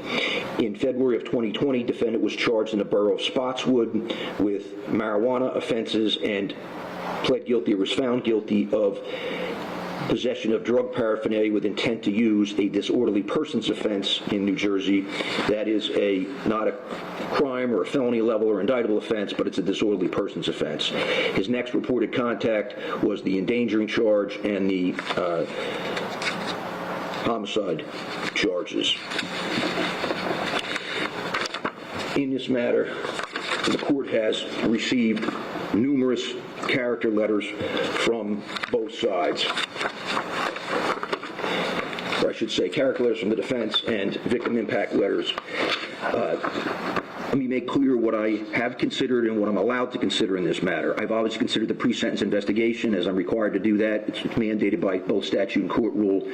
The excellent sentencing memoranda submitted by both sides. The character letters submitted by defendants' friends and family, as I'm required to consider those. The state has submitted additional exhibits, which I've reviewed and we'll talk about in a moment. And I have considered those letters submitted on behalf of Corey by persons who qualify as members of Corey's family and/or qualify under the Victim Rights Act to be able to submit information to the court. The court staff has also received several hundred letters from around the country and, in fact, from other countries by persons who do not meet the definition of being heard as a victim under the Victim Rights Act or the Victim Rights Amendment to the New Jersey Constitution. In a homicide case, a victim includes a spouse, parent, legal guardian, grandparent, child, sibling, domestic partner, or civil union partner of the decedent. New Jersey Statute 52:4, uppercase B-37. So I'm not permitted to consider those letters or review them. My court staff engaged in an excellent system to screen me from things that I'm not permitted to consider, and no part of my sentencing decision today is based upon those letters. I certainly respect everyone's right to have an opinion, but a sentencing proceeding in a criminal court is not permitted to be based upon a popular opinion poll. Instead, I'm required to make my decision based upon the Code of Criminal Justice in New Jersey, the aggravating and mitigating factors set forth in New Jersey's sentencing statute 2C:44-1, and the Supreme Court and appellate precedents that are binding upon me. The letters I have reviewed, however, that are permissible for me to review, present two diametrically opposed portraits of the defendant. Defendant's friends and family characterize him as a loving and caring father, that he gave up his career teaching in Baltimore and returned to New Jersey upon learning that he was Corey's father in approximately 2019. They claim that Corey was the center of defendant's universe. He took Corey hiking, on trips to the beach, bought him a bicycle. After residing at his mother and father's house for several months, he moved to his own address, a multifamily complex in Barnegat, where he could enroll Corey to school.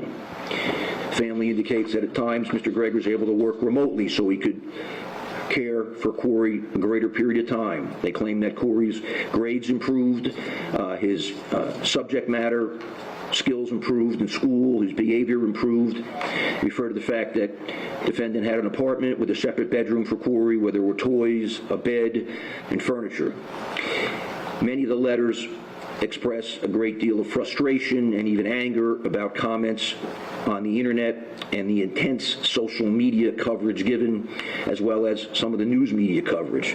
It's not appropriate for this court to respond to the comments people have made on the internet. I did not review them, and I don't intend to. Many of the letters on behalf of the defendant also talk about various custody and parenting time issues and that litigation, some of which was relevant at trial and was discussed, but this is a criminal sentencing proceeding and it's not an appropriate forum to relitigate those custody orders. Many of the letters submitted on behalf of the defendant also indicate agreement with the opinion expressed by Dr. Michael Baden. It's at times criticized me for not somehow telling the jury to accept Dr. Baden's opinion over Dr. Andrews. Credibility questions are reserved exclusively for the jury, and that is whether it be a fact witness or an expert witness. Anyone who's here for the trial knows I gave the jury detailed instructions. With respect to every expert witness, I read a separate instruction on the jury's evaluation of expert testimony. A jury can accept all of an expert testimony, part of it, or none of it. And that was the jury's province to do so. It was not for me to interfere with that. In fact, it would have been inappropriate for me to interfere with that. Both experts were well qualified. While Dr. Baden may have somewhat more notoriety, Dr. Andrew was obviously a well-qualified forensic pathologist with years of experience and even a pediatric specialty. Defendant's mother and father wrote very detailed letters to this court. I have no doubt that they are genuinely suffering as a result of this. They indicate that they lost their first grandchild as a result of it. Defendant's father submitted an 8-page letter where he expresses how the loss has affected him and his wife, as well as a great deal of comments with respect to, or I should say a great deal of frustration with respect to the comments on social media. Defendant's mother also submitted a very heartfelt letter about how this has affected her as well. Defendant's other family members and many friends submitted letters attesting to his character. There were 14 letters on behalf of family members, 23 letters on behalf of friends. I've considered them to the extent they're appropriate. However, one thing is important to address. Many of the letters submitted on behalf of the defendant tried to portray the treadmill incident in a certain way. They indicate that defendant Christopher Greger was a driven athlete, that he learned as a child, if you fall, you get back up. And they tried to portray the treadmill incident as simply that. If you fall, you get back up. That is an unreasonable and inaccurate portrayal of what we all saw on the treadmill incident. You cannot analogize that treadmill incident to a young boy or girl learning to ride a bike without training wheels and falling. Son, get back on and try again. That's not what we saw in the treadmill incident. The victim side has submitted a variety of letters which present a starkly different picture. They portray the defendant as a monster. They described acts defendant has committed against Brianna, Mikolo, other acts against Corey, and even against third parties, all of which were outside the scope of this trial. The claimed defendant has a long criminal record, that he's been convicted of offenses. Some of that was mentioned by the victims today, the victim representatives that spoke today. The court can only sentence the defendant for what he's been convicted of, not for actions described respectfully in hearsay accounts that are not supported by criminal judgments of conviction or some other finding by a court or written admission by a defendant or oral admission under oath by a defendant. In fact, courts are not permitted to use what's called as propensity evidence absent a prior criminal conviction. The state has also submitted for my consideration a series of exhibits detailing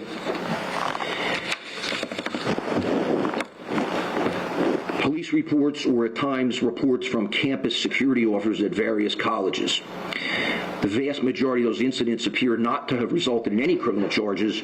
A couple of incidents appear to have resulted in some criminal charges which were ultimately dismissed. And as I say, the pre-sentence investigation report would include anything that would result in a conviction, even something as simple as a municipal ordinance.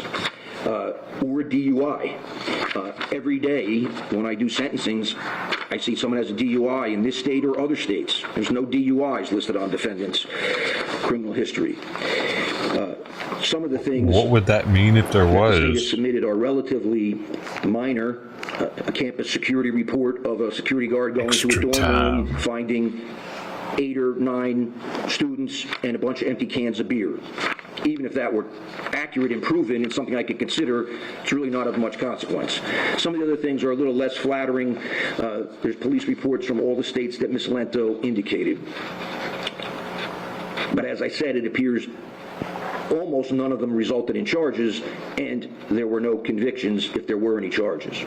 The state relies upon a rather outdated case called State versus Green from 1973, asking me to rely upon these things so I can get a composite picture of the whole person. And in that older case, our courts used to consider that a judge could rely upon charges that have been brought and dismissed to determine whether or not the defendant was deterred from future conduct. In other words, you were fortunate enough to have the charges dismissed, therefore you should be deterred from future criminal conduct. And while that sounds rational enough, our Supreme Court in 2015 made clear that that is not proper for a sentencing judge. In State versus KS 220 New Jersey 190 at 199, a 2015 New Jersey Supreme Court case, our Supreme Court made clear that it is disapproving of Green insofar it allowed courts to consider arrests or dismiss charges as it relates to deterrence. It made clear that deterrence is directed at people who have been convicted of wrongful acts or have otherwise admitted wrongful acts. I don't mean admitted them in a line in a police report. I mean admitted them under oath or admitted them in a written statement or a Mirandized statement or something to that extent. So while everyone tries to paint a very unflattering picture of the defendant, I don't have the luxury of considering those hearsay documents. There's plenty of times here that a police report's been inaccurate.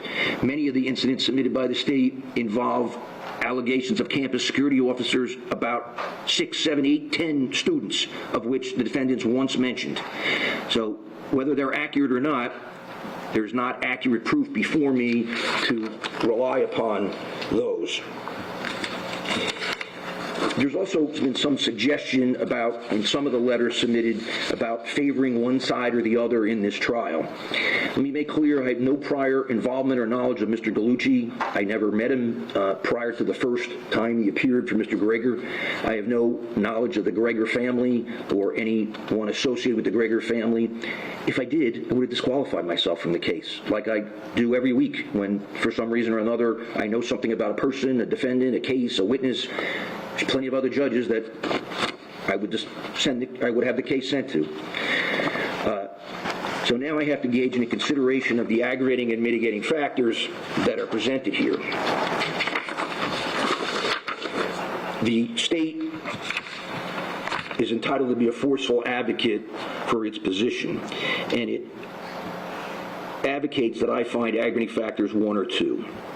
Aggravating factor 1 is appropriate when considering the nature and circumstances of the offense and the role of the actor in committing the offense, including whether or not the offense was committed in an especially heinous, cruel, or depraved manner.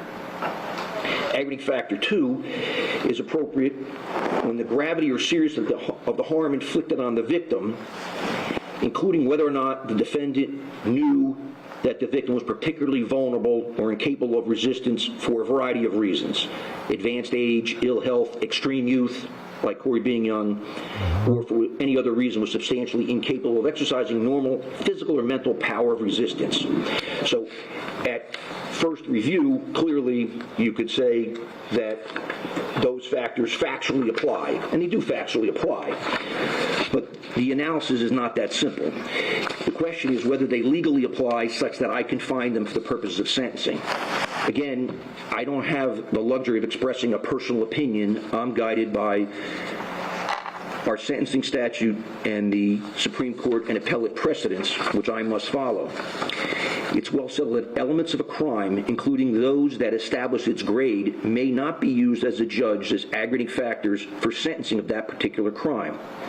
Our Supreme Court has said to do so would result in impermissible double counting. In other words, counting the element of the crime and then increasing the sentence by saying it's particularly heinous or cruel.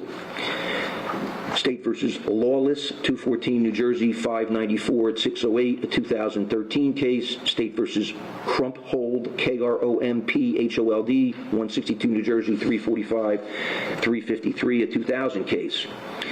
Our Supreme Court has said that sentencing courts must scrupulously avoid double counting facts that establish the element of a relevant offense. State versus Fuentes, 217 New Jersey, 57 at pages 74 and 75, a 2014 case. Ms. Lento argues that the acts in this case go beyond the elements of the offense, and she's a zealous advocate and she's entitled to argue that. However, with respect to the heinous nature of the acts, aggravating factor 1, whether something's heinous, cruel, or depraved. The jury instruction on endangering the welfare of a child contained various elements so it is in there. Beyond a reasonable doubt. Included in that element was cruelty. So it's in there already. Page 16 of the jury charge, and it has a long definition. See, what he's doing right now is keeping it so this doesn't end up getting appealed and go up to the Supreme Court and they have him on something.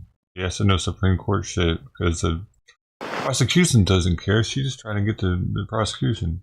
Of note includes inflicting upon a child unnecessary suffering or pain, either mental or physical. The willful act he wants to get high as he can. Commission whereby unnecessary pain and suffering, whether mental or physical, is caused or permitted to be inflicted on a child. Or exposing a child to unnecessary hardship, fatigue, mental or physical strains that tend to injure the health or physical or moral well-being of the child. Also a detailed definition of abused, which is substantially similar. I read these in detail to the jury at trial. I don't need to read them now. They're already there. Despite the can't increase it zealous more arguments than by the state, that cruel, heinous act already is an felt like element it was of cruel endangering and the heinous. welfare of a child. What makes the treadmill video endangering is not one slip on the treadmill video.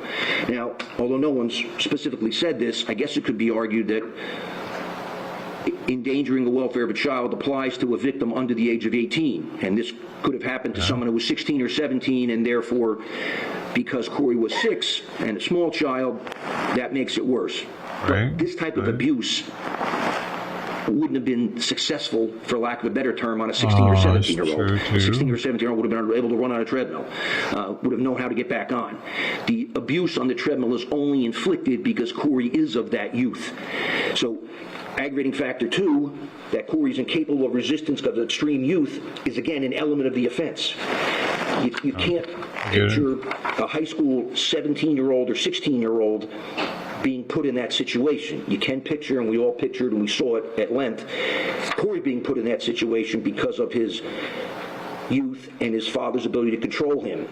There's no audio in the treadmill video, but obviously Corey's getting back on the treadmill, not voluntarily, and then towards the last 2 falls, Corey's picked up by his father and put back on the treadmill. So those are elements of the offense, and as much as I would like to say, yes, they're present, they're not legally sustainable, and all I'd be asking for is an appellate court to tell us they're not legally sustainable. So I can't find aggravating factors 1 or 2 because the offenses include that. The same is true with respect to the aggravated manslaughter offense. Does everybody understand? The state had to prove the defendant caused Corey's death recklessly. The state had to prove the defendant did so under circumstances manifesting extreme indifference to human life. Again, in the jury instructions, I advised the jury of what that means, that the state had to prove beyond a reasonable doubt that the defendant acted under circumstances manifesting extreme indifference to human life. And that phrase does not focus on the defendant's state of mind, but rather on the circumstances under which he acted. In light of all the evidence, the jury had to find beyond a reasonable doubt that the defendant's conduct resulted in a probability of death as opposed to a mere possibility of death. And if so, the jury could then find, as it did, that the defendant acted under circumstances manifesting extreme indifference to the value of human life. So, therefore, on the aggravated manslaughter charge, I can't say I'm going to double count and it was extremely heinous and cruel, because extremely heinous and cruel is an example of conduct manifesting extreme indifference to human life. And one of the reasons it's extremely indifferent is because it was perpetrated on a 6-year-old, 60-pound boy who obviously wasn't capable of resistance. So for those reasons, I respectfully disagree with the argument that I could find those factors. I can find aggravating factor 3, that the defendant is likely to commit a new offense.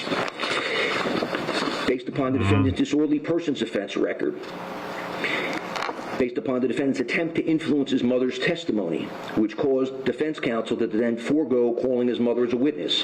His mother had testified at pretrial hearings before this court outside the presence of the jury. After one of those hearings, defendant, speaking to his mother on a recorded line from the Ocean County Jail, engaged in attempts which the state portrayed as attempting to influence or tamper with her testimony. The parties came in the next day outside the presence of the jury, or the next court day, and brought that to my attention, submitted a transcript to me, and the parties also indicated that the actual recording is worse than a reading of the cold transcript. I'm permitted to consider that because that was evidence on this record and shows someone who, even in the course of the trial, with extremely effective and experienced criminal defense counsel, was still trying to undermine the criminal justice process. I'm also permitted to consider defendant's attempts to flee the jurisdiction after Corey's death on April 2nd, 2021. He did not simply leave the hospital and drive to, say, a relative's house or to some other location close by. Defendant drove all the way to Arkansas. I don't know, and I didn't allow an answer to the question of whether or not he was on the way to Mexico, because that would have been speculation, but he was, by Detective Sergeant Raymond Cole's testimony, 45 minutes from the Texas border. Never once in this case has anyone submitted there were any relatives in Texas or in Arkansas, but the behavior was, in an understatement, peculiar at least. This was not a defendant that left and went a few miles away. It's true the defendant did turn around at some point. His father testified at his father's urging to come back, likely because it made him look guilty, and it certainly did make him look guilty. I'm also entitled to consider, as aggravating factor 3, that the defendant committed these two separate acts on separate dates, that the treadmill video shows a callous display of the defendant towards Corey. In addition, despite a long prison sentence, the defendant can still commit new crimes while incarcerated. Someone who's violent, who lacks impulse control, who's motivated by anger, can reoffend while in a correctional setting against corrections officers, civilian corrections staff, medical staff, or other inmates, particularly if another person is vulnerable, incapable of resistance. But it's worth describing some other aspects of the treadmill video. We will, of course, focus on Corey's repeated falls on the video, what can be really described as the child being ejected off the video, almost like on a conveyor belt. And I remember the reaction from the jurors when they first saw it. They sucked in their breath when they saw that. And then you see Corey getting back on, and it happening again and again. In fact, even before the first fall, you see this young man get on a treadmill and run like he's a champion. I can't imagine a 6-year-old who was able to do that. I was so surprised by it. He obviously knows how to use that treadmill. And then he's doing a great job for several minutes while his father is working out in the gym, doing various exercises. And then his father comes over and starts to increase the speed and perhaps the incline. And Corey tries to keep up. And you keep, when you're looking, you keep hoping that, okay, it's only going to be for a short sprint. But it just keeps going, and you see on the tread Corey falling further and further behind. The defendant doesn't walk around behind him. to grab him, and you see finally he can't keep up. And then to everyone's horror, you see what happens as it goes on 5 more times. Mr. Gallucci described that to the jury in his opening statement as horrifying. He told the jury they were going to find it horrifying, and that was obviously strategic to try and minimize the impact of it. But because it is so horrifying, what do we kind of discount in the rest of that video? It's actually 4 separate videos, but the totality of the circumstances from when Corey arrives at the apartment complex and goes into the gym with his father till he leaves. We see Corey being brought into the parking lot by his mother and getting out of the car. We see the defendant approach the car. There is no loving interaction between Mr. Greger and Corey. There's none of the kindness you would expect to see from a father who claims to have left Baltimore, given up his career to come home to New Jersey and be a father. There's no little pat on the back, no hug, no high five to Corey. Corey goes right in, and the state alleges that he just didn't want to have to pay all the child support that if you didn't have 50-50 custody or whatever, he'd had to pay because it goes off of what you make, not, you know what I mean? They would have just taken a certain percentage of his income, and he was starting to make bank, and she was like a druggie still, living like right paycheck to paycheck. He just got a really good job in Baltimore. That's what happened, and he took it out on the kid. Defendant puts up 2 fingers to say you're 2 hours late and that's your punishment. I don't know if that's accurate or not, but there is a shot of him holding up 2 fingers. And then after Corey falls repeatedly and then they walk out, there's no loving interaction. There's no pat on the back, good job, son. There's no hug, are you okay, son? There's nothing. In fact, the defendant walks out and Corey is trailing behind him, having to grab the door himself. And I'm not denigrating Corey when I say that, but he's being treated by the defendant like he's the stray dog following along. So while I respect the character letters I've received saying what a loving father he is, a picture's worth 1,000 words and a video's worth 10,000 words. So whatever happened that day, Corey was not receiving love or companionship or kindness or support. He wasn't even receiving what could be described as a tough father was going to raise him to be a man. Get back on the bike when you fell off. That was abuse of the most egregious sort. And it doesn't square with the defendant's statements today. Now, to say that, however, I'm not suggesting that Corey was mistreated at his grandparents' home in Monroe. There's nothing to indicate to me that what happened at his grandparents' home was anything other than appropriate. His mother and father testified, both the mother outside the presence of the jury, the father inside the presence of the jury.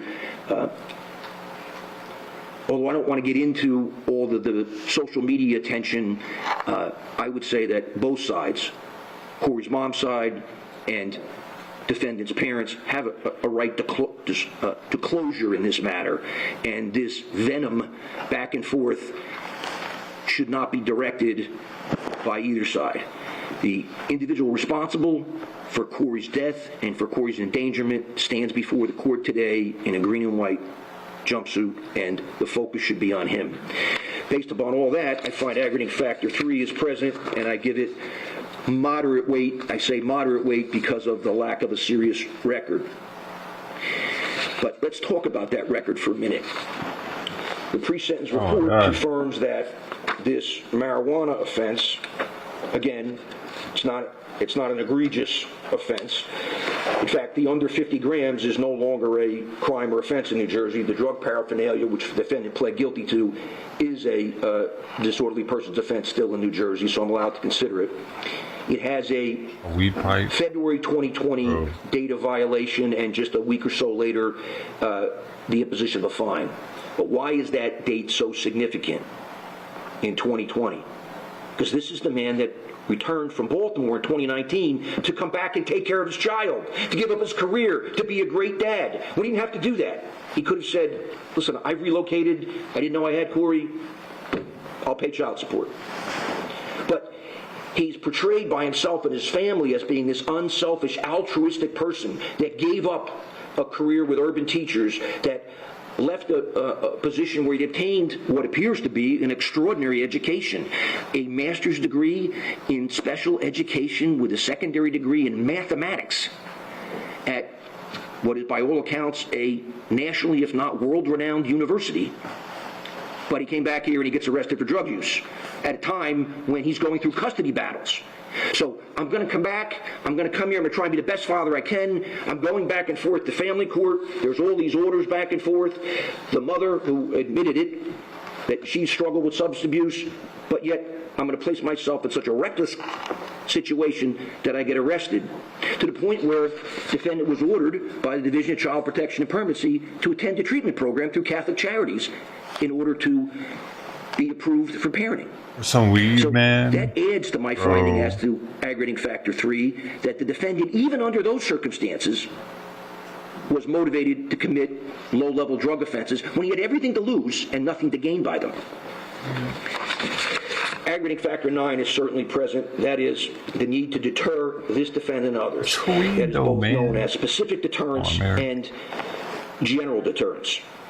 While I've not found aggravating factors 1 or 2 for the reasons I stated, it is clear that the offenses in this matter involve cruelty. Cruelty to this particularly young child of tender years who is incapable of resistance. That mandates the court place heavy weight on aggravating factor 9, so it provides strong deterrent to this defendant, as well as strong deterrence to others who would commit crimes against children, particularly children of tender years such as Corey. Defendant's a big, strong individual. His family has repeatedly talked about his athletic prowess. He was not only a high school but a college football player. The pre-sentence report details his height and weight. 6'1", 220. Corey's a little boy, was a little boy, and he deserved protection from his father, not abuse from his father. Mr. Gallucci has been a zealous advocate, and he has both in writing and orally argued for a series of mitigating factors. Mitigating factor 2 can be present when a defendant did not contemplate that his conduct would cause or threaten serious harm. While I respect defense counsel's position, everything you see on that treadmill contemplates at least the threat of serious harm. In fact, it's almost difficult to accept the medical testimony that the treadmill did not cause serious injuries. Dr. Andrew, I believe even Dr. Bodden, testified there were some abrasions, some bruising, but Corey did not sustain serious harm from that. But any reasonable, objective person watching that video would certainly say it threatened serious harm, particularly for such a small child. It would threaten serious harm for an adult to be on a treadmill and not be able to keep up, and then to try and jump back on. And I don't think the 6-year-old was jumping back on his own initiative. He was doing it because he was scared, he was being told to, and he was following his father's directives. So there's no basis to find that mitigating factor 2 exists. Mitigating factor 7 has been argued that a defendant has no prior history of delinquency or criminal activity or has led a law-abiding life for a substantial period of time. So I'm required to give some weight to that factor because the defendant has no felony level convictions in this or any other state, no indictable crimes in this or any other state. He has one ordinance violation and the one drug paraphernalia that I've just talked about. So while not perfect, it's certainly not a serious record. Despite everything that everyone has said about arrests in other states, it's a little difficult to accept that if someone's arrested multiple times in all these jurisdictions, that no prosecuting attorney chose to file charges, or if they did, they were very quickly dismissed. So the speculation that this defendant has a serious record is just unfounded. I'm confident that the prosecutor's office would have submitted to me records of convictions that they existed anywhere. I mean, there are times I get records of convictions from Puerto Rico, and it takes the prosecutor's office a great deal of time and effort to get those. So here we have a series of police reports, which I can't consider. They're mostly one-sided hearsay anyway, but I'm not permitted under the case law to consider those. So I have to recognize some weight to be given to the lack of a record.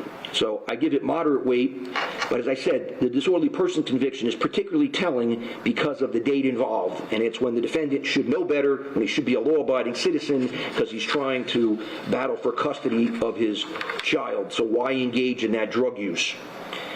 And that's particularly true because the defense has, and I'm sure they felt obligated to, continue to raise Corey's mother's drug use, particularly during cross-examination at trial. So I find mitigating factor 7, but give it moderate rather than a heavyweight. Defense counsel has also argued for mitigating factors 8 and 9, and they're somewhat similar. 8 would be appropriate when the defendant's conduct was a result of circumstances unlikely to recur, or the defendant's character and attitude indicate that he's unlikely to commit another offense. Those two mitigating factors, 8 and 9, are counterparts to aggravating factor 3, the risk to commit another offense. I've already found aggravating factor 3 exists, and it should be given moderate weight. Therefore, it's generally considered inappropriate to find mitigating factor 8 or 9. But regardless, those factors are not present, period, for the reasons I've indicated. I agree with the position of the state and the victims that defendant was motivated by anger, that he took advantage of someone who couldn't resist, someone of tender years, incapable of resistance. The treadmill video demonstrates Corey's fear. Someone who does that, who has that disposition, is likely to reoffend. Therefore, 8 and 9 are not present. Although not argued, mitigating factor 11 is likewise not present based upon the defendant's injuries as reported in the pre-sentence report, for the reasons I've indicated, that the sports injuries and the left ankle injury can certainly be addressed by medical staff in any correctional facility, and if not, that correctional facility would transport the defendant to a hospital to be treated. So therefore, those do not overcome or even lessen the presumption of imprisonment. Based upon all the foregoing, then, I'm clearly convinced that the aggravating factors substantially outweigh the mitigating factors. So now I need to impose sentence, and then I'll address the state's request for whether the sentence should be consecutive or concurrent. I've appreciated that everyone has asked me to impose the maximum sentence. And I appreciate the emotion that's involved, the comments, and you've heard many of the things I just said about the treadmill video and the callous behavior. Imposing the maximum sentence is just legally unsustainable by me. There's no appellate court that would say someone with only a very, very minor criminal record should get the maximum. It just doesn't happen, despite the public perception that it should happen.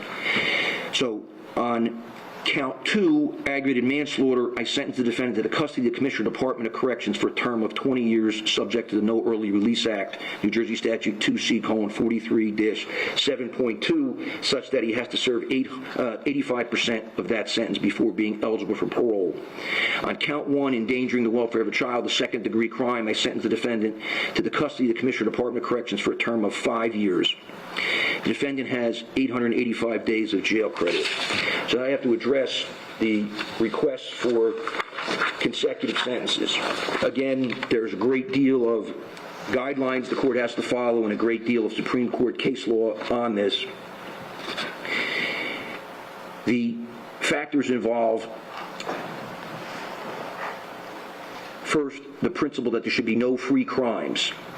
Secondly, whether or not the crimes and their objectives were predominantly independent of each other, whether the crimes involved separate acts of violence or threats of violence, whether the crimes were committed at different times or separate places, rather than being committed so closely in time and place as to indicate a single period of aberrant behavior, whether the crimes involved multiple victims, and whether or not the sentence to be imposed are numerous, meaning multiple counts. Here we have 2 counts.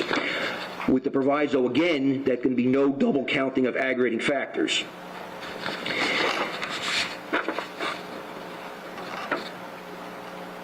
When there are multiple crimes involving multiple victims, the law is that the total impact of singular offenses against different victims will generally exceed the total impact on a single victim. We don't have that here. We have a single victim. But first, not to impose a consecutive sentence for the endangering would be to make that endangering offense a free crime. And one need only view the circumstances of the offense and the video to know it shouldn't be a free crime. The crimes are somewhat interrelated. They're not completely independent of each other, but they are predominantly independent of each other. Corey was subjected to an awful time on the treadmill that I've described. It was brutal to watch that treadmill video because you rarely see a child essentially inflict harm on himself in the beginning until his father starts to put him back on it. So it doesn't take a vivid imagination to consider the fear Corey's in at that point.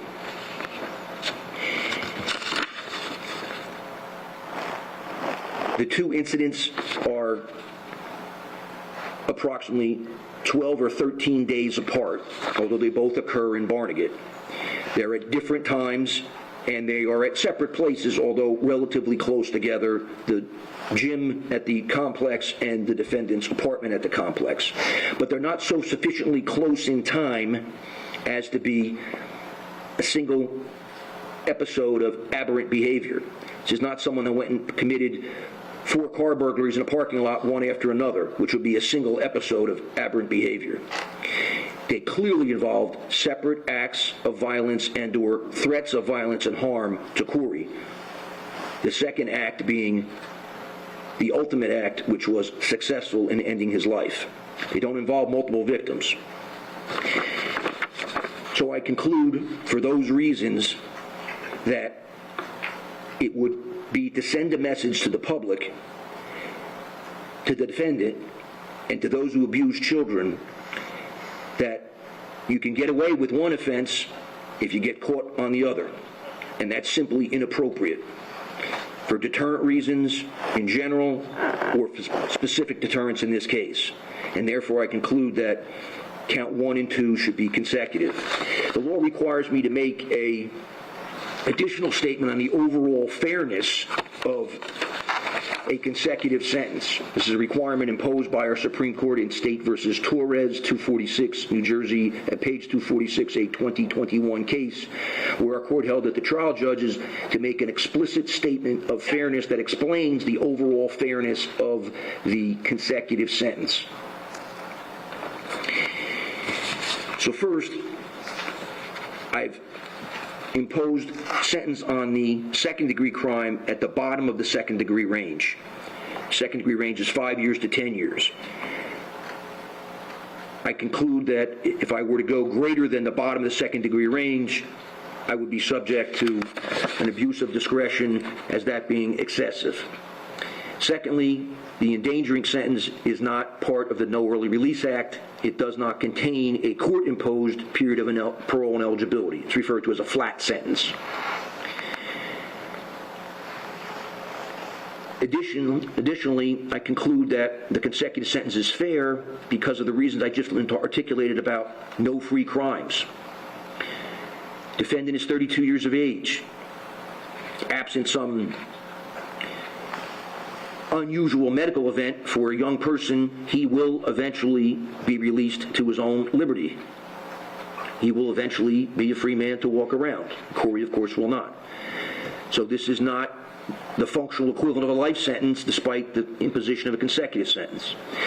It's also fair and just, given some of the testimony by Dr. Andrew, who testified in great detail about this, got down off the witness stand, went to the large screen TV and pointed out the bruising all over Corey's body, and testified about the injuries and bruising of different ages in different levels of healing, demonstrating the doctor's concern about ongoing abuse. We had pretrial hearings about this. The state in count 1 endangering originally alleged abuse was occurring from December of 2020 through March of 2021 up through the date of Corey's death. I concluded that, really to protect the defendant's right to a fair trial, I concluded that many of the other incidents were attributed to normal childhood activities. Going hiking and getting a branch that comes back from a shrub into the tree, playing sports. And because there was what I found to be insufficient medical documentation or medical testimony that those incidents were attributed to abuse, I did not allow them in. But Dr. Andrew, who did not testify in that pretrial hearing but testified later, was very compelling about those levels of injury and their different states of healing. Kids get bumps and bruises. Corey had more than bumps and bruises that you would see on a 6-year-old. So for all the foregoing reasons, I conclude the imposition of a consecutive sentence is overall fair under the circumstances of this case. The state's taken an additional position that I should impose the least restrictive or flat prison sentence first, such that it precedes the more restrictive prison sentence, meaning that the defendant should serve the endangering sentence before the aggravated manslaughter sentence. There's a very difficult legal analysis associated with that. I rely upon State versus Ellis. It's an appellate division case from 2002, 346 New Jersey Super 583. And a Supreme Court opinion in State versus Pierce, P-I-E-R-C-E, 220 New Jersey 205, an Supreme Court decision from 2014.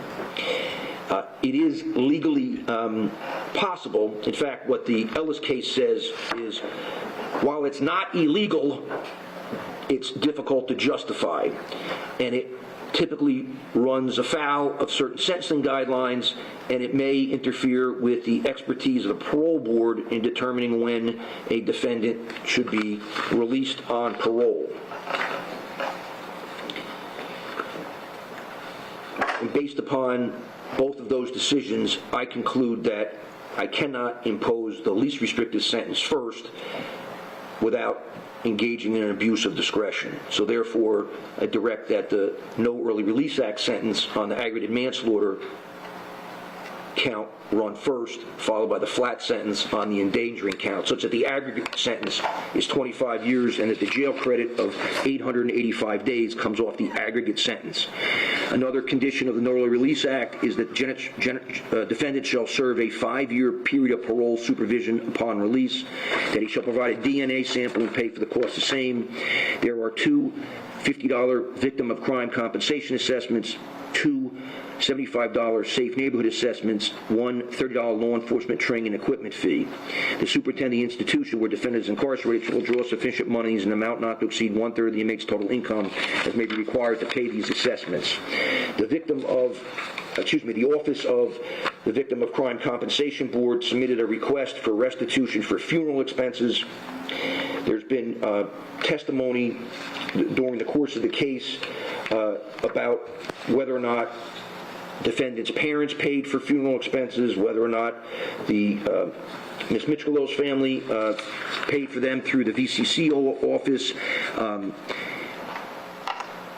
I've considered, am I supposed to hold a hearing on that? And I conclude that the parties need closure in this matter. They don't need another hearing on whether or not those expenses actually went to the funeral, and the VCCO letters also refers to some other expenses not associated with the funeral that may not be directly attributable to defendant's conduct. If these were out-of-pocket expenses by anyone qualifying as a victim, I'd be inclined to consider them further. The Office of the Victim of Crime Compensation Board exists for the benefit of victims. It charges, the defendants are assessed, like this defendant's been assessed, 2 penalties for that, to fund that, and I conclude at this point that it's not appropriate to order that restitution because of the questions concerning who paid for the funeral, and more importantly, I would have to do an analysis of the defendant's ability to pay now or in the future. He's been incarcerated for the last 885 days. He's been unemployed. He clearly has no ability to pay now, and he has little ability to pay for the next 25 years. So I conclude for those reasons that Mitigating factor 6 is not present. There's no restitution to be paid, no ability to pay restitution. Therefore, I do not order restitution. If there's any bail in this matter, it's discharged. There are no dismissals. Madam Clerk, is there anything else I need to address? And Mr. Gallucci, we get his appeal rights form? Yes. All right. Anything further from council? No, Your Honor. No, Judge, Thank you, everyone, for your excellent presentations. That concludes the matter. Thank you. Wait, do not exit yet. The back row is going to exit first.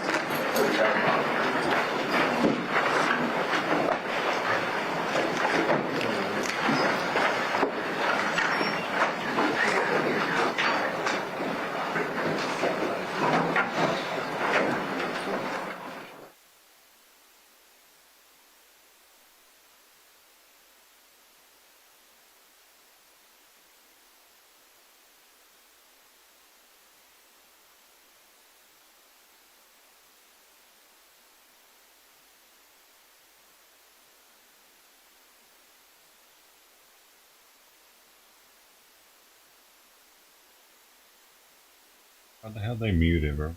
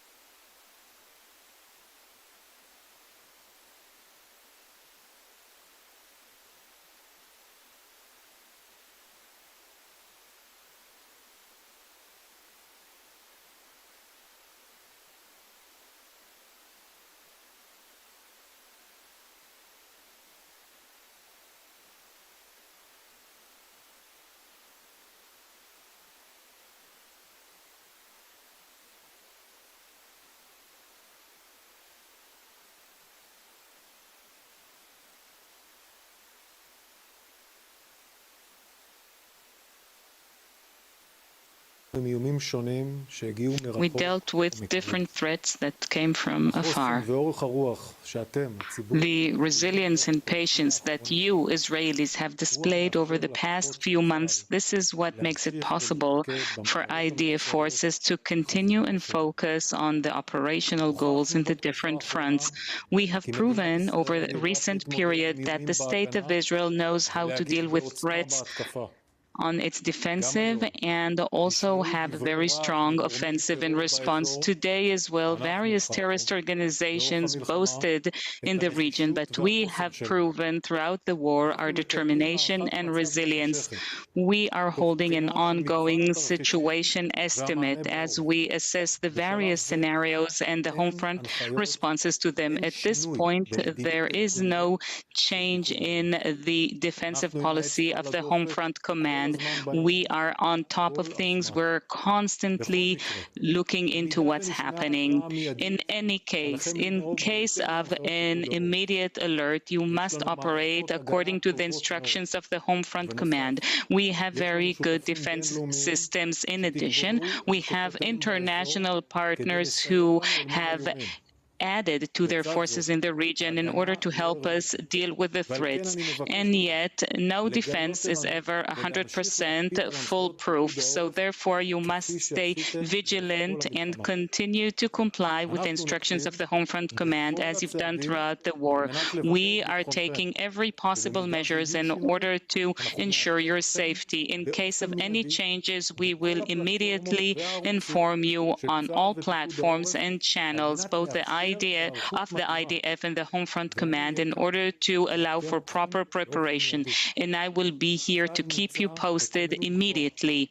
The IDF is on high alert, both on the defense and on the offense. IDF forces are deployed and ready on the ground, in the air, and in the sea, and are prepared for any scenario, and especially for any offensive plans that will happen in the near term.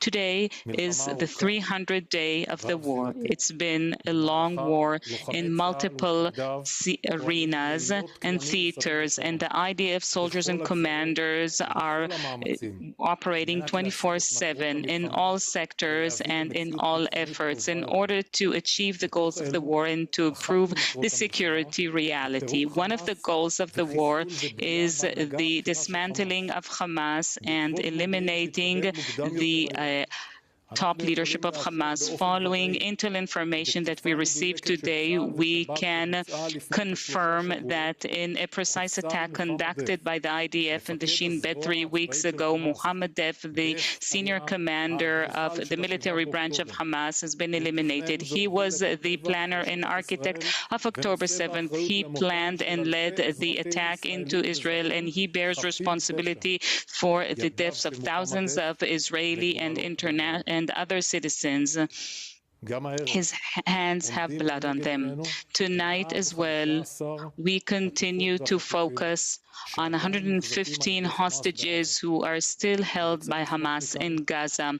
And I would like to address the families of the hostages from this platform on this evening. It's been 300 days that are actually an endless day since October 7th of difficulty and uncertainty that no one can fathom.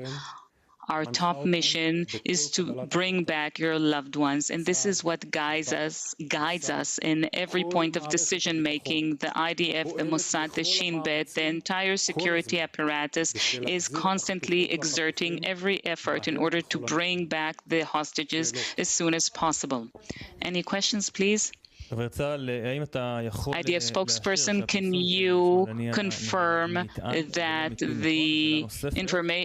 that what we've published, that Hania was killed by an explosive charge and not by a drone? And why did it take so long to ascertain Def's death? And what do you think will be the response of the Shiite axis to these recent eliminations? We attacked in Lebanon on Tuesday night, and we killed and eliminated Fuad Shukr in a very precise attack. Let me emphasize, there wasn't any additional airstrike, not by a missile or an Israeli drone throughout the Middle East that night, and I won't say anything in addition to that. Let me add another thing. Iran has been waging in recent years a terror infrastructure for passing on explosive charges, Iranian explosive charges into Israel for the purposes of terror attacks. We are going to continue to operate with determination against Iranian terrorism.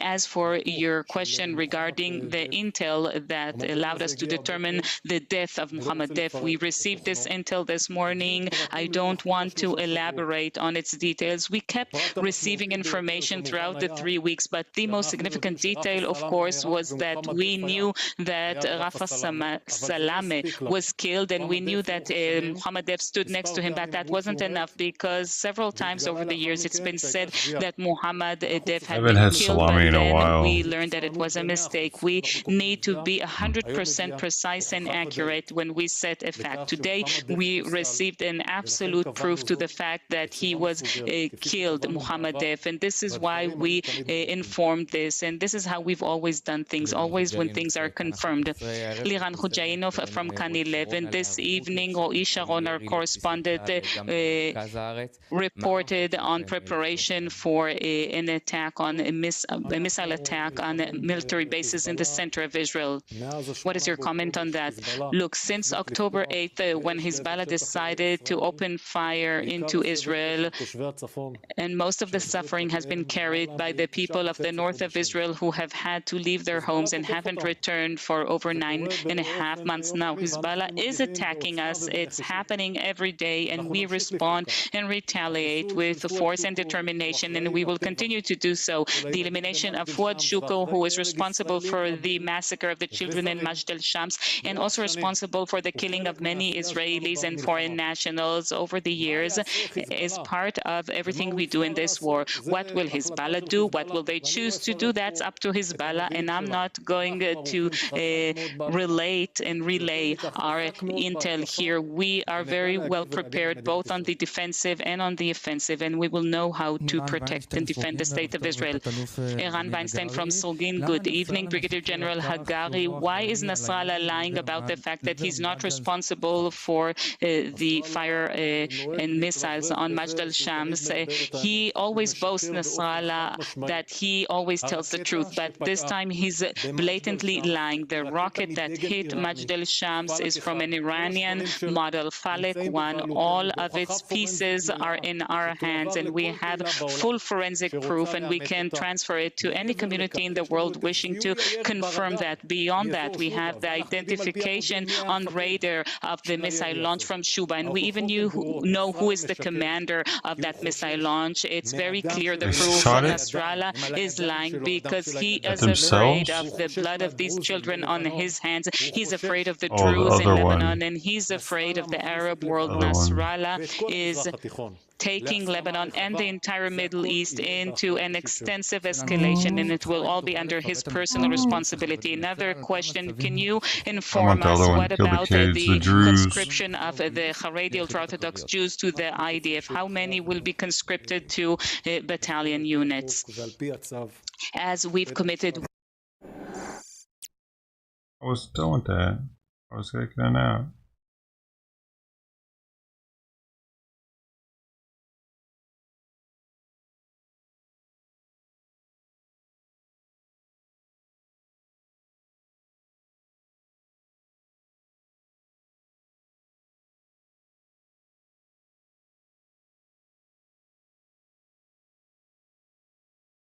Fan up a little bit.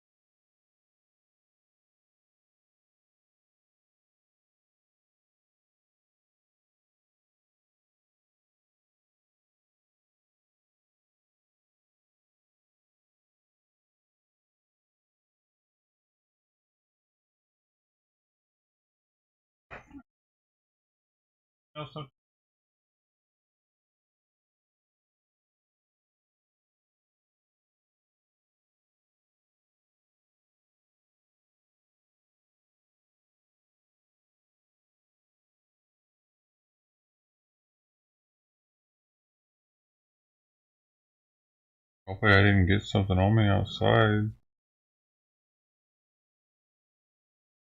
Ow. Ow. Some other cat terms.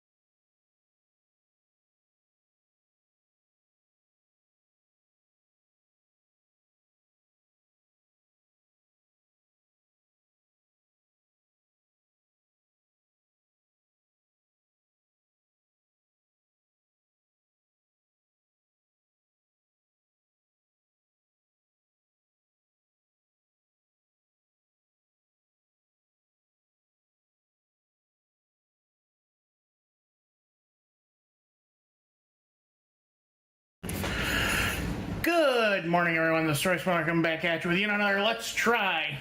And today I channel my inner weeb. As today on the docket we try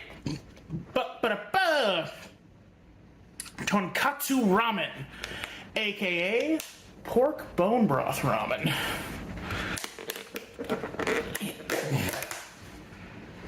Supposedly has a much more velvety texture due to the, kind of the marrow, I guess, in it. This is not this is just the ramen and noodles, or this is just the ramen and toppings. The ramen, or the broth comes separately, which is a very interesting concept. I have seen it before, but I get ramen so rarely that it still surprises me when it happens. Here, let me just bring that up for you, and let's get that good pour.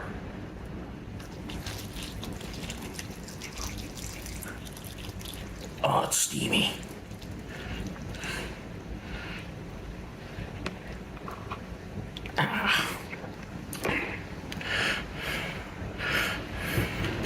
Now let's unsheath our silverware. Why aren't you eating it with chopsticks? You're supposed to eat ramen with chopsticks. You're supposed to slurp it. I'm only pretending. I know you guys don't care what I do for my ramen. It's as much a criticism of myself as it is of you guys. Because, again, to paraphrase Lindsay Ellis, the medium is the message.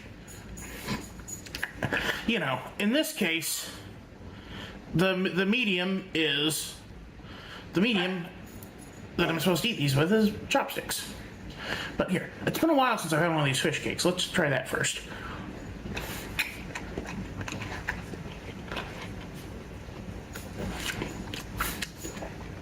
Kind of flavorless, actually. Although I'm really interested in this crispy pork.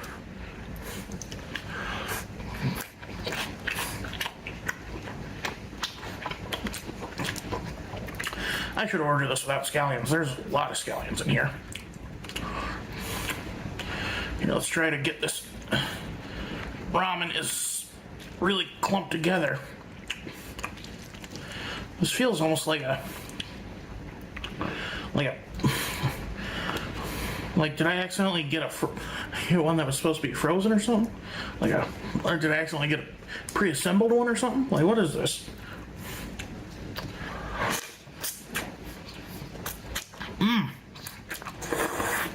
Accidentally got a pre-assembled one. Why would they? Kind of a spaghetti-ish They taste. have frozen ones in a restaurant. But it is they good. didn't mean to A sell little it. al dente, but not too al dente. You have, of course, the soy sauce poached egg. Oh. It tastes good, but the texture of eggs is always weird to me, especially hard-boiled eggs. Well, medium-boiled eggs, I guess.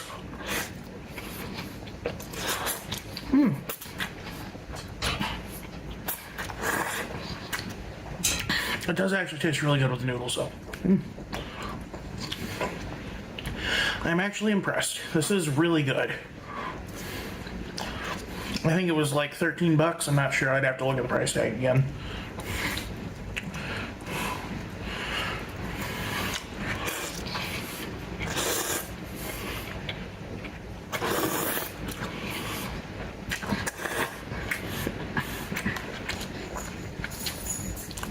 You can't really get real authentic ramen out here, but they try. God bless them. I'm pretty sure this is the equivalent of a bento box, or a 7-Eleven ramen in Tokyo.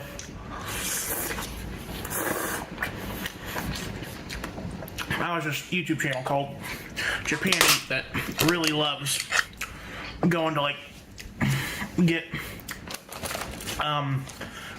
loves getting the I think they call it Fami Chicky, basically 7-Eleven convenience food, because in Japan it's a whole different ballgame. Anyway. Dude, I bet he has constipation all the That's not the only time. thing I got. The lack of I'm vegetables so tired and of people not chewing. giving me the crappy, pardon my French, boba drinks that are just And all this, that like, gross, artificial sweeteners he drinks. that are just gross little gel cap All the pearls filled gluten. with syrup. I got actual boba. Boba that I've never had before, but everyone loves. Taro boba. I've only ever had the chai boba. There we go. Let's try it. I bet those tapioca balls even help to cause constipation. Ooh. That is very good. Oh! Those tapioca pearls are amazing.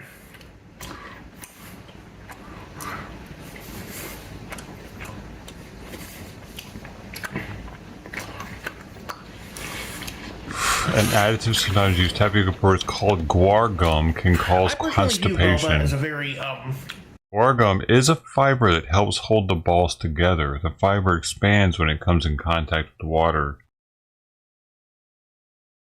Woman is rushed to urgent care after drinking boba tea pearls. Oh. practical.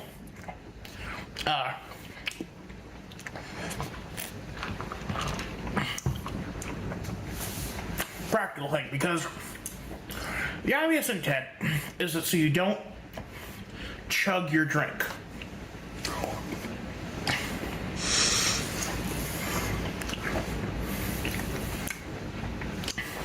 This is gonna sound weird, but the taro tea tastes a lot like This says there is an idiot. toasted marshmallow jelly beans. Not toasted marshmallows, toasted marshmallow jelly beans.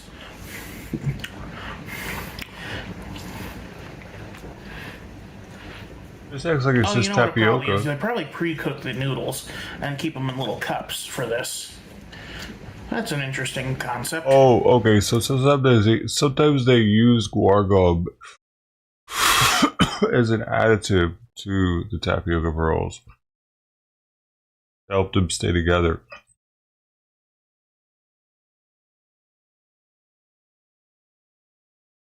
Because this says boba pearls, also called boba tea pearls or tapioca pearls, are made from tapioca starch and extract of the South American cassava plant. According to Eater, tapioca pearls start white, hard, and rather tasteless, and then are boiled inside huge bubbling vats and steeped in sugary caramelized syrup for hours until eventually they'll transform into those black, springy tapioca pearls we've all come to know and slurp. But then it goes on to say that an additive sometimes used in tapioca pearls called guar gum can cause constipation. It's used to hold them together, expands when it comes in contact with water. When consumed in high amounts, insufficient water can lead to constipation.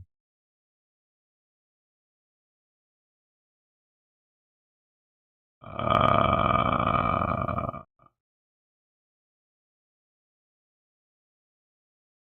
160 calories per 1/4 a cup serving of them.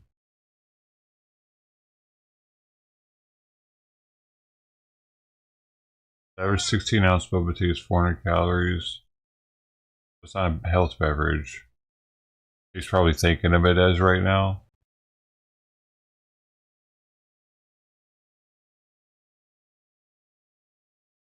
Simon, shut the fuck up right now. Jesus, he's been meowing every whole time I was reading that. He was meow. I want my bowl full all the time. I tell you that this is actually what I needed. Like, he's starting I've been earlier and depressed earlier. all week. That's sign. It's hot. He's not losing weight, so it's okay. It's humid. I'm, you know, like I had a bad time last weekend. Not the whole weekend, just one time. But like I said, I'm not going to go into it. I needed something to get me out of the doldrums, and this really is it.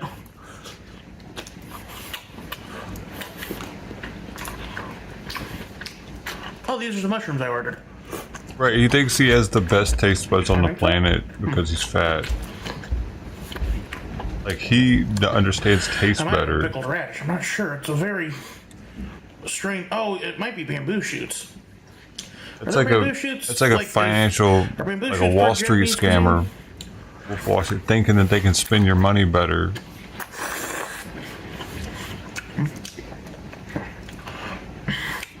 It is weird to call it pork bone broth because all broth is made from bones, technically, I think. Like, I think those were the lines in Wolf of Wall Street. Like, he knew how to spend their money better than they did. There's still so much food in here. Holy shit.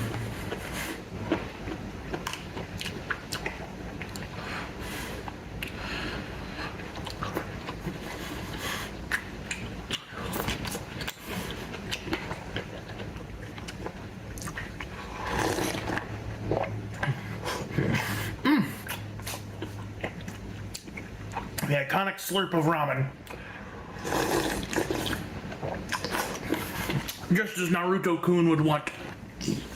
Dude, I had some of that type of ramen that was at Costco. It was on sale, so I tried it. Really good ramen place. It had a weird flavor to it. I don't really like it. I haven't gotten it again. Meal, though, which was mean of him. He's like, oh, I want to take you to this place. Oh, you got to get this. By the way, you're paying for it yourself. Asshole. Dick move, bro. Dick move. Because it was a $20 bowl of ramen. Mind you, it was much bigger than this and was full of barbecue pork. It doesn't even look like a... so smoky tasting. Dude, this boba tea, some fake boba tea, I bet. Home and eat it later that night. Because a lot of these companies, dude, if you're at a boba tea place, if you've never had it before or something, anybody in the world out there, and they have a bunch of powders or like syrups or some shit that they're gonna make it with, and then put the pearls in there and hand you a drink, that's whack. That ain't how it's supposed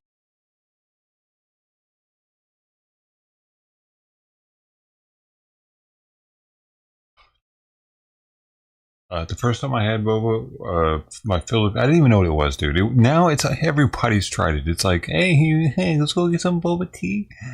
Hey, yeah. In Hawaii, when I had it, it wasn't mainland yet. It was, if it was super rare. Maybe on the West Coast. That's probably maybe it was some San Diego or a super Asian, dense, populated area. I hadn't seen it yet, and I had already lived in San Diego for a while, over a year. And so she takes me to this place, and it's like a flea market mall type thing, and one of the things is like a permanent fixture of a boba tea place. And bro, there was no powders, there was no syrups, it was all fresh fruit, dude.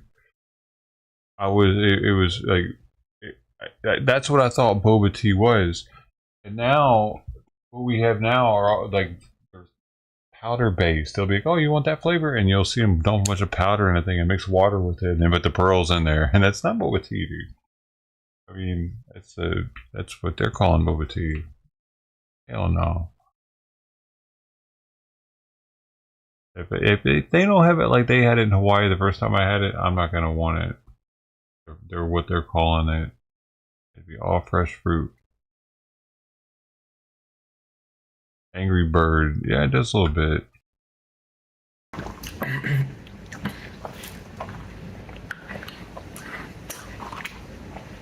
I'm curious, what does Terra Boba taste like to y'all? Because I'm definitely getting toasted marshmallow from this.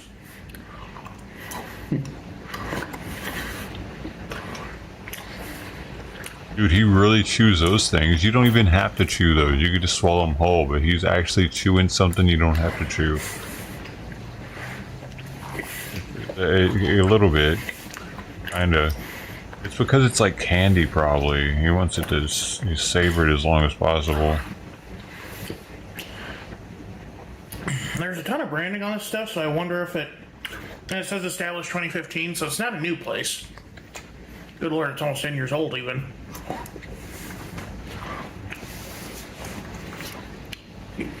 That's pretty new, I wonder if dude. it's a local chain or something. years old. Yeah, it's a chain, and that's some fake boba. Every time it's a chain, it's fake. Might even be one of them ghost kitchens.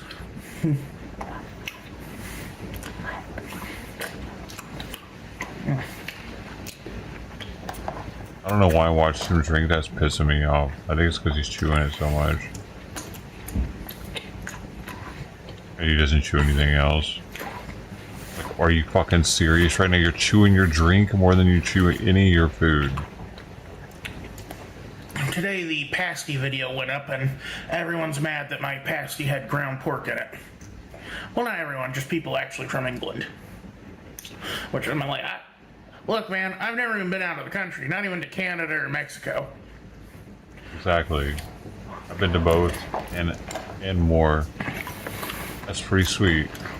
To me, poutine is a strange and foreign food.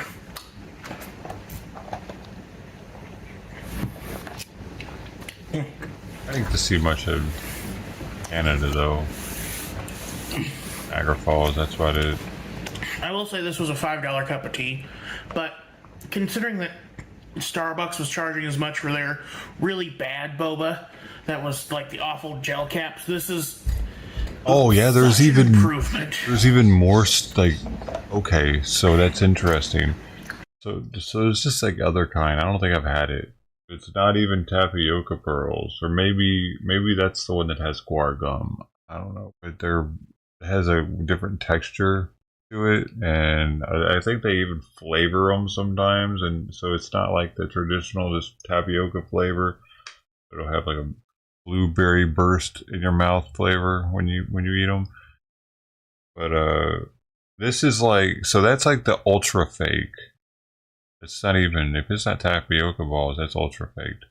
This is like the mid-range fake, because I don't know, it just looks like, to me, there's some processed shit that's inside of here, and not fresh taro root, or taro root powder.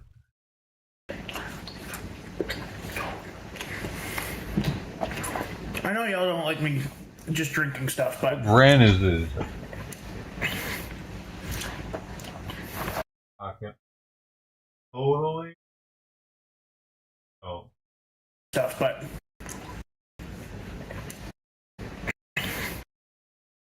Ahi. I...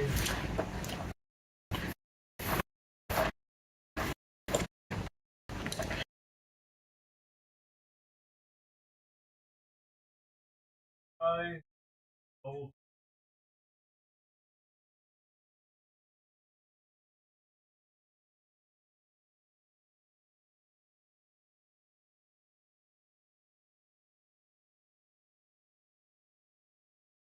Haiti. Oh, they're all over the country, dude. Haiti. That's so. See their menu. These haven't. Menu's not working. Oh, it's a little slow. I have to wait on it to load. They have food. They have sushi. So they're not just, they don't just specialize in bubble tea, but they're called Tai Chi bubble tea. Okay. They also have ramen, which he got, and that one he got was the tonkatsu pork. There it is right there. Price on it. Doesn't give a price. They also have fruit drinks. Oh wow, blueberry, grape, grapefruit, green apple, kumquat, kiwi, lychee, mango, pineapple. These have to be all powders, dude. Peach, passion fruit, rose, and strawberry. They have lemon teas, lemon mango, my new dish, lemon orange, lemon strawberry, lemon punch, lemon yogurt. That's it. Lemon pineapple. Then we have milk teas, almond, banana, chocolate, coconut, honeydew, herb, jelly, jasmine, latte, matcha, mango,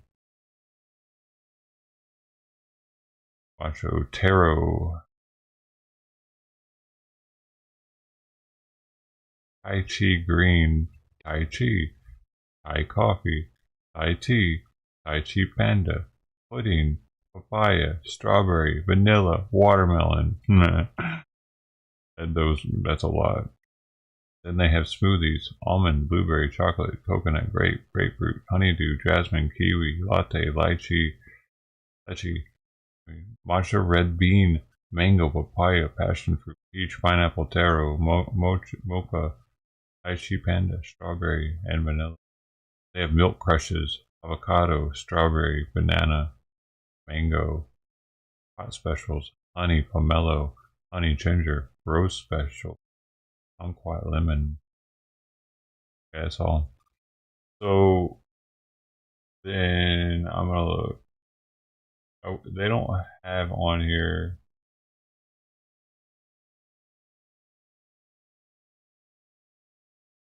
What anything's actually made out of. They got freaking 44 stores.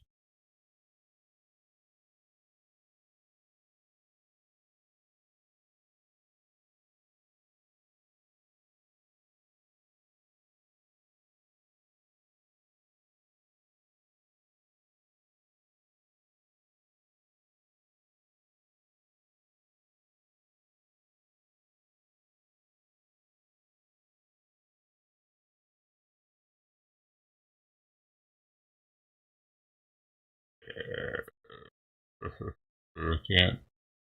I wish I could find a video. Hold on.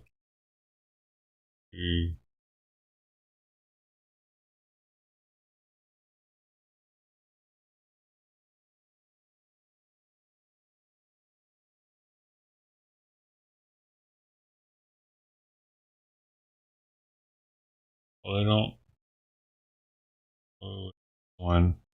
Maybe we can see it. This next video. What exactly? I'm gonna try to see what they're using.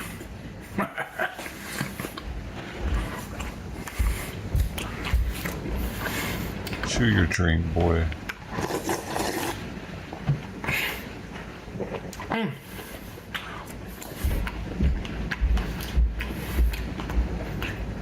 I mean, welcome I feel like back. Soups, especially like ramen, is supposed to be kind of a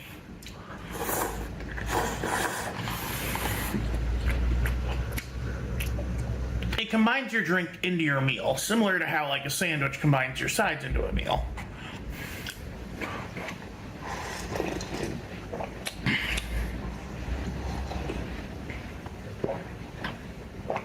It doesn't just hydrate you. It doesn't just feed you, it hydrates you. This fucker's so uncultured, dude. Check this out. In most cultures, well, actually, Eastern Europe, I should say, cultures in Eastern Europe, doing what he's doing right now is actually it's disrespectful. Just slur. But not everywhere would it be thought of as like this would not be okay to be using your bowl as your cup, your drinking cup. I get it. I get what he's trying to say.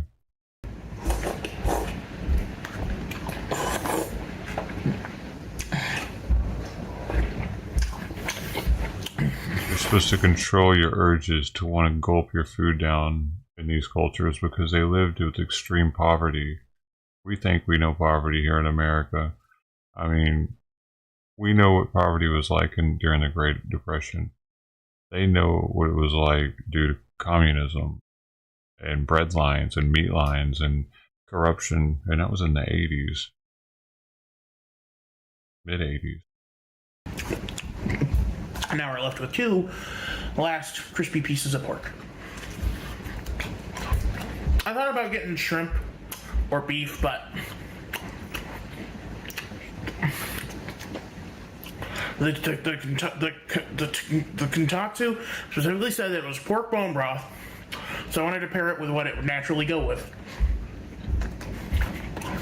There's so much fat on that pork. Good.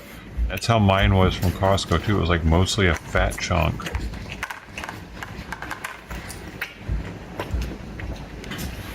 Why is he eating that with his hand? He's had the fork, but now he's just digging in. Crispy, salty. Needs a little more like spice, I think, but oh no, really good.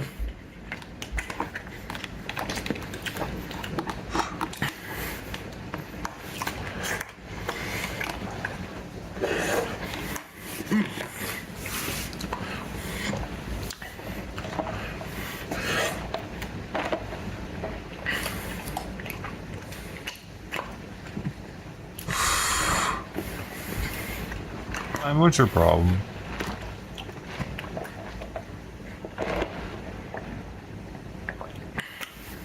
And now you get to just sit there while I drink this taro tea.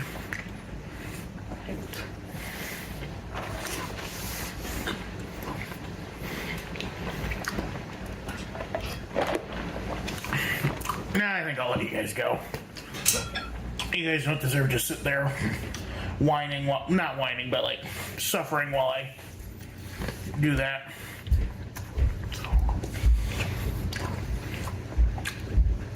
Here's a strange question for you. We're suffering. What is your best ramen experience? What is your worst ramen experience? Have you had boba before? And was it the actual tapioca pearls or was it those awful gel caps? Get at me in the comments, everyone. This is Royce Miller. Y'all have a good one. I'm outie. He's eating fake boba still. Alright, let me see what this other guy says about it.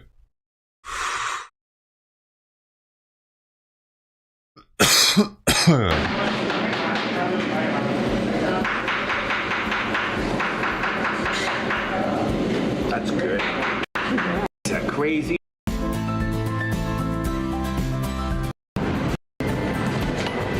I just want to see what the hell if he shows them making one.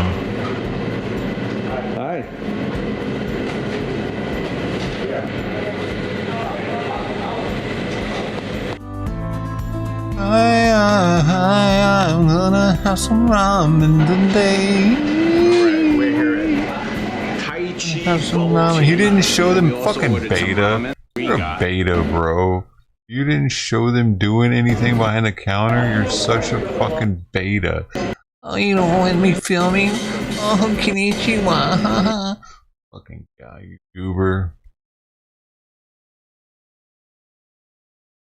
Whatever, dude. I'll find one.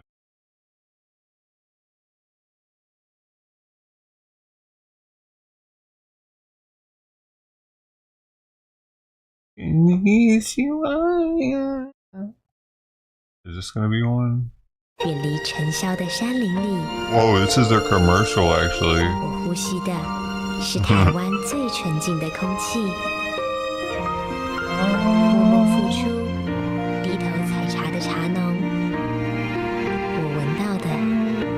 They get the best ingredients. They get this chick to pick them. She knows what's best. This is the one.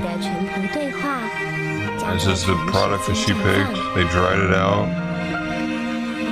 Yeah, this guy put it with his laundry. Wait.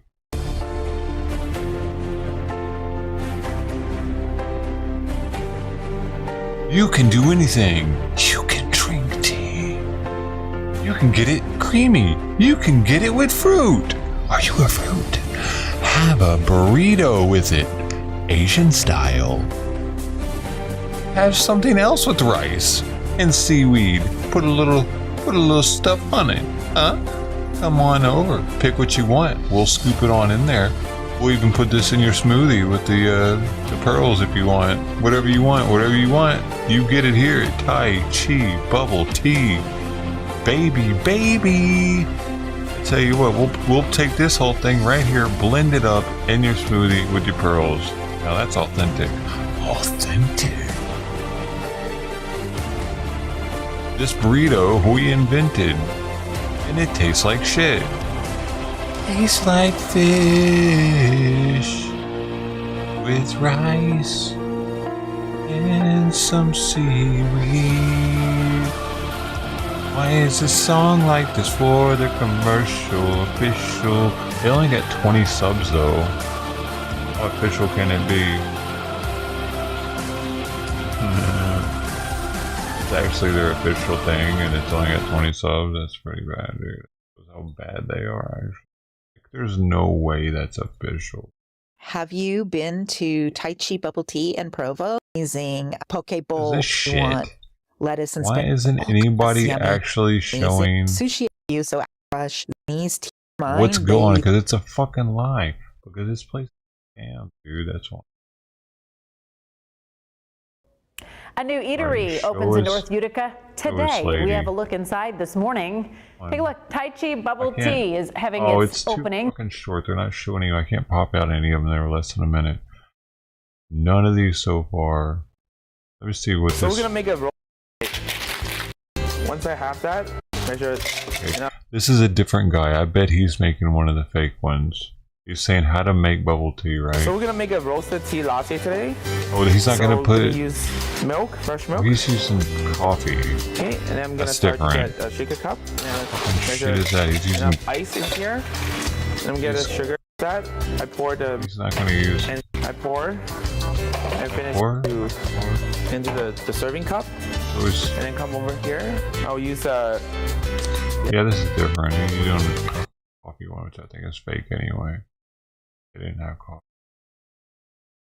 Coffee, you fucking goober. Let's see, it's supposed to be tea, not coffee. Alright, maybe this guy showed it. It was the beta. This guy started it at. Why is everybody such a fucking beta? He starts his shit right when he sits down. It's because they don't want anybody recording, maybe. Maybe they're not letting anyone record it because it's some bullshit. They know that if the word gets out that their bubble tea is some powder and water with pearls, the people that know the real stuff will be like, y'all some scammer, because they got so many stores.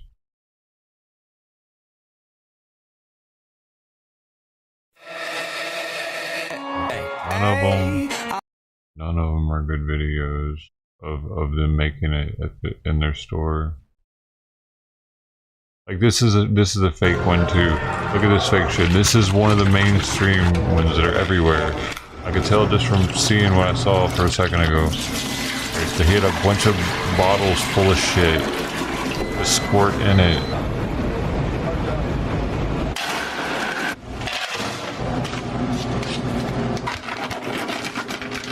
Oh, those are what the pearls look like when they're dry. That's cool. Whoa. Tapioca starch pearls. That was cool.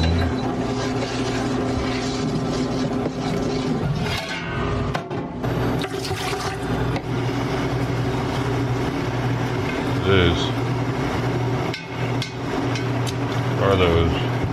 Potatoes? Sugar. See all this, all the squirts. With some squirts. I wonder if I can find one that's doing it without syrup.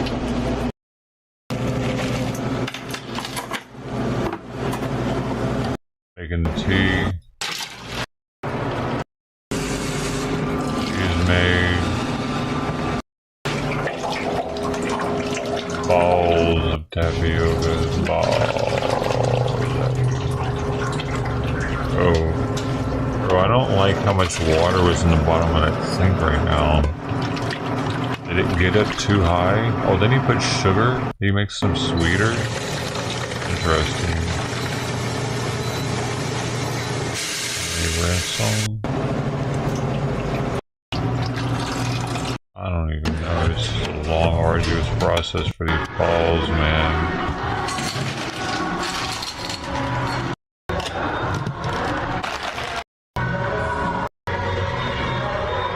There we go. I'm just gonna put the syrup in, so I'm gonna find one.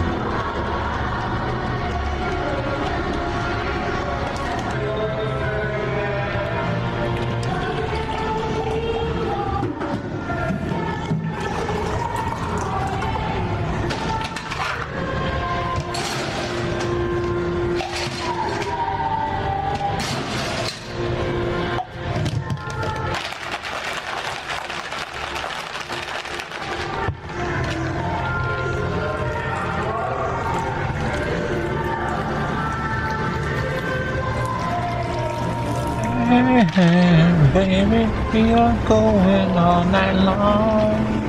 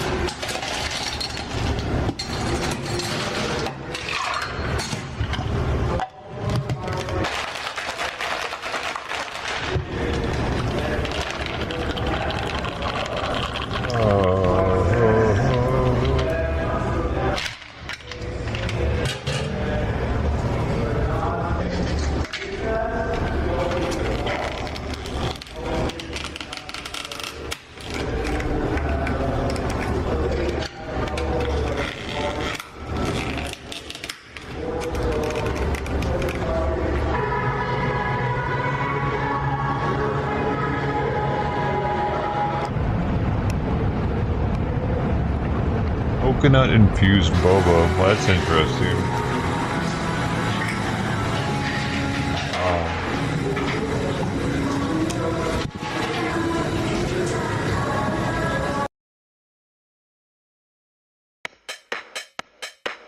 Did this person make it?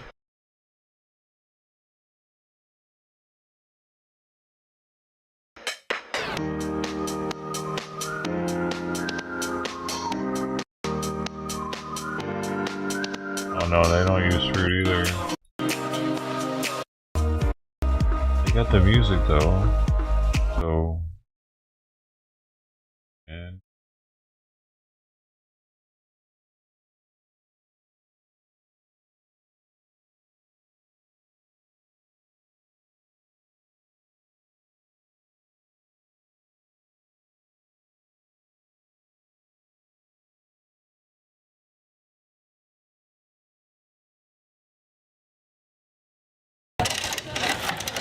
there's this one, Gotcha Tea, Melbourne. It's the same stuff. Look, there's the pearls.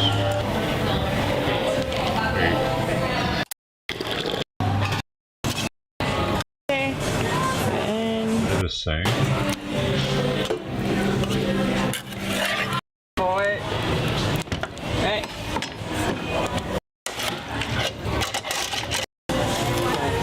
Okay, they got fruit. Alright, yeah. Now pour it out. Orange goes in. Oh, how does this work? Orange goes in. Watermelon in. Was it just a fruit cup? Apple goes in.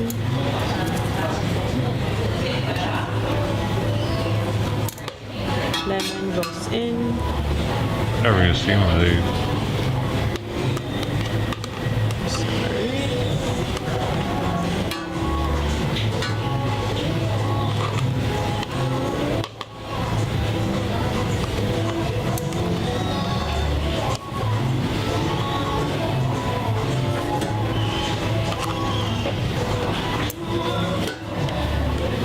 It's a very tedious drink to make. And now it all just gets messed up by the ice person.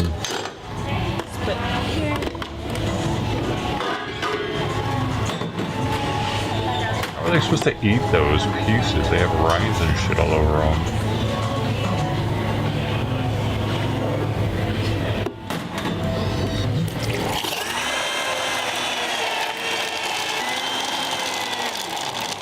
I'm looking. I don't know about that one. It looks cool though. Okay. But they hate having to make that though. Make another one of the fucking fruit things.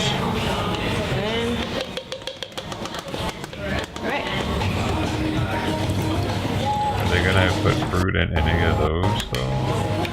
Arrow.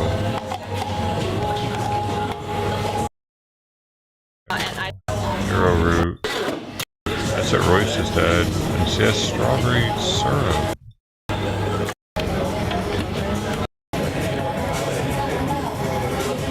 putting strawberries in it though. Interesting. Ooh, you didn't tell me you were gonna get creamy with it. Knock it off. I'm about to take you home. You're the perfect size. What do we have over here? What do we have? What is that? Lychee?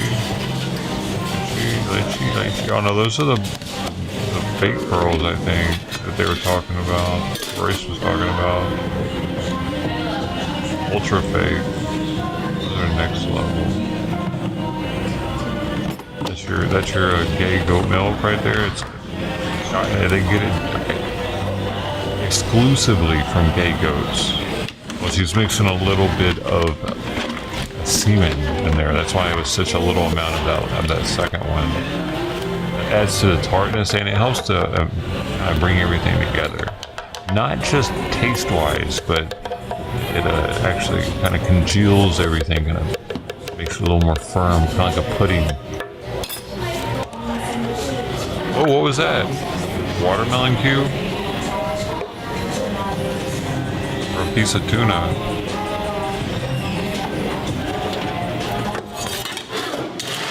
I'm going with tuna. Are we going to go with salmon?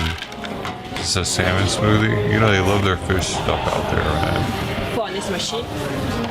She sounds very Asian. So it could be she's making fish ice cream right now.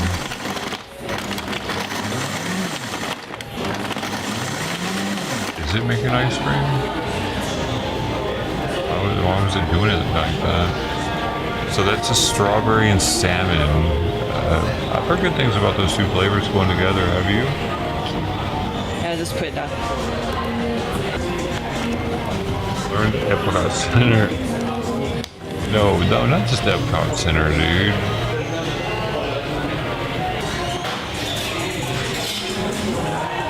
There's more. Looks wild.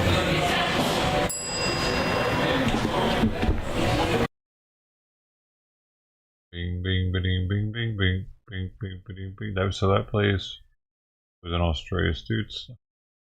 I'm wearing me the fuck out with this shit. He's wanting to come in and out more than ever now that the fucking gate's up. For no reason at all. Dude.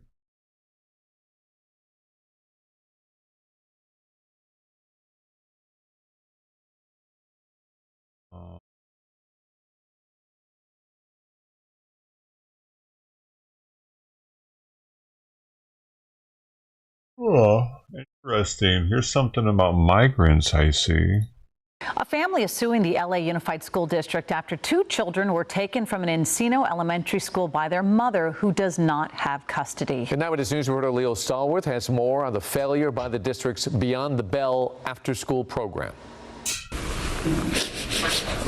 10-year-old Liam Jasso not able to contain his emotions, reflecting on the horrible day he was taken from his family for nearly a dozen hours. It makes me scared, sad, kind of angry, and I can't believe it happened. It was May 14th. Liam and his 8-year-old sister attending an after-school program like they had every day, run by the LA Unified School District called Beyond the Bell. It's a program on the grounds of the kids' school, Lanai Road Elementary in Encino.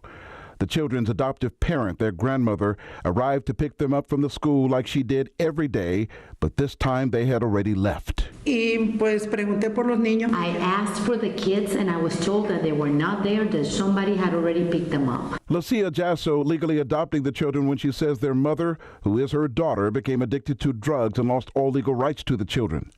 Lucia was frantic when she says she learned the administrators of the after-school program did nothing to stop the children's mother from walking up to the school gate, calling the children over, and taking them. And after that, mi hija habló con ella. Crying, I was all desperate. They had already called the police. When my mom told me that the kids were missing, I didn't know what to think. When we finally found out that it was Isabel who had taken them, we got even more worried because she doesn't have a home. We were scared that the kids were going to be sleeping somewhere cold. Jalen Rios saying some 9 hours later they tracked the children down in Compton at Isabel's boyfriend's mother's home. Jalen says upon arrival they found the children but not Isabel. Jalen says luckily the children were not harmed. They were scared because they were in a house. They don't know these people. I'm sad because I wasn't with my family, and when I'm angry is at the school. The family has retained an attorney and is suing the school district. It is just infuriating. LAUSD, it has a program Beyond the Bell on its campuses that is administered through LAUSD. These are employees that failed. We reached out to the LA Unified School District for comment. The district eventually getting back with us, issuing a statement. Los Angeles Unified takes the safety and security of all students very seriously. The district is looking into these claims. However, Los Angeles Unified does not comment on pending or ongoing litigation. Hello, I'm Mark Brown. Get more great ABC7 content by clicking the subscribe button for our YouTube channel and download the ABC7 Los Angeles streaming app on Fire TV, Android TV, Apple TV, and Roku to watch on your TV.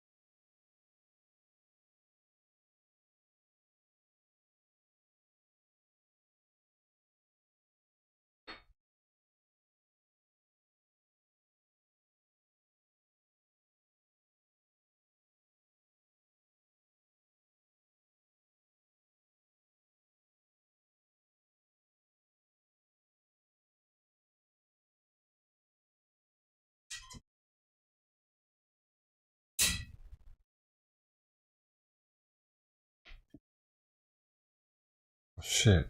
I was waiting. Oh no.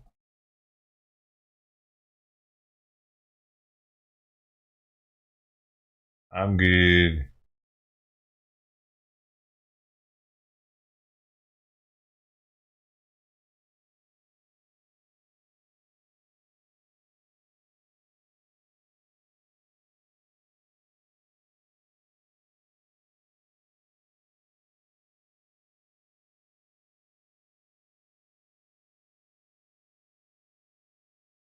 Hmm.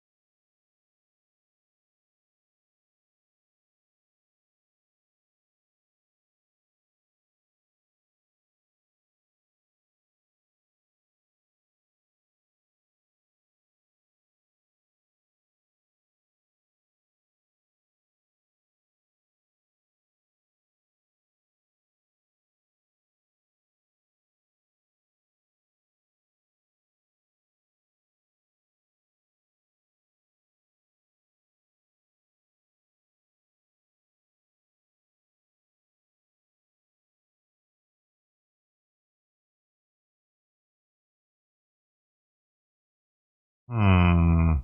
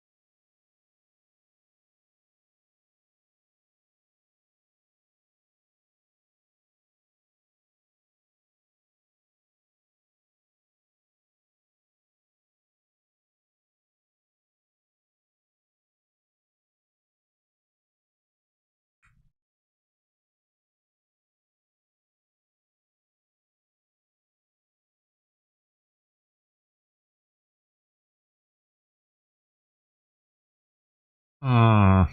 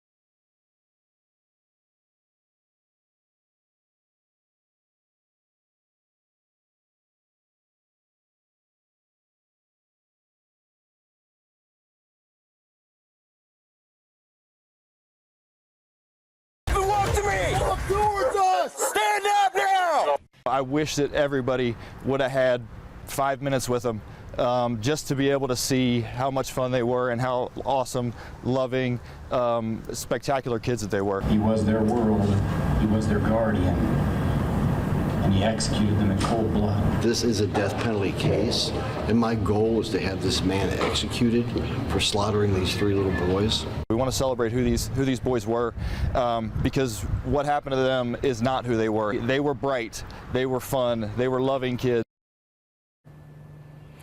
Today, the Claremont County father accused of shooting and killing his 3 young sons last June reached a plea agreement. Thanks for joining us now at 4. I'm Megan O'Rourke in for Tricia Mackey this afternoon. So today, Chad Dorman is pleading guilty to shooting and killing his 3 young boys. You see them here, Clayton, Hunter, and Chase. Now, this means, though, the death penalty is now taken off the table. There's a lot to break down as far as how we got to this point today, so we do have team coverage for you. Our Ken Brown and Jessica Schmidt, they were both inside the courtroom for today's hearing and join us now live with the very latest. Yeah, Megan, you said it there. Death penalty taken off the table now in this case, which means that Chad Dorman will instead spend the rest of his life in a prison cell. That is after he pleaded guilty today to 3 counts of aggravated murder for the death of his 3 boys and 2 counts of felonious assault. That is for injuries to his now ex-wife Laura and his former stepdaughter. All of that, of course, unfolded last June. We want to show you now a picture of the 3 boys who lost their lives in this case. We're also going to... There you go. That's all I want to know is what happened.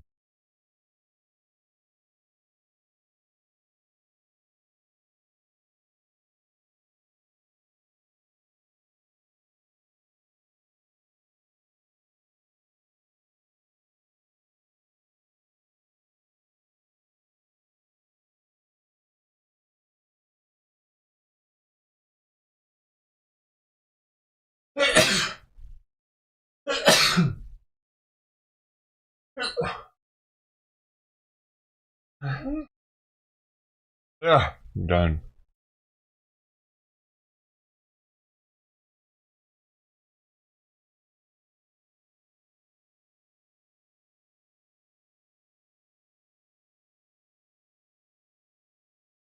It is a well-known fact that the most perfect sandwich ever conceived by a human being is the peanut butter and jelly sandwich. But was it always so perfect?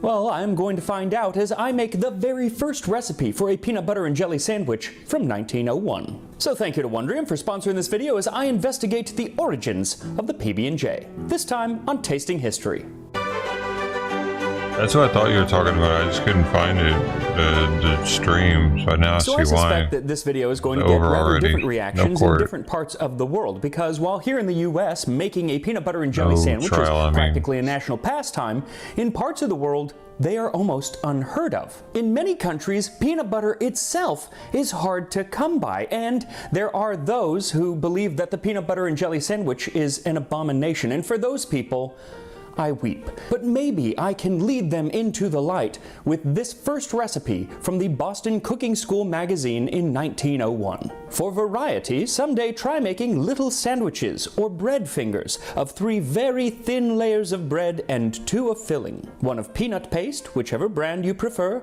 and currant or crabapple jelly for the other. The combination is delicious and, so far as I know, original. So simple, yet so brilliant. And it being so simple, it means that there's not a lot to actually make, but I am going to show you how to make the bread that was most commonly used for sandwiches at the turn of the century, the Pullman loaf. But I won't be making the jelly or the peanut butter from scratch because both currants and crab apples are pretty hard to come by where I am living, and for the peanut butter, during this time period, you just run peanuts through the coffee grinder or a meat grinder, and I tried to run some peanuts through my hand crank coffee grinder, and I'm pretty sure that I destroyed the coffee grinder forever. Luckily, the Whole Foods near me lets you freshly grind peanut butter only using peanuts as the period recipes call for. Its gritty texture evokes peanut butters of the past, back when they were still called goobers. And I actually recently found out why peanuts were once called goobers while I was watching a course from today's sponsor, Wondrium. The series is called Food, A Cultural Culinary History, and it's presented by none other than food historian and friend of the channel, Ken Albala. And it's actually the course that I back then listened to when I first started getting into food history.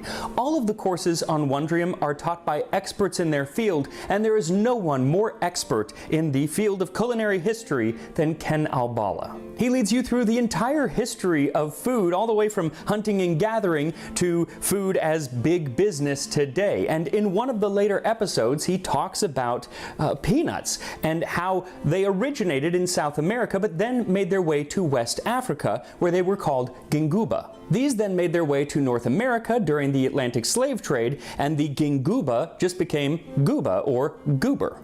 Every course on Wondrium is packed full of interesting tidbits like that, whether they be covering history or travel, culture, architecture, business, or literature. So if you want to start learning today, then sign up for a free trial of Wondrium at wondrium.com/tastinghistory, or just visit the link in the description. A free trial of Wondrium when you use that link. Now, with the peanut butter and jelly accounted for, let's tackle that Pullman loaf. I am going to use a recipe from Baker's Bread by Paul Richards, written in 1906. And for that, what you'll need is 1 2/3 cup or 400 milliliters of water, 2 teaspoons of dried yeast, 6 tablespoons or 85 grams of lard or butter, 3 tablespoons or 35 grams of sugar, 5 cups or 600 grams of bread flour, and 2 1/4 teaspoons of salt. So first add the yeast and sugar to the water and give it a few minutes to bloom, and then add in the flour, the salt, and the lard or butter, and start to work the ingredients together until they become a rough dough. Then set it out onto a lightly floured surface and start kneading it until you have a smooth, soft dough. It's a rather sticky dough, so you may need to add more flour, but don't add any more than you need to. I promise it'll start to firm up as you knead it. After about 15 minutes of hand kneading, or 5 to 7 minutes in a machine, set the dough into a lightly greased bowl and cover with a wet towel. Let it rise until it's nice and fluffy, about an hour and a half, and while it rises, you can pull out your Pullman loaf pan. That is this, and this is really what makes a Pullman a Pullman. Other names for the bread are pain de mie, pain anglais, or just sandwich bread, but Pullman is the most common that was around at the time, and still today, I think, when you see this, it's usually called a Pullman tin. It's said that the bread gets its name from Pullman train cars, where it was served. Pullman train cars were super luxurious train cars at the end of the 19th and early 20th century. And I'm sure that's true, but I like to think that it's because the tin kind of looks like a train car. But really, the Pullman loaf is special because when it's baked in here, with the lid on, it has very little crust, and so it's pretty much perfectly square and has very little crust, so it's perfect for tea sandwiches, which were little sandwiches that they would cut the crusts off of anyway. So really, this is like the original Uncrustables, but you don't have to freeze them. So butter the inside of your Pullman loaf pan. Mine is 13 inches long, but they do make them smaller. If you do use a smaller size, you'll just have to reduce the amount of dough that ends up going in the loaf pan. Once buttered, knock the air out of your risen dough and turn it out onto the counter and stretch it into a large rectangle just slightly wider than your pan. Then roll it up into a log and press the seam together. Then tuck each end into itself, folding it over onto the seam, and then press the dough together. Then set the dough seam side down into the pan, tucking it nicely into the corners, and then cover with clear plastic wrap and let the dough rise again. This time you want to let it rise until it comes up almost to the very top of the loaf pan. It's going to depend on the temperature and everything, but about an hour should get it there. Then remove the plastic wrap and slide the lid of the pan over the dough. Then set it in the oven at 350 degrees Fahrenheit or 175 Celsius for 20 minutes. And then take it out, remove the lid, and return it to the oven for another 10 to 20 minutes just to let the top brown ever so slightly. You just want this bread done, and you can tell when it's done by inserting a thermometer that registers 190 degrees. As soon as it's done, take it out of the oven and turn it out onto a wire rack to let it cool completely. You cannot cut this bread when it is hot, so just be patient, make sure you're subscribed to Tasting History, and listen to me tell you about the origins of the peanut butter and jelly sandwich. Yeah, I did it too. I've got a bread pan So the and a story of bunch of different PB&J is really the story of three ingredients: peanut butter, jelly, and sliced bread. And of those three, the peanut butter definitely has the most interesting origins. Peanuts were grown throughout the Incan Empire in South America. And in the early 16th century, when a Spanish soldier and poet, Garcilaso de la Vega, encountered both the Incas and the peanuts, which at the time were called inchic, he was decidedly mixed on the legume, saying, "If eaten raw, it causes headaches, but if roasted, it is tasty and beneficial. With honey, they make a very good marzipan from it." So at least as far back as 1500, peanuts were being ground up and mixed with honey. Not exactly peanut butter, but getting close, and it sounds delicious. So much so that the Spanish and Portuguese made sure to bring peanuts back to Europe and to Northwest Africa. And it was in Africa that they became a feature of many dishes, and so it's no surprise that they followed the Atlantic slave trade back to the West, arriving to North America with enslaved Africans in the 1700s. Now, was it still being ground into a paste? Maybe, we don't know, because like so much of history, it wasn't exactly written down, and so it's kind of lost. We don't have any more written records of peanuts being ground into a paste until the late 19th century. Now, George Washington Carver is often cited as the inventor of peanut butter, but of the 300 prescribed uses he gave for the peanut butter was not one of them. Credit actually goes to a Canadian, Marcellus Edson, who in 1884 patented a machine specifically used to grind up peanuts. But it was an American, John Harvey Kellogg of Kellogg's Corn Flakes, who popularized the food.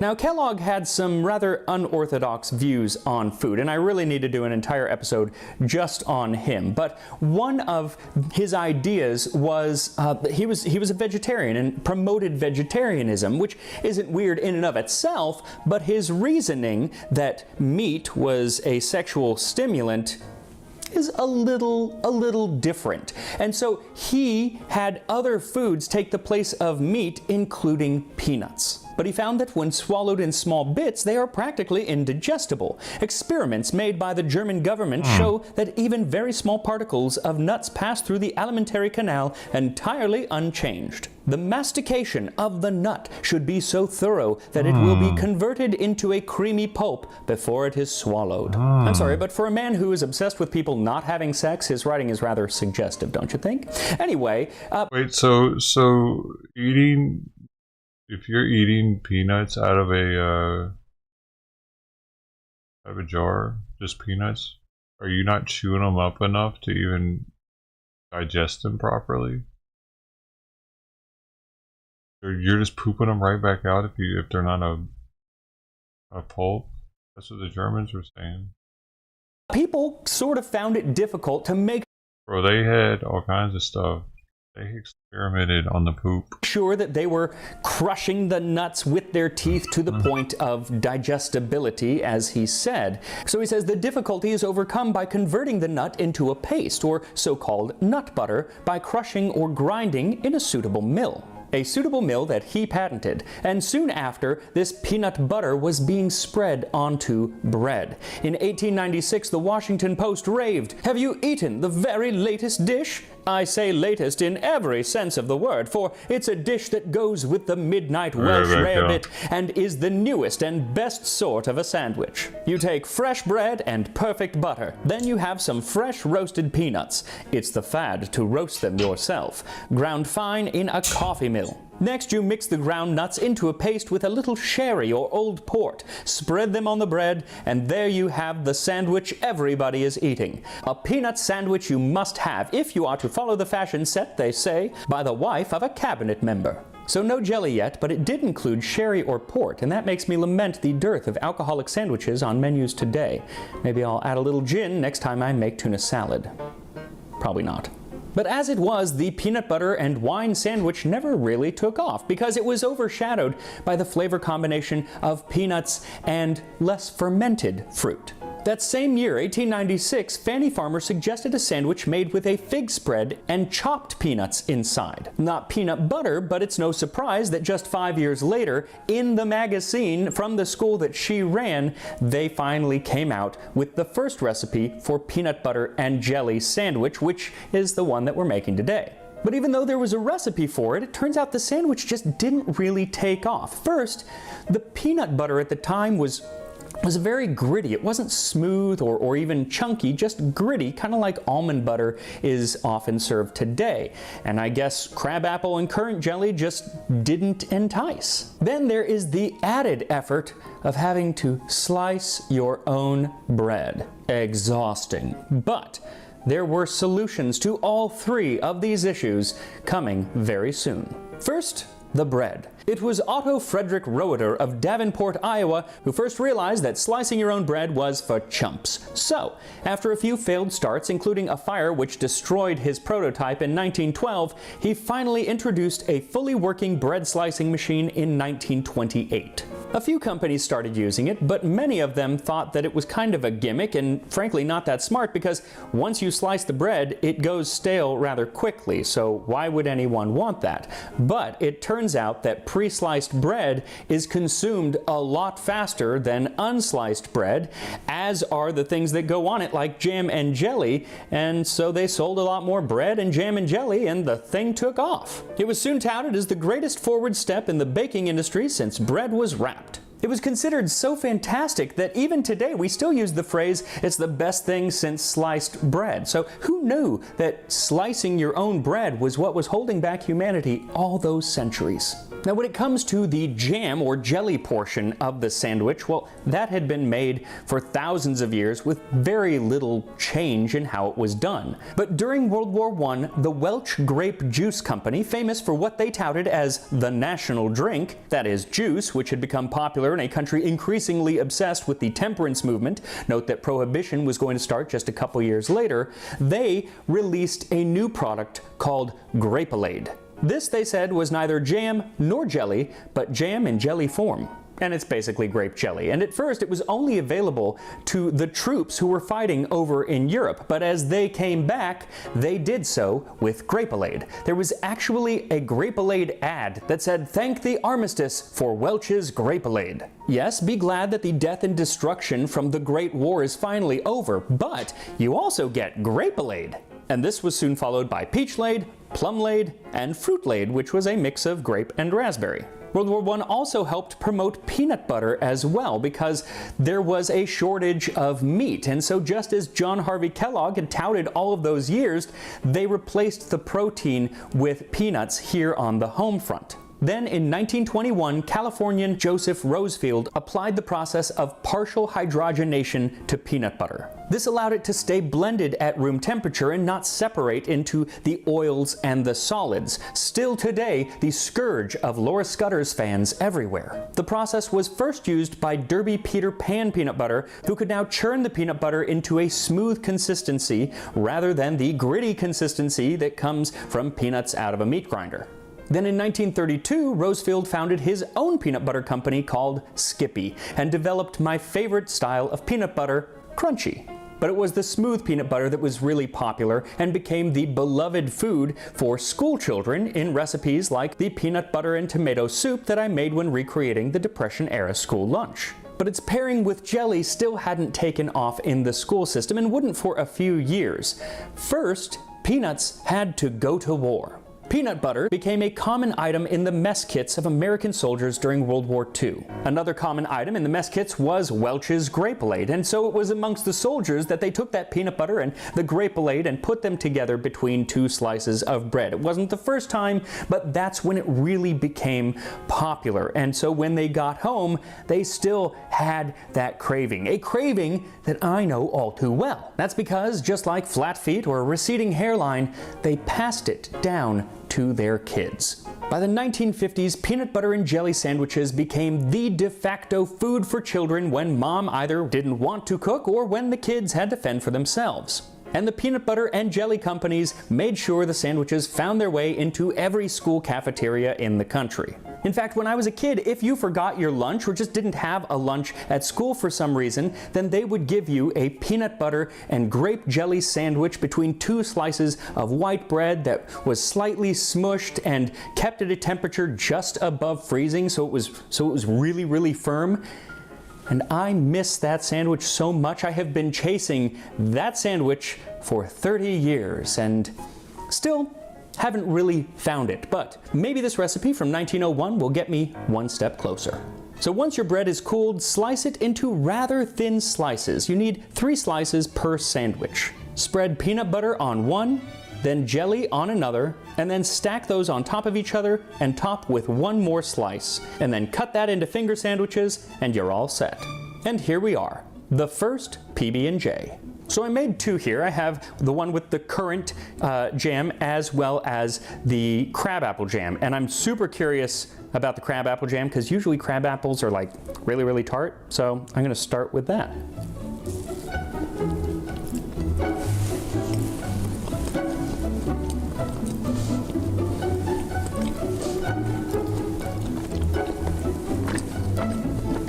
So first things first, she says to serve these with tea.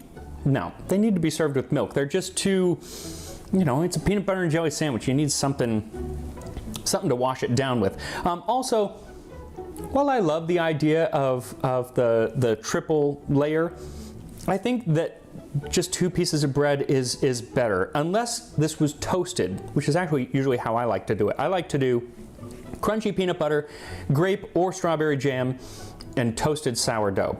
The toasting just lets it not be so gooey. But the jelly, that crabapple jelly, it's not as tart as I thought. Granted, I bet they add a lot of sugar because the only ingredients are the crabapple and sugar and a little pectin. So it is pretty sweet, but you still get a little bit of that tartness that you might get from like a raspberry or something like that. Let's go with the currant jam. So I do prefer that, actually. It's sweeter, and the flavor of that jam just stands up better to the peanut butter, which, even though it's just ground up peanuts, has a really strong flavor here. I find it has a stronger flavor than if you were to get like Skippy or something like that. It's just peanuts in your face. But yeah, so I prefer this one over this one. Both very good. Both I would actually take out that second piece of bread. But as for the bread, it's so soft, and it's close textured because it's kept with the lid on, and that's the point. It's meant for sandwiches. There are no holes for things to really fall into. Perfect. Yeah, peanut butter and jelly sandwiches. Still one of, if not my favorite foods. I know it's so simple, but what I miss. It's just something about it. Brings up memories. I feel like I missed the best part. So next week I'm going to be in New York City doing a book signing of the Tasting History Cookbook. So if you already have one or you need to get one, come on down to Kitchen Arts and Letters on Tuesday, the 30th at 5:00 p.m. and I'd love to meet you. I'll put the details down in the description, and I will see you next time on Tasting History. Hey, what's your large Ad that said little change. That's the good part. In the magazine from the school swallowed. I'm sorry, but for a you mix peanut butter, but it's no surprise that just 5 years later, in the magazine from the school that she ran, they finally came out with the first recipe for peanut butter and jelly sandwich, which is the one that we're making today. But even though there was a recipe for it, it turns out the sandwich just didn't really take off. First, the peanut butter at the time was very gritty. It wasn't smooth or even chunky, just gritty, kind of like almond butter is often served today. And I guess crabapple and currant jelly just didn't entice. Then there is the added effort of having to slice your own bread. Exhausting. But there were solutions to all 3 of these issues coming very soon. First, the bread. It was Otto Frederick Roeder of Davenport, Iowa, who first realized that slicing your own bread was for chumps. So, after a few failed starts, including a fire which destroyed his prototype in 1912, he finally introduced a fully working bread slicing machine in 1928. A few companies started using it, but many of them thought that it was kind of a gimmick and frankly not that smart because once you slice the bread, it goes stale rather quickly, so why would anyone want that? But it turned turns out that pre-sliced bread is consumed a lot faster than unsliced bread, as are the things that go on it, like jam and jelly. And so they sold a lot more bread and jam and jelly, and the thing took off. It was soon touted as the greatest forward step in the baking industry since bread was wrapped. It was considered so fantastic that even today we still use the phrase, it's the best thing since sliced bread. So who knew that slicing your own bread was what was holding back humanity all those centuries? Now, when it comes to the jam or jelly portion get back in the of kitchen sandwich, and make me a sandwich, that had been made for thousands of years with very little change in how it was done. But during World War I, the Welch Grape Juice Company, famous for what they touted as the national drink, that is juice, which had become popular in a country increasingly obsessed with the temperance movement, note that Prohibition was going to start just a couple years later, they released a new product called Grape-Aid. This, they said, was neither jam nor jelly, but jam in jelly form. And it's basically grape jelly. And at first, it was only available to the troops who were fighting over in Europe. But as they came back, they did so with Grape-Aid. There was actually a Grape-Aid ad that said, "Thank the armistice for Welch's Grape-Aid." Yes, be glad that the death and destruction from the Great War is finally over, but you also get Grape-Aid. And this was soon followed by Peach-Laid, Plum-Laid, and Fruit-Laid, which was a mix of grape and raspberry. World War I also helped promote peanut butter as well, because there was a shortage of meat. And so just as John Harvey Kellogg had touted all of those years, they replaced the protein with peanuts here on the home front. Then in 1921, Californian Joseph Rosefield applied the process of partial hydrogenation to peanut butter. This allowed it to stay blended at room temperature and not separate into the oils and the solids. Still today, the scourge of Laura Scudder's fans everywhere. The process was first used by Derby Peter Pan peanut butter, who could now churn the peanut butter into a smooth consistency rather than the gritty consistency that comes from peanuts out of a meat grinder. Then in 1932, Rosefield founded his own peanut butter company called Skippy and developed my favorite style of peanut butter, Crunchy. But it was the smooth peanut butter that was really popular and became the beloved food for school children in recipes like the peanut butter and tomato soup that I made when recreating the Depression-era school lunch. But its pairing with jelly still hadn't taken off in the school system and wouldn't for a few years. First, peanuts had to go to war. Peanut butter became a common item in the mess kits of American soldiers during World War II. Another common item in the mess kits was Welch's Grape-Aid, and so it was amongst the soldiers that they took that peanut butter and the Grape-Aid and put them together between two slices of bread. It wasn't the first time, but that's when it really became popular. And so when they got home, they still had that craving, a craving that I know all too well. That's because, just like flat feet or a receding hairline, they passed it down to their kids. By the 1950s, peanut butter and jelly sandwiches became the de facto food for children when mom either didn't want to cook or when the kids had to fend for themselves. And the peanut butter and jelly companies made sure the sandwiches found their way into every school cafeteria in the country. In fact, when I was a kid, if you forgot your lunch or just didn't have a lunch at school for some reason, then they would give you a peanut butter and grape jelly sandwich between two slices of white bread that was slightly smushed and kept at a temperature just above freezing, so it was really, really firm.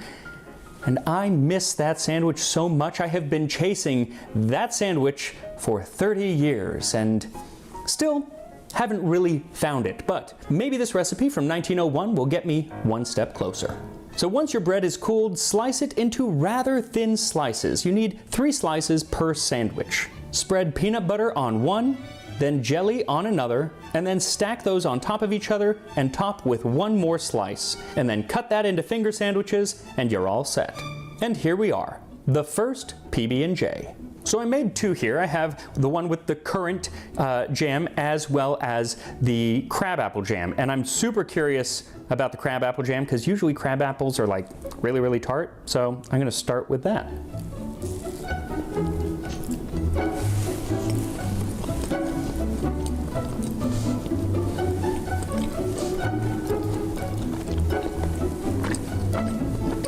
So first things first, she says to serve these with tea. No, they need to be served with milk. They're just too, you know, it's a peanut butter and jelly sandwich. You need something something to wash it down with. Also, while I love the idea of the triple layer, I think that just 2 pieces of bread is better, unless this was toasted, which is actually usually how I like to do it. I like to do crunchy peanut butter, grape or strawberry jam, and toasted sourdough. The toasting just lets it not be so gooey. But the jelly, that crabapple jelly, it's not as tart as I thought. Granted, I bet they add a lot of sugar, because the only ingredients are the crabapple and sugar and a little pectin. So it is pretty sweet, but you still get a little bit of that tartness that you might get from like a raspberry or something like that. Let's go with the currant jam. I don't think I've ever had that before. So I do prefer that, actually. It's sweeter, and the flavor of that jam just stands up better to the peanut butter, which, even though it's just ground up peanuts, has a really strong flavor here. I find it has a stronger flavor than if you were to get like Skippy or something like that. It's just peanuts in your face. But yeah, so I prefer this one over this one. Both very good. Both I would actually take out that second piece of bread.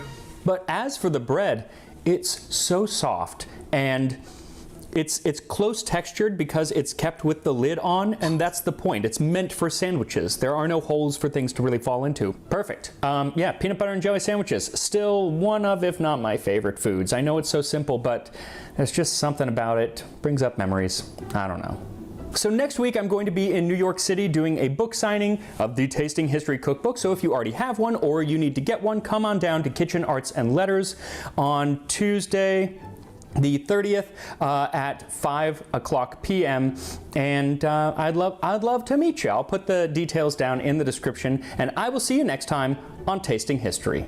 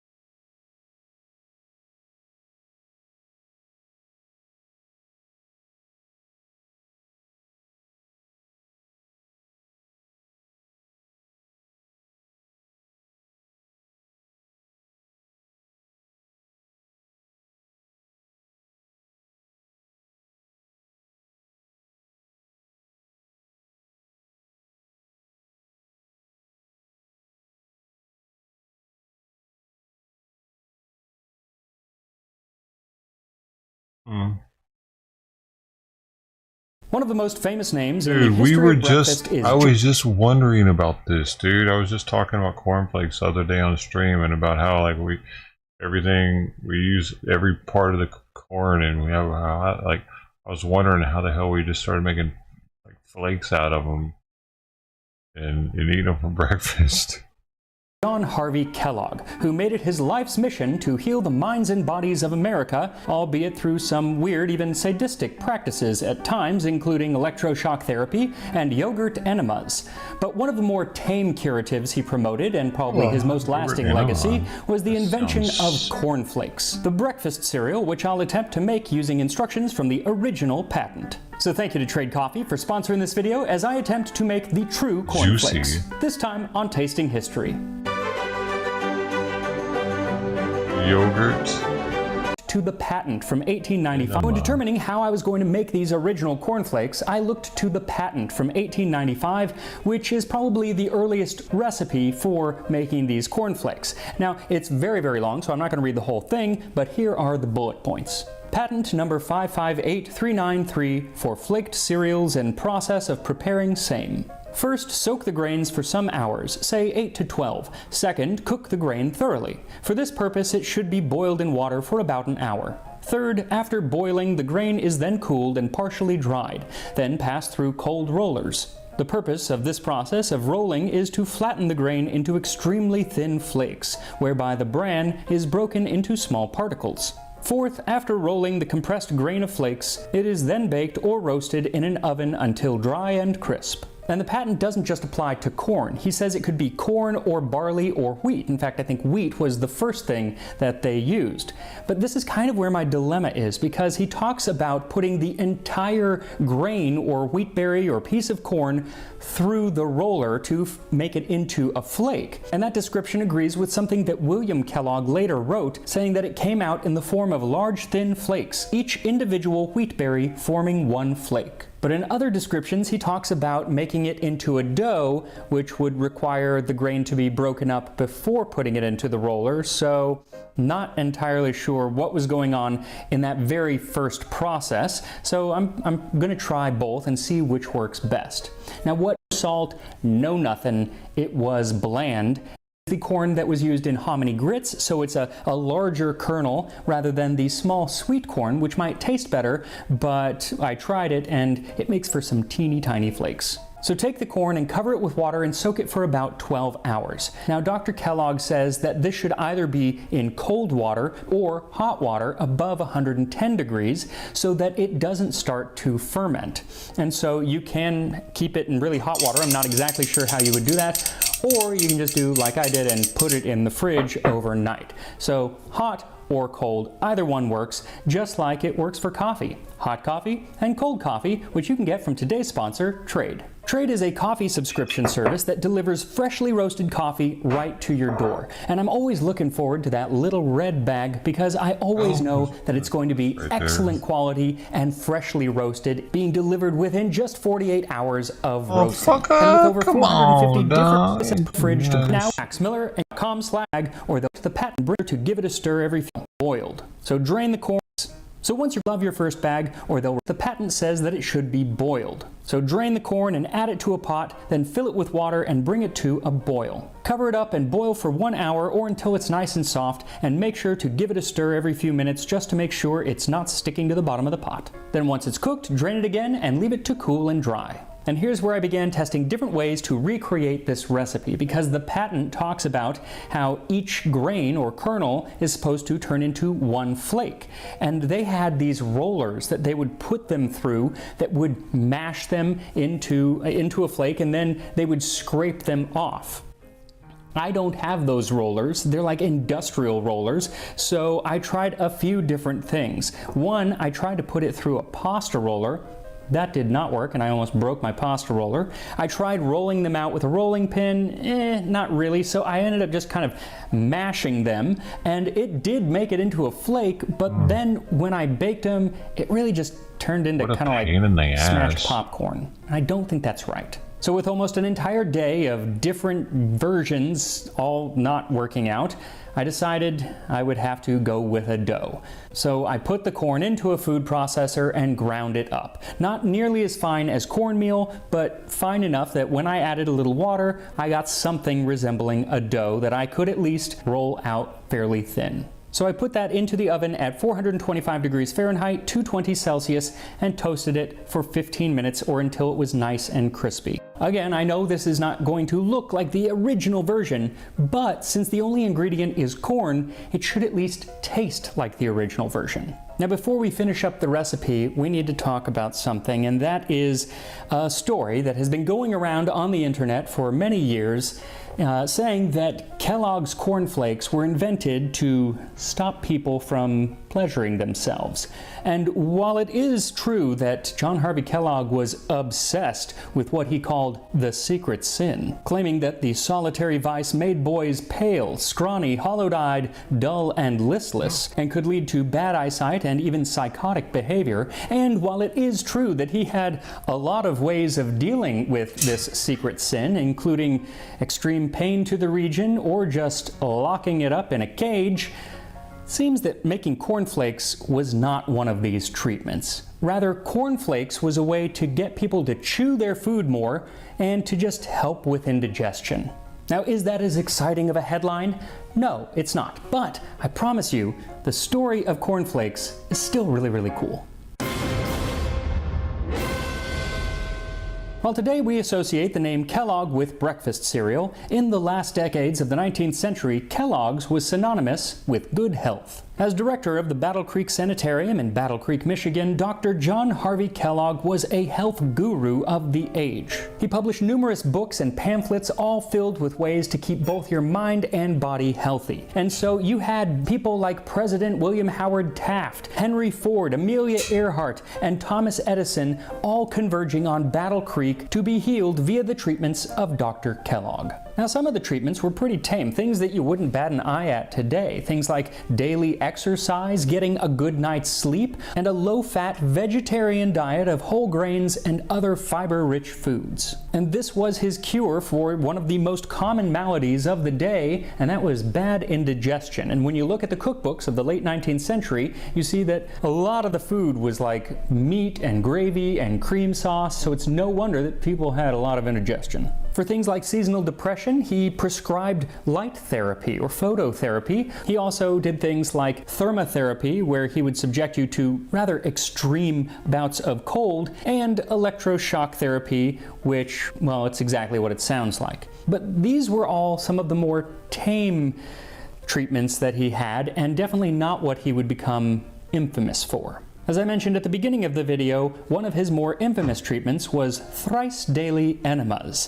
And you could either have a yogurt enema, where you would eat a half pint of yogurt and then have the other half pint entered through a different hole, or a traditional water enema, but the water was pumped into you via a machine that he invented that pumped 15 liters of water per minute.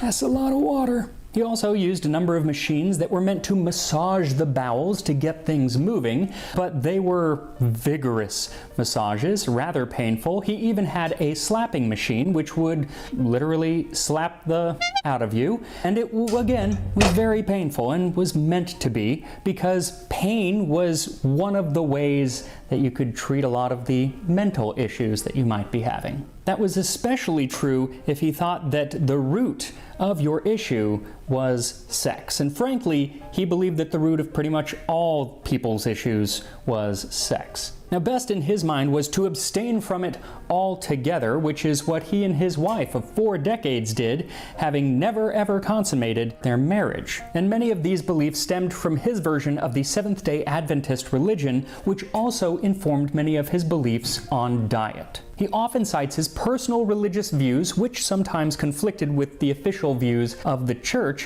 when discussing his views on diet, including complete abstention from meat, tobacco, alcohol, coffee, chocolate, or caffeine of any kind. Instead, he believed that a diet of grains and vegetables was the best way to keep a person healthy, both in mind and body. It was also important that this food that you were eating was very well chewed. And he got these ideas from someone who was dubbed the Great Masticator. Horace Fletcher, who, along with trying out a diet of nothing but potatoes for 58 days, also popularized Fletcherism. And this was a system that dictated what to eat, when to eat, and how to eat it, meaning how many times you needed to chew something before swallowing it. Usually this was 32 to 50 times, but there were foods that required more. He said you should just stay away from them. Things like the shallot. When you eat a shallot, you're supposed to chew 720 times before swallowing. That's about 10 minutes of chewing before swallowing. Now, Dr. Kellogg took Fletcher's advice to heart and required all of his patients at the sanitarium to chew their food at least 40 times. And whilst they chewed, he sang a song, which started, "Chew, chew, chew, that is the thing to do. You may smile when you chew, but don't try to talk too, for perhaps you will choke and be sorry that you spoke." And it was this combination of a grain-heavy diet and the need to chew your food that birthed cornflakes. Now, cornflakes were not strictly the first breakfast cereal. That had been invented in 1863 by Dr. James Caleb Jackson. At his own sanitarium in New York, he had invented something called granula, and this was basically graham bread that was baked and dried to within an inch of its life, much like hardtack, This was then broken into little pieces and put in milk and left to soak overnight, though even after a night of soaking, it was supposed to be as hard as pebbles. And so this was the perfect food for Dr. Kellogg, he thought. So he basically just copied it, but instead of calling it granula, he called it granola, so he didn't get in any legal issues. Now, granola was incredibly flavorless and incredibly popular. His patients loved it, and he loved giving it to his patients. But it required a lot of chewing, so much so that it actually broke a woman's tooth at one point, and so he was on the lookout for something that wouldn't require as much chewing. Then he came across a man who had invented another new cereal, which was tasteless, difficult to chew, and like eating a whisk broom. The tasteless and whisk broom were great. Difficult to chew, not great. But something about it worked for him, because what it was wheat that was made into a sort of slurry and then pushed into little threads, kind of like a pasta extruder, and those threads would then be put together into like a little basket. And this was shredded wheat. Well, Kellogg wanted to buy the rights to shredded wheat, but he couldn't get them, and so he decided, well, I'll just make my own version, but I'll make it even easier to chew by making it into a flake. And this is where John's brother William enters the story. Except that actually William's been there the whole time.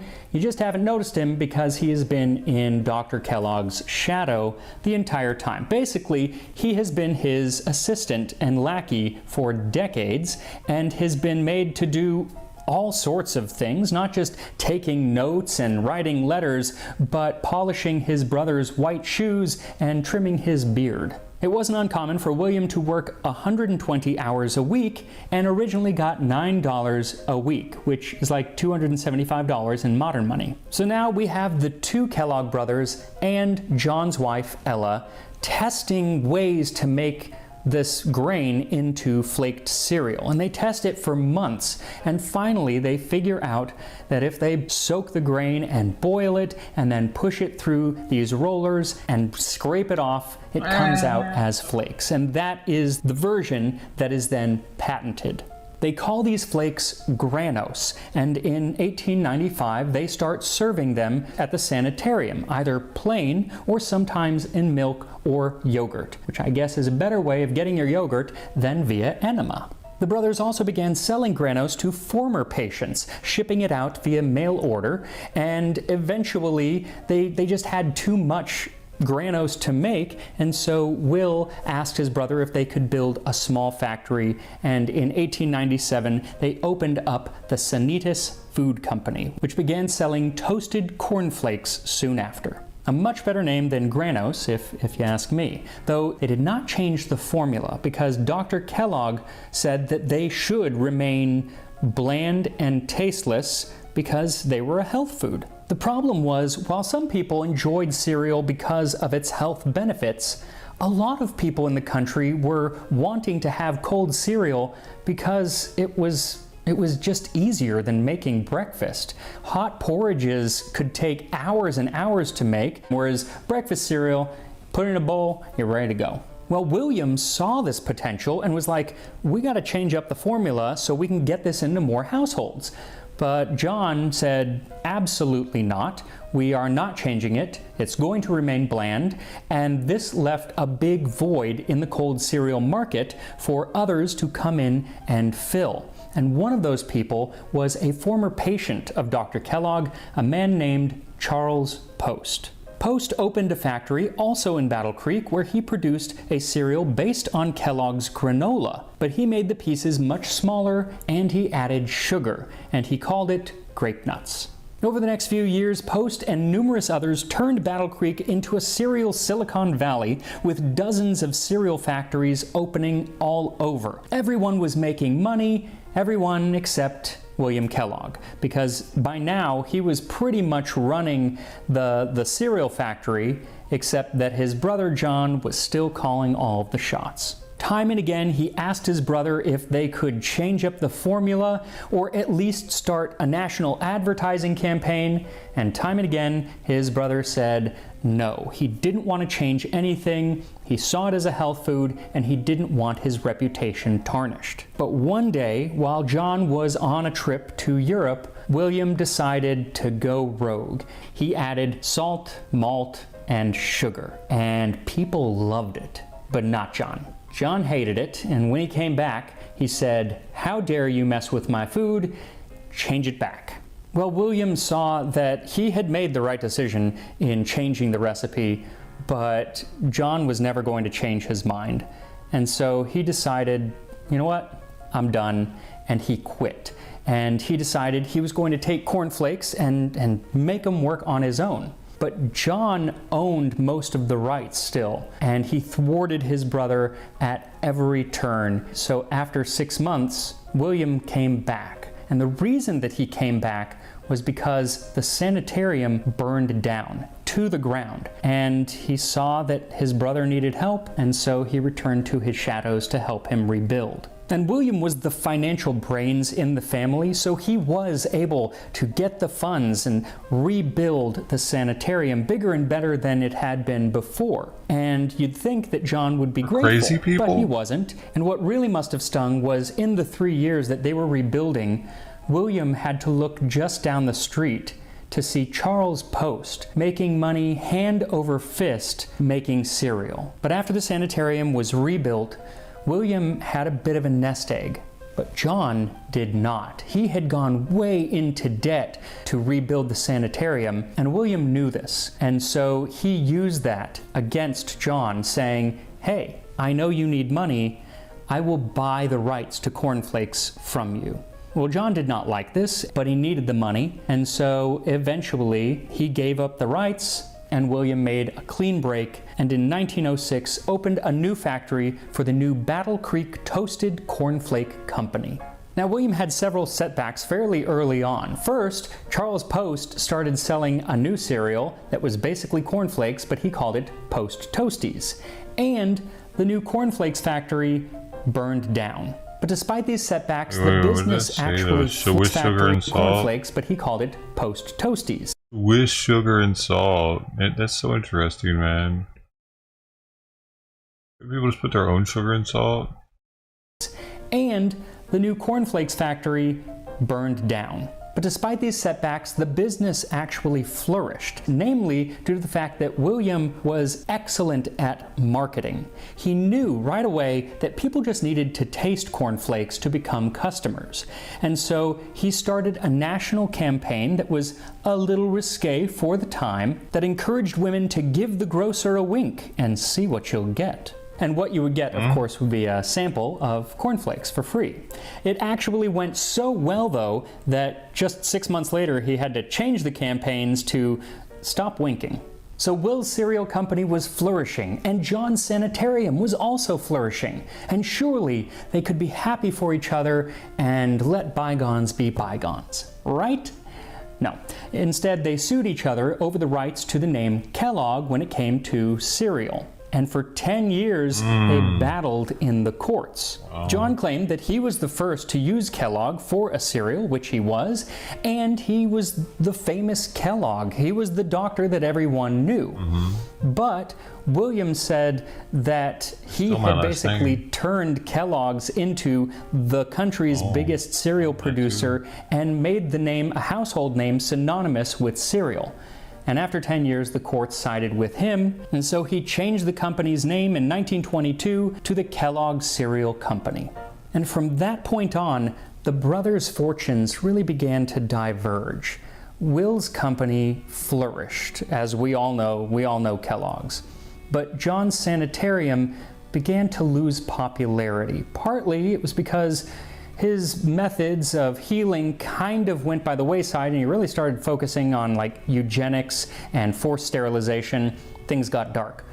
But also, the Great Depression hit, and people just couldn't afford the luxury of the sanitarium.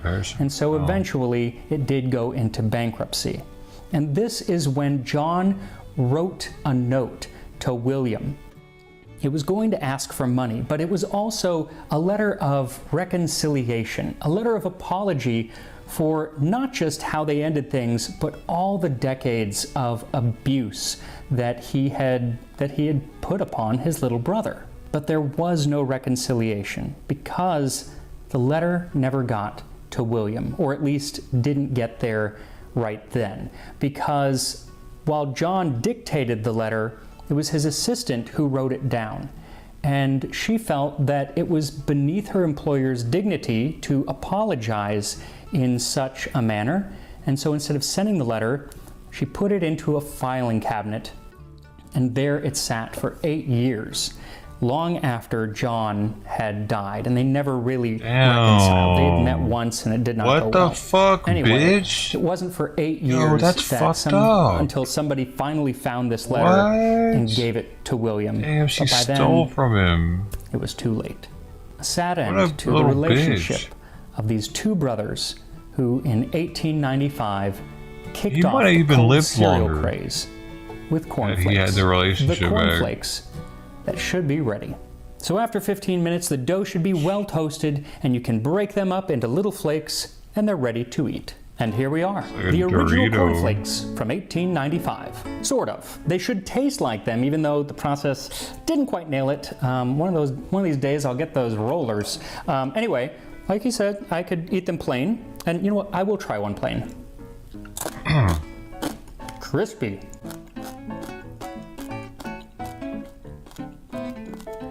Bland, as they're supposed to be, but it tastes like a cornflake. The flavor is the same, it's just missing that little extra something, that extra something being sugar. But I wanted to put some milk on them just to see how it goes. Float. And see if they maybe soften up a little bit. I'm sure eventually they will, but we don't have time to wait for my cereal to get soggy, so here we go. Why not?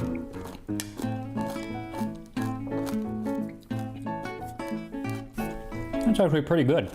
Again, it tastes like cornflakes, just not quite as sweet. Add a little sugar in there, you got yourself some nice cereal. So would I recommend making these? No, I would not. It is way too much work the way that I did it, just not worth it. If you do want to make them, if you want to make your own though, just buy some like cornmeal, some stone ground cornmeal, and use that. Add a little sugar, add a little salt, and then bake them that way. And if you add a little bit more water, I think you can. Never gonna happen.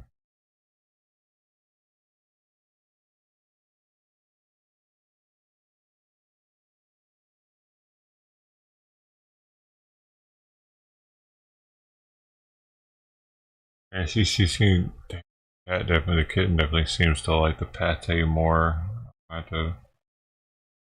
why she's been eating less this week.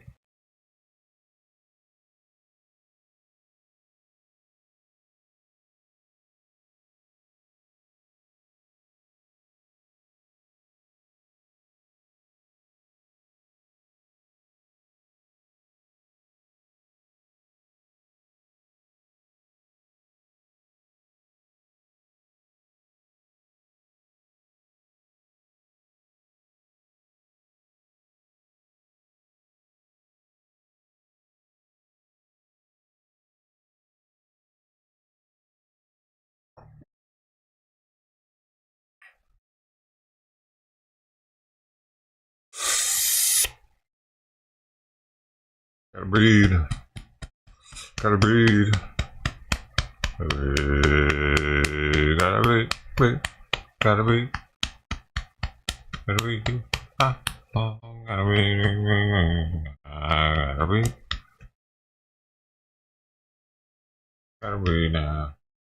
Gotta breathe now. Gotta breathe now. Oh. Gotta breathe now. Man, I gotta get some shit to wash off all the dog piss off the front of my place, dude. I keep getting to get it. Oh my gosh, former CIA official warns a big shock is on the horizon in the Middle East. A big old shock, boy. Are you ready for it? Oh. Fecal matter everywhere. Boom. boom, boom, boom, fecal matter everywhere. Get it? It's in my mouth. It's in my ear. I can't hear anything.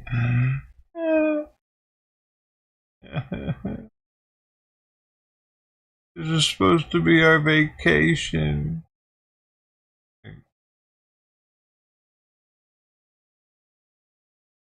Do do do. Pop pop pop pop pop pop pop pop. Do do do. Popping. What are these? Balloon jellies. It's a jelly inside of a balloon. Jelly texture. Ooh, did you see that? It just explodes. Made from animal bones and cartilage to give that jello-iness, so it has a very particular flavor, and that's why it is flavored as such, to cover up that flavor. This does not have that at all. My guess is that this is made with a vegetable-based gelling agent, maybe. Besides the actual pleasure of the flavor of these, the popping is delightful too. It just completely transforms. It pops, it releases, and then you get this beautiful. I believe these were made. Oh, well, I try to pop it. Here we go. Ready? Ooh. This one, that's just the bit of rubber. Oh yeah, look how perfect it is. Oh my gosh, it's so beautiful. How cool is that? Is that her special popping if bowl? I can cut it without it rolling away. China? Is she Chinese?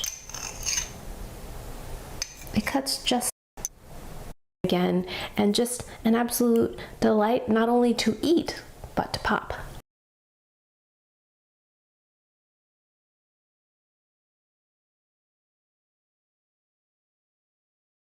Yeah, that's what I'm talking about. I'd pop some of that shit. Popping that shit all day, you know what I'm saying? Pop, pop, pop, drop it, who's your boy?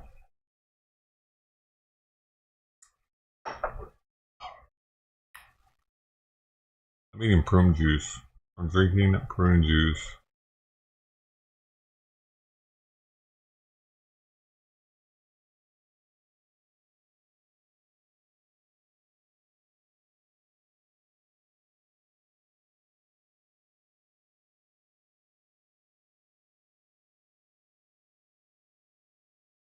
Clave City fam, what is up? It is Bobby coming at you from the grocery store, about to show you food of all.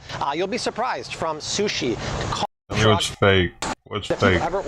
That's fake. That's fake. That's fake. That's fake. That's fake. That's fake. That's fake. That's fake. Wow, are you kidding me? They actually have real deal authentic cinnamon sticks here, and I'll tell you why I can tell that. But the bad news is that you and me are guilty of buying fake cinnamon. There's two kinds of cinnamon. There's Ceylon cinnamon, the real deal one, and cassia cinnamon. That's what most of the cinnamon is at the store, and it's cheaper and it's inferior. And the problem is, it's almost impossible to tell the two apart, especially when you buy something like this. Ground cinnamon, it will not tell you anywhere on any bottle what kind it is, Ceylon or cassia. The way to tell it apart is looking at the cinnamon sticks. And this one right here, which has a ton of stuff on this aisle, this is real deal Ceylon. You can tell because the cinnamon stick has many, many layers, or thin paper layers of cinnamon. That's real deal Ceylon. Where if you look at here, the kind that I have at home, this is cassia. See how it's way more thick and tough and doesn't have the layers? This is the fake stuff. Now here's the deal. Why do you have the fake stuff at home though? For you, right? If you eat a lot of cinnamon, it can be, but you don't have to worry about that. But it's inferior. So what I would do is go to a good quality spice shop, ask them if they have Ceylon, and then you can buy ground fresh cinnamon. That's the good shit. Getting the cheaper I know I got the good shit. Shut up. What happens with bags that have pre-ground beans like this? You can feel it's ground coffee. The problem with that is that a lot of times they'll fill it with not just coffee, with ground up corn and soybeans and twigs and other foreign things. And the thing is, when it's pre-ground like that, this fucking guy getting his information from? They're full of shit. Bro, avoid that. No, I don't believe that. Do not buy pre-ground. I don't believe they're putting a bunch of bullshit in there with it. Go here. Get whole bean coffee. When it's whole bean like this, yes, you have to. Bro, I gotta go. Wait, let me see what other dumb shit he says. Peppercorns could be fake, but they can. It's very easy to avoid Peppercorns that can if you be buy fake. whole peppercorns and grind it yourself. Fake peppercorns in the ground pepper now. Is a recipe for cheating. You have to keep in mind, anytime someone can cheat in a lucrative industry, they're going to. And a lot of times when you buy pre-ground black pepper like this, or even better in containers you can't see inside, they're very common to cut those with black papaya seeds, twigs, sand, stuff like that. Sand. It's very easy to avoid that. Number one, you don't want to buy Sand, it would be gritty, dude. What the and this guy's an idiot. Ground, you can grind it yourself. It's usually inferior. I mean, I get my own peppercorns anyway, but I don't believe that they're cutting pepper with sand.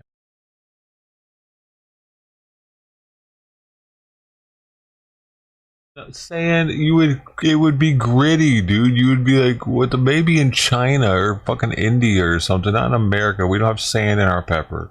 I don't believe that. Sand.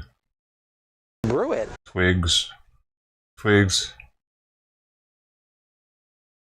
might accidentally get into the product or something, maybe because they're a cheap brand and the peppercorn is connected to other like it's connected to a plant. Usually, maybe some parts of that get in it or something. They get ground up, but I don't think they're just adding crap into pepper. Pepper's not that expensive, is it?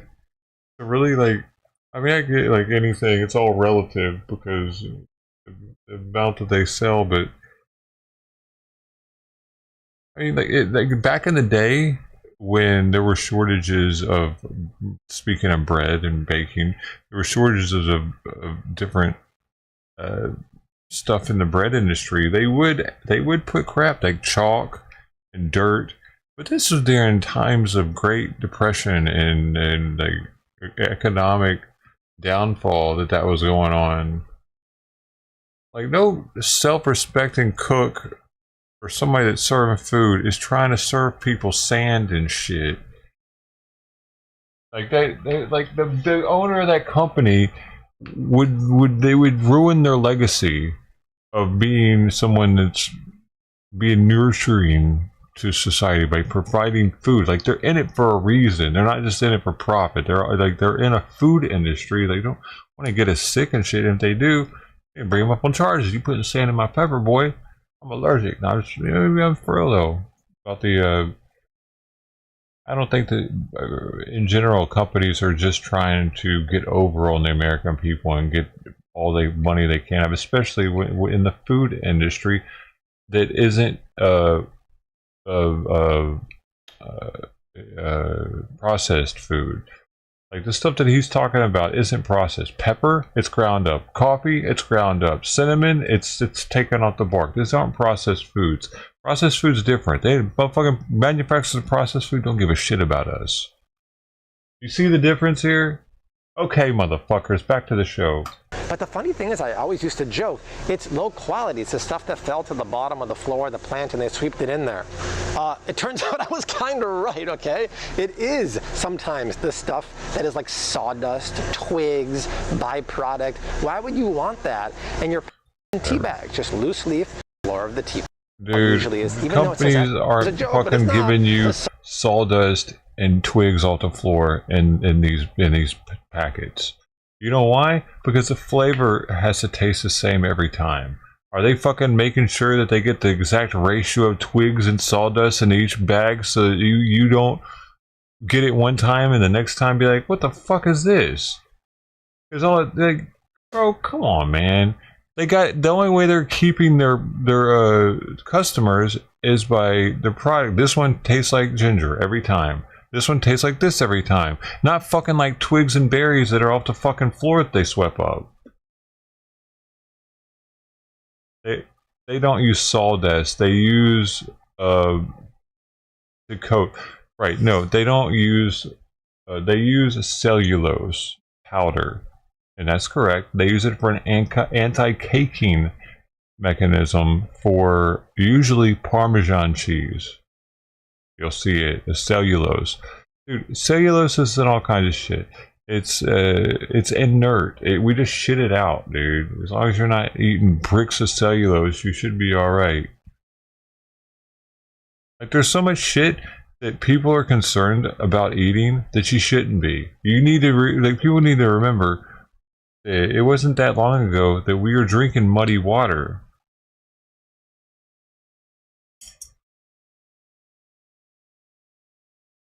Our bodies are accustomed to processing stuff out, and millions of years of processing. We didn't have all these filters and shit. The only reason why I get bottled water is because I don't trust the pipes here, and I think that water that goes through one of those road filters tastes like shit. From coming from here, it does.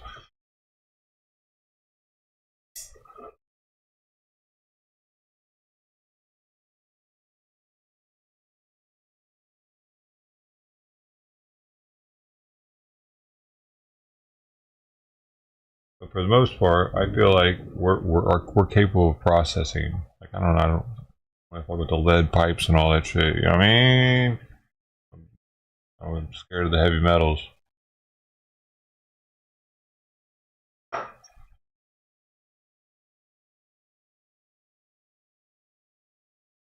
And it's not all shredded cheese either. You got to look at the ingredients. I always look at the ingredients if I'm getting some Parmesan cheese.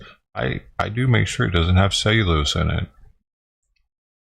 If it's grated, I mean, if it's not grated, it's not going to have it. Because I don't want cellulose in my Parmesan cheese. If I can help it. Sawdust and the inferior things from the floor of the tea factory. They're not sweeping that cellulose off the fucking floor into your cheese can. Over 80% of the you olive probably oil, make it out like that. Virgin olive oil and avocado oil. You got to make sure the country of origin for oils. I do know that because they'll mix them. Buy at the grocery store is fake. In fact, I implore you to go to YouTube and search Flav City olive oil, Flav City avocado. My olive oil is from California, state of origin. It's that particular. I know what you're, and it's cloudy inside the bottle.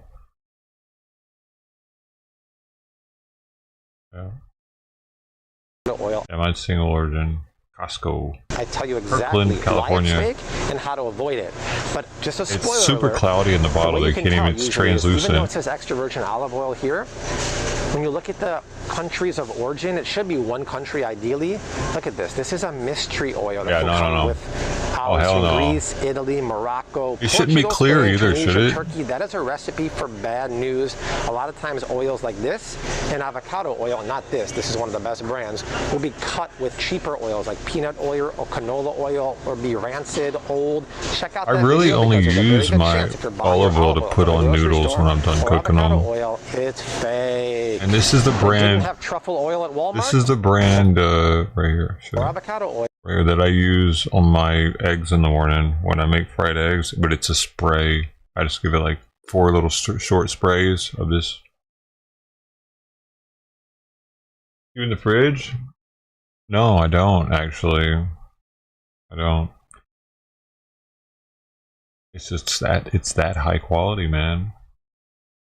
My house isn't that cold either. I bet let me go get it and see if it's cloudy right now. Gotta take her dish and let it soak too.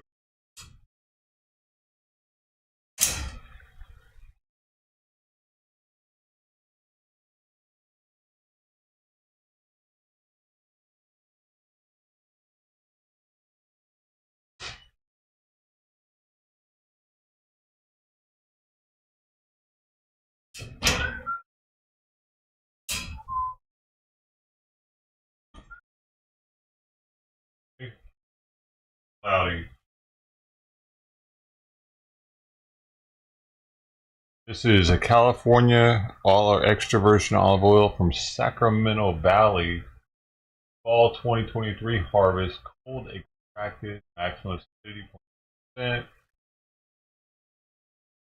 The Sacramento Valley in Northern California features lush farmland and is an ideal climate for growing olives. A blend of California's aromatic, robust, and peppery olive varietals create this full-bodied extra virgin olive oil that is excellent for salads, drizzling, and dipping. The fresh, fruity taste is pleasantly pungent and slightly bitter.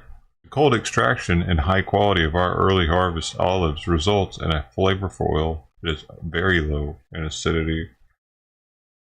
Product of the USA. Harvest October-November 2023. Best by February 2026. That's pretty cool. Long time there. That's for a long time. Yeah, I think it's a pretty good one.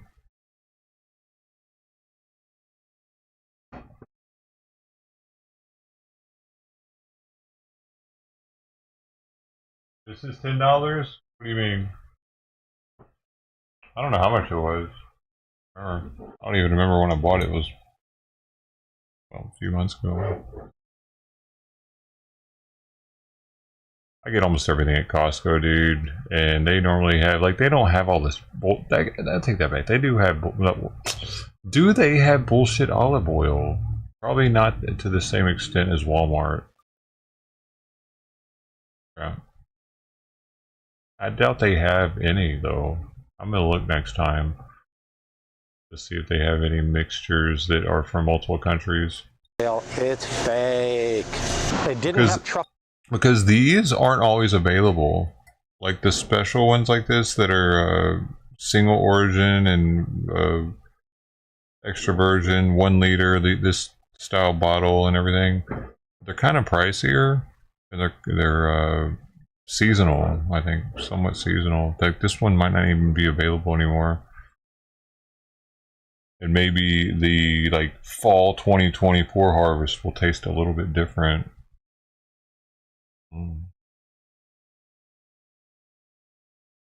Great buyer. Oh yeah, probably won't crap. Yeah. $10 oil was the best, and the other one was $3.50. Oh, yeah, that's probably about right. But dude, this stuff lasts for a long time because extra virgin olive oil for me isn't something I'm like really cooking with very much. Like the back of this one says, I just drizzle it on my noodles when I'm done with them, toss them up, and that way they don't stick to each other. It gives them a little bit extra flavor. But like I have coconut oil to cook with because it's fairly cheap, a big old thing of it. And I mostly cook with avocado spray. Got some Crisco in the fridge too, just in case. That shit lasts forever. You can put that, you can like have that in a bomb shelter. Ready to go. I think it might actually last forever, Crisco. What even is Crisco? Tunisia? Your olive oil is from Tunisia? Interesting. Use a lot of oil. Oh, for what? You frying food all the time? What do you do with it when you're done with it?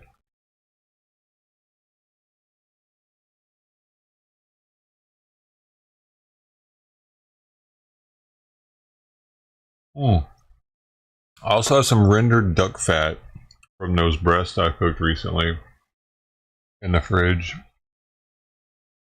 I need to use that for something. Last time I let it go to waste and it started smelling sour after a couple years. I can't believe those duck breasts stayed so stayed edible for so long in the freezer. But now I got the duck fat again. I kept it. Yeah. It's not very much, but maybe I should cook my eggs in it tomorrow. My mom used to cook our eggs in the bacon grease. I mean,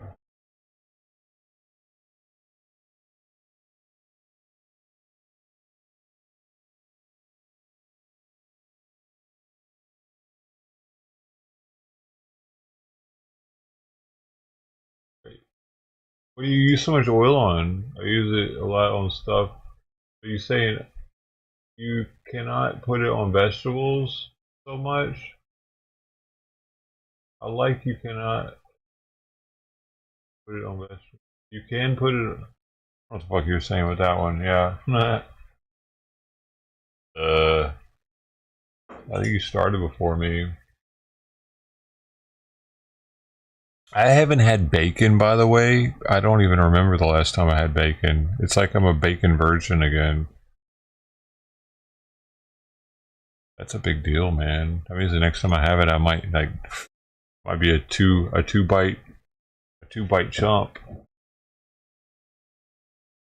I'm sorry. Oh, mommy.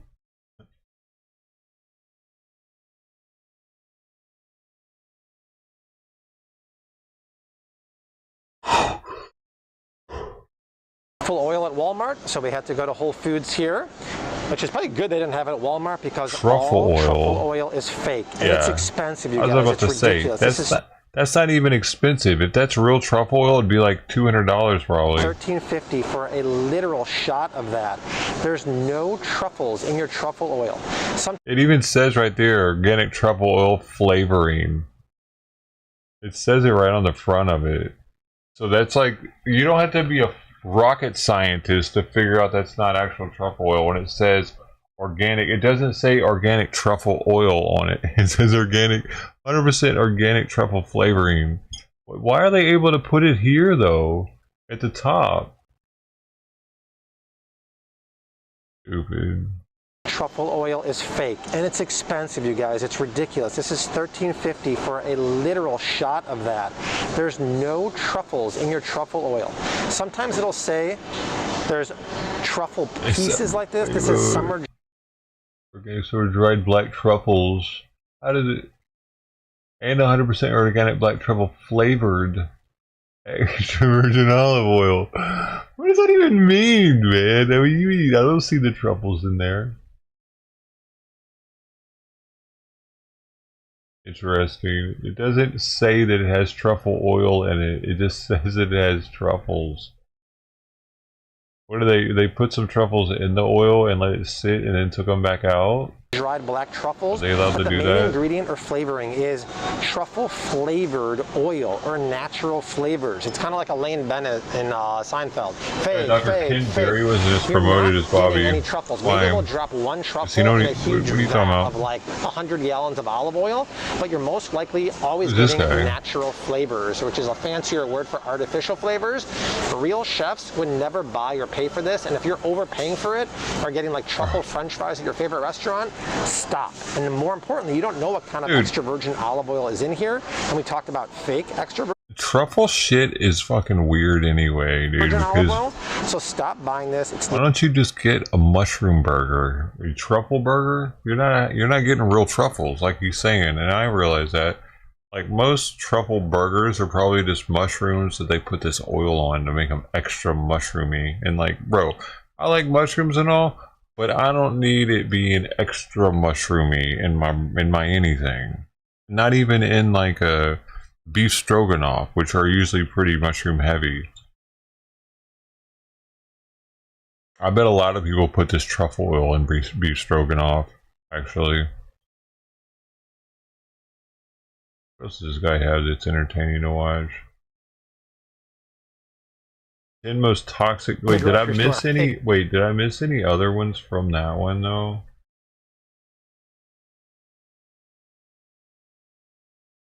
The grocery store is oftentimes filled with a lot of junk food, and the box comes to your house because it's profits over people in the back here, and it's in Tunisia. When you have that amount of countries that business and with ground coffee, local right? But there's a problem with a honey here. The bottle I picked up is I know this is just from Florida. They're not cutting with anything else. When you get raw honey, it's never heated above like a. The best honey to get, actually, see if I'm right on this one, Brody. See if I'm right on this one, huh? So checking out my brain now, bitch. Is local honey. The reason being, is because if you eat local honey, you're less likely to be affected by allergies because you're giving your body small doses of those same allergens.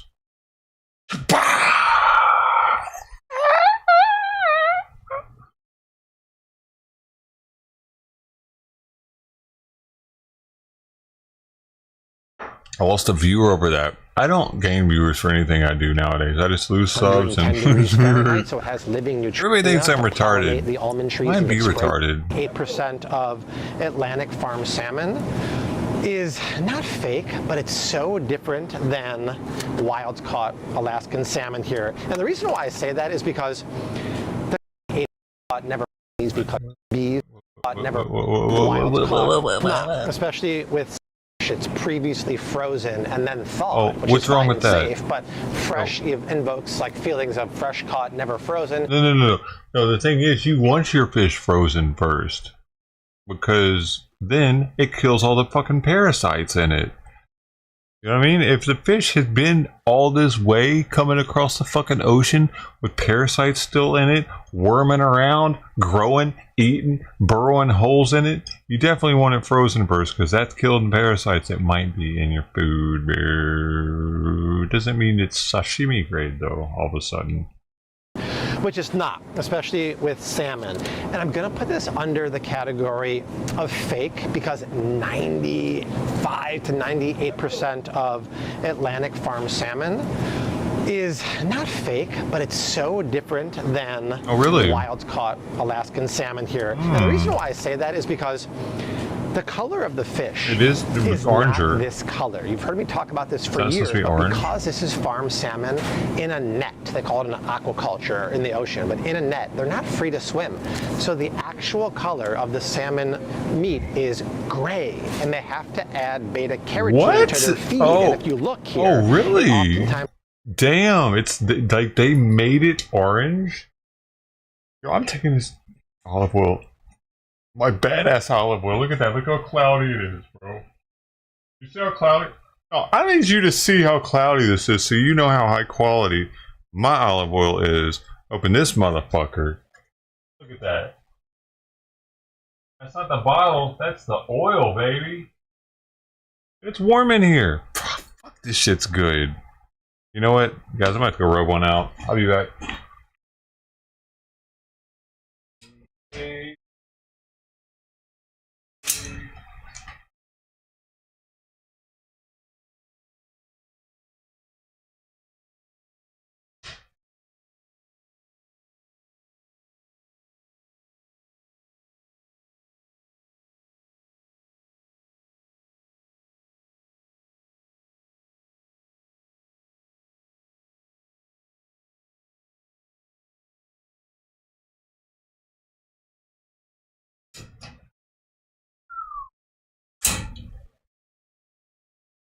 Don't stop believing. What happened? This will say that color through feed. It's fuck no! I'm about to look at my fish in my freezer to see if it says that. It's a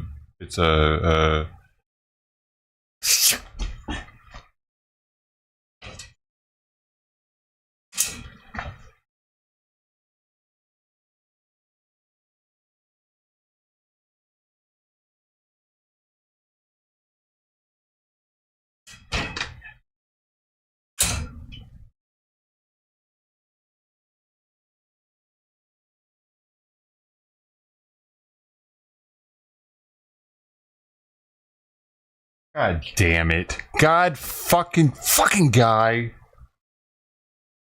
This is in the ingredients. The last one. Color added on all three of them. Color added.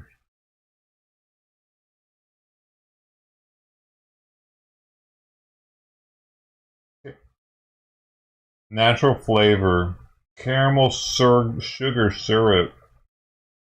Oh no, smoke flavor. Oh, flavor. Natural flavor. What have I done? Thought I was getting a good deal.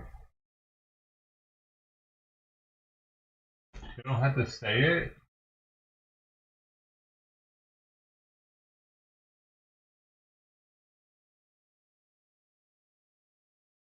I didn't know they were adding color to our fish. No.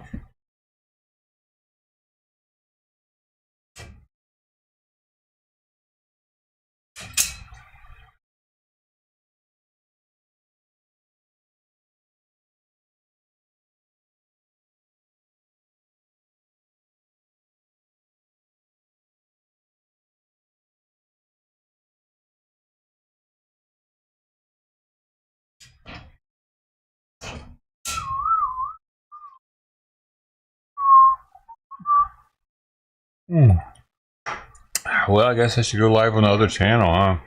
I gotta set all that shit up. Beta-carotene. They have to make it look orange, but because the fish is not free to swim, it's not getting the nutrients and the diet and the oxygen through its muscles, and so it's pale as can be. So well, they feed it to them. That's not too bad then. Why would you eat something that's gray when this is the real color of Atlantic salmon? That's wild. It's a wild and crazy guy. It's free to swim. Whatever. Free to eat They need krill to. You know what, Brody? You're right. It's not a big deal because they're just helping them. It's like they're supplementing them with what they would get in nature. He's making a big deal about this one for nothing. Okay, color added, but it says color added, not we fed them beta carotene. So that's a little concerning. How do they add color to the fish? They don't need to tell me as a diet on the ingredients list. I don't know. I feel like they actually added color to it some other way.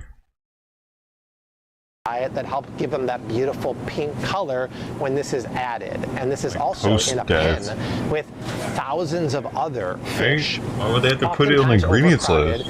And they can get things like sea lice, and they get antibiotics to the fish. So not fake food, but not the kind of food you want. You want wild-caught salmon. And I know I've heard in the past, yes, Bobby, but if everyone ate wild-caught salmon, there's not enough fish to go around, which technically could be true, but you don't want to eat inferior farm salmon. Go for the wild-caught. Stay away from the gray. The gray stuff is good for Belle at the Beast Castle, but not for you and I. I think this is the section where food goes to die. We have California rolls with a Best By date for tomorrow.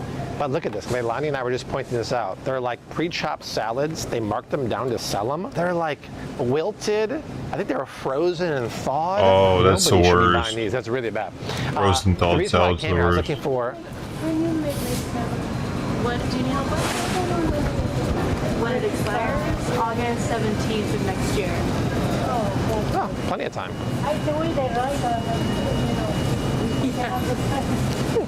Wanted to know when the Breyers ice cream expires? You go on YouTube and you search Flav City Best By expiration dates. I have a whole video about that. But speaking of expiration dates, yo, she just happened to walk up to the person that would know how to read that code at the bottom of the thing or something. You want to buy sushi, and I'm very picky about where I eat my sushi. Why do you have to watch this video to understand the expiration date on the ice cream? Hey, yo, Lana, is that her name? What the fuck? Yo, take this guy's 6-week course, and you too can read the expiration date on the bottom of the ice cream. You know, and for now, it's going to be at the low price of $5.99 per month. That's only a month and a half course, though. So that's you do the math, dude. $8. No, $9. Sushi is one of the fakest foods in the world.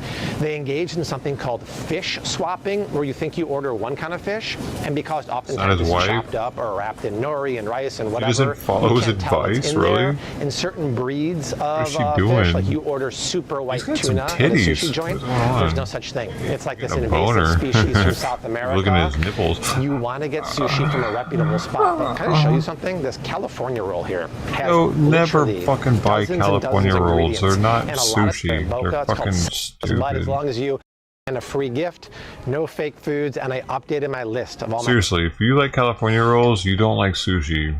You like some weird mayonnaise rice concoction with fake crab in it. Come on, knock at my door. We'll be waiting for you.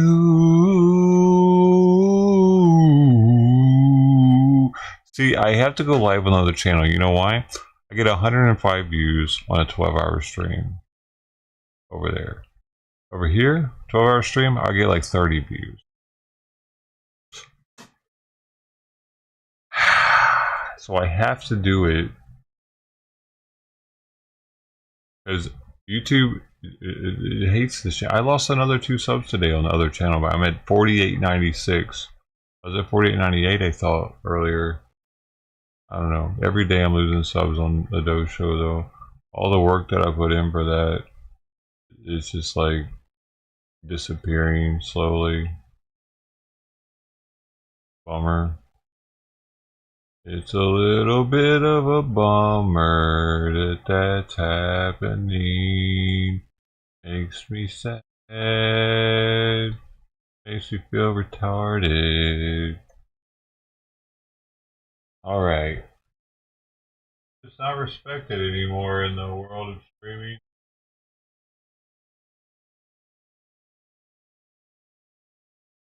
I opened my mouth and relieved all doubt of my foolishness. It seems.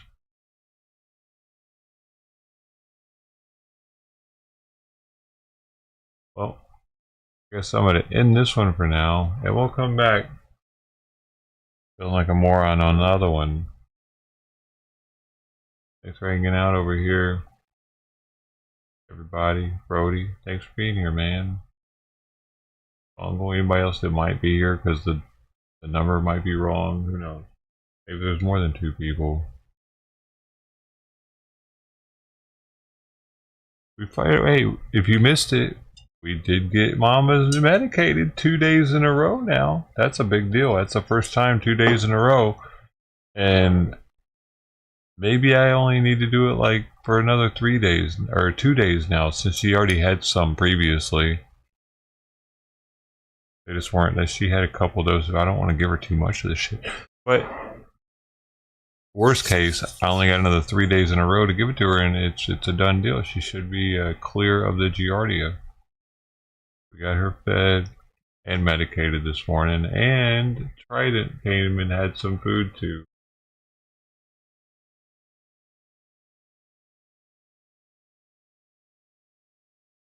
And there's food left now, back onto the plate, ready to go. Fresh food, lamb with some churu treat on top of it for the lucky kitty that takes the risk and checks it out.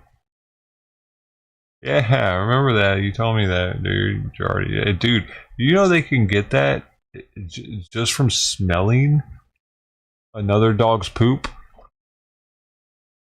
That's how that's how transferable that is. Just from getting their nose close enough to another dog's poop.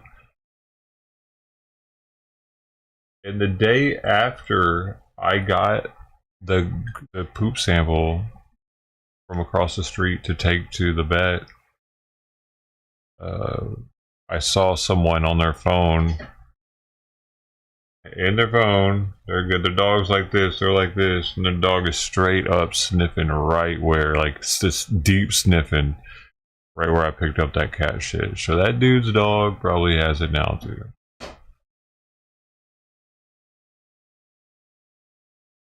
Shout out to that guy. Everybody's gonna, humans can get it. You know that though. Okay, your vet probably told you.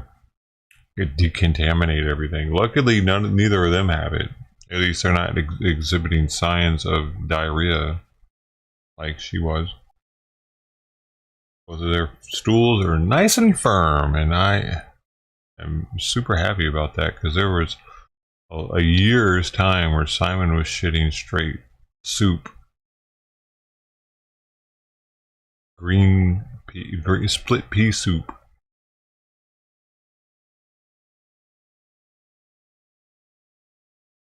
Yeah, man, it's extremely contagious to humans.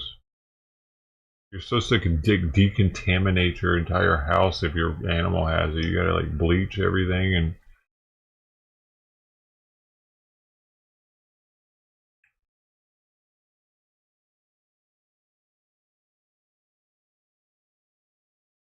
you ran over. TJ had it. Yeah, you like you would have to get their poop on your hand or something maybe, and then get that close to your nostril, probably. But yeah, I mean, maybe it's harder than, I don't know how hard it is for humans to get it, but the internet seemed to act like it was. Dude, look at this fucking bridge. This is my new screensaver. Like, this is the newest one that's popped up. Y'all can't see the whole picture. God dang it. That's an actual bridge?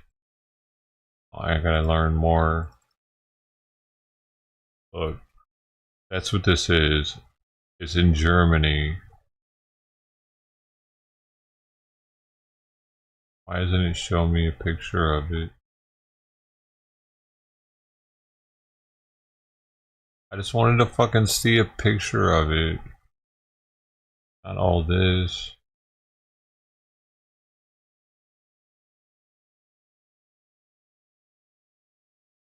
I don't know how to use this shit. Bing or whatever. I just want to see a fucking picture of it, man. Get out of my face. To cringe, man. You know, I think I need lessons on how to be cooler. A new brain. Oh wait, that's better. Oh, woo!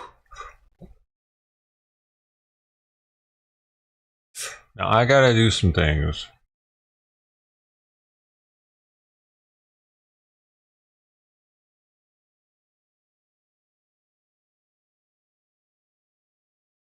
To get people to unsub some more, you know, because I don't play. I need to know that I'm not gonna slack off from what the norm is here. Oh no, I forgot to get my points on D-Live today. Shit. Oh man. Better get them now.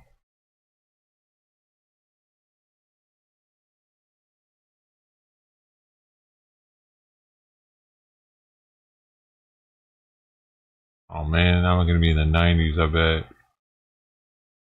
89, still in the 80s. So I'll be in the 90s by tomorrow morning. I fucked up. I'm not getting my draw in time. Now I gotta wait another 24 hours to get it from now. It would have been from 8. It's down some draw points. Right, we're still up there though. We're still in the top 100 of all of D-Live, which is kind of a big deal, right? All of the entire D-Live platform. I'm 89.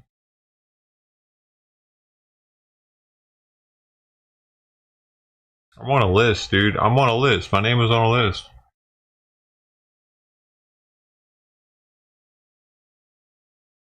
My name is on a list. I couldn't have done it without you. My name is on a list.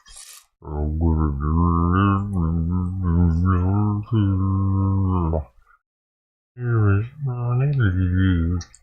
I'm gonna do it without you. My name is on a list. I couldn't have done it without you.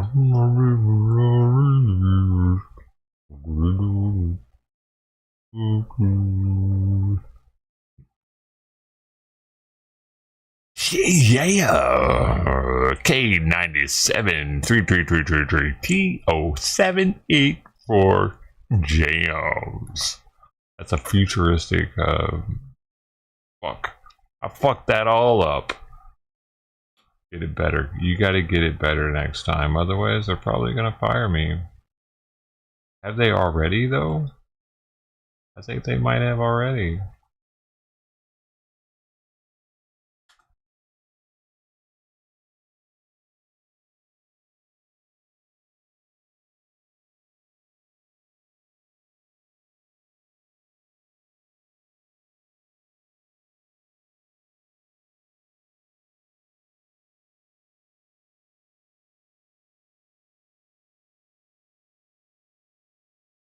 OM fucking G, bro.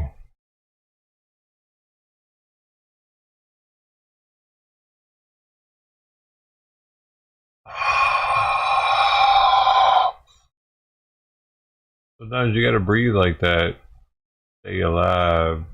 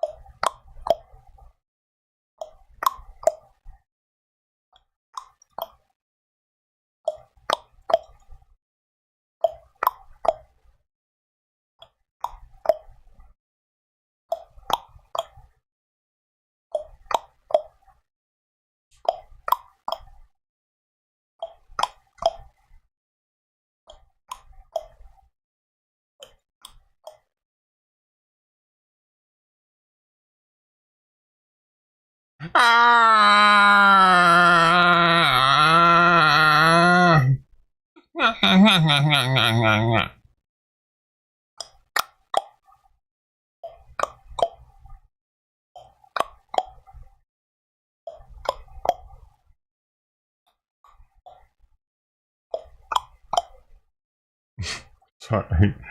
Is that enough? Is that enough of that? Can you get enough of that anytime with me? If you can't get enough, you need to let me know, because I gotta do it some more.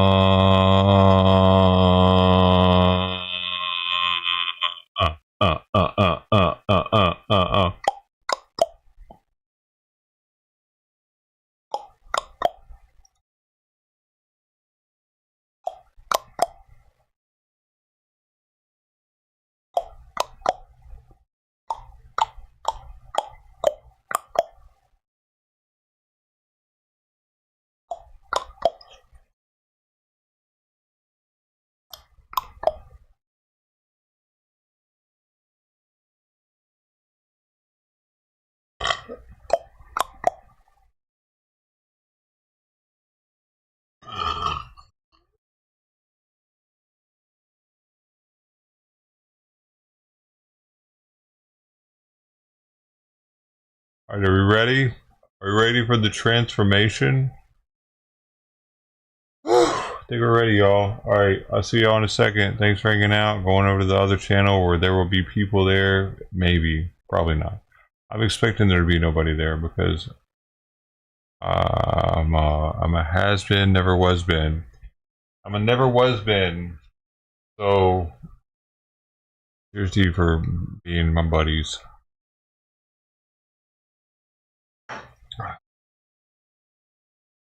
Miss Mungle, Brody, everybody else. Miss T, anyone else that was here? Who am I missing? Joker Toker? Ted Thomas? Hey man.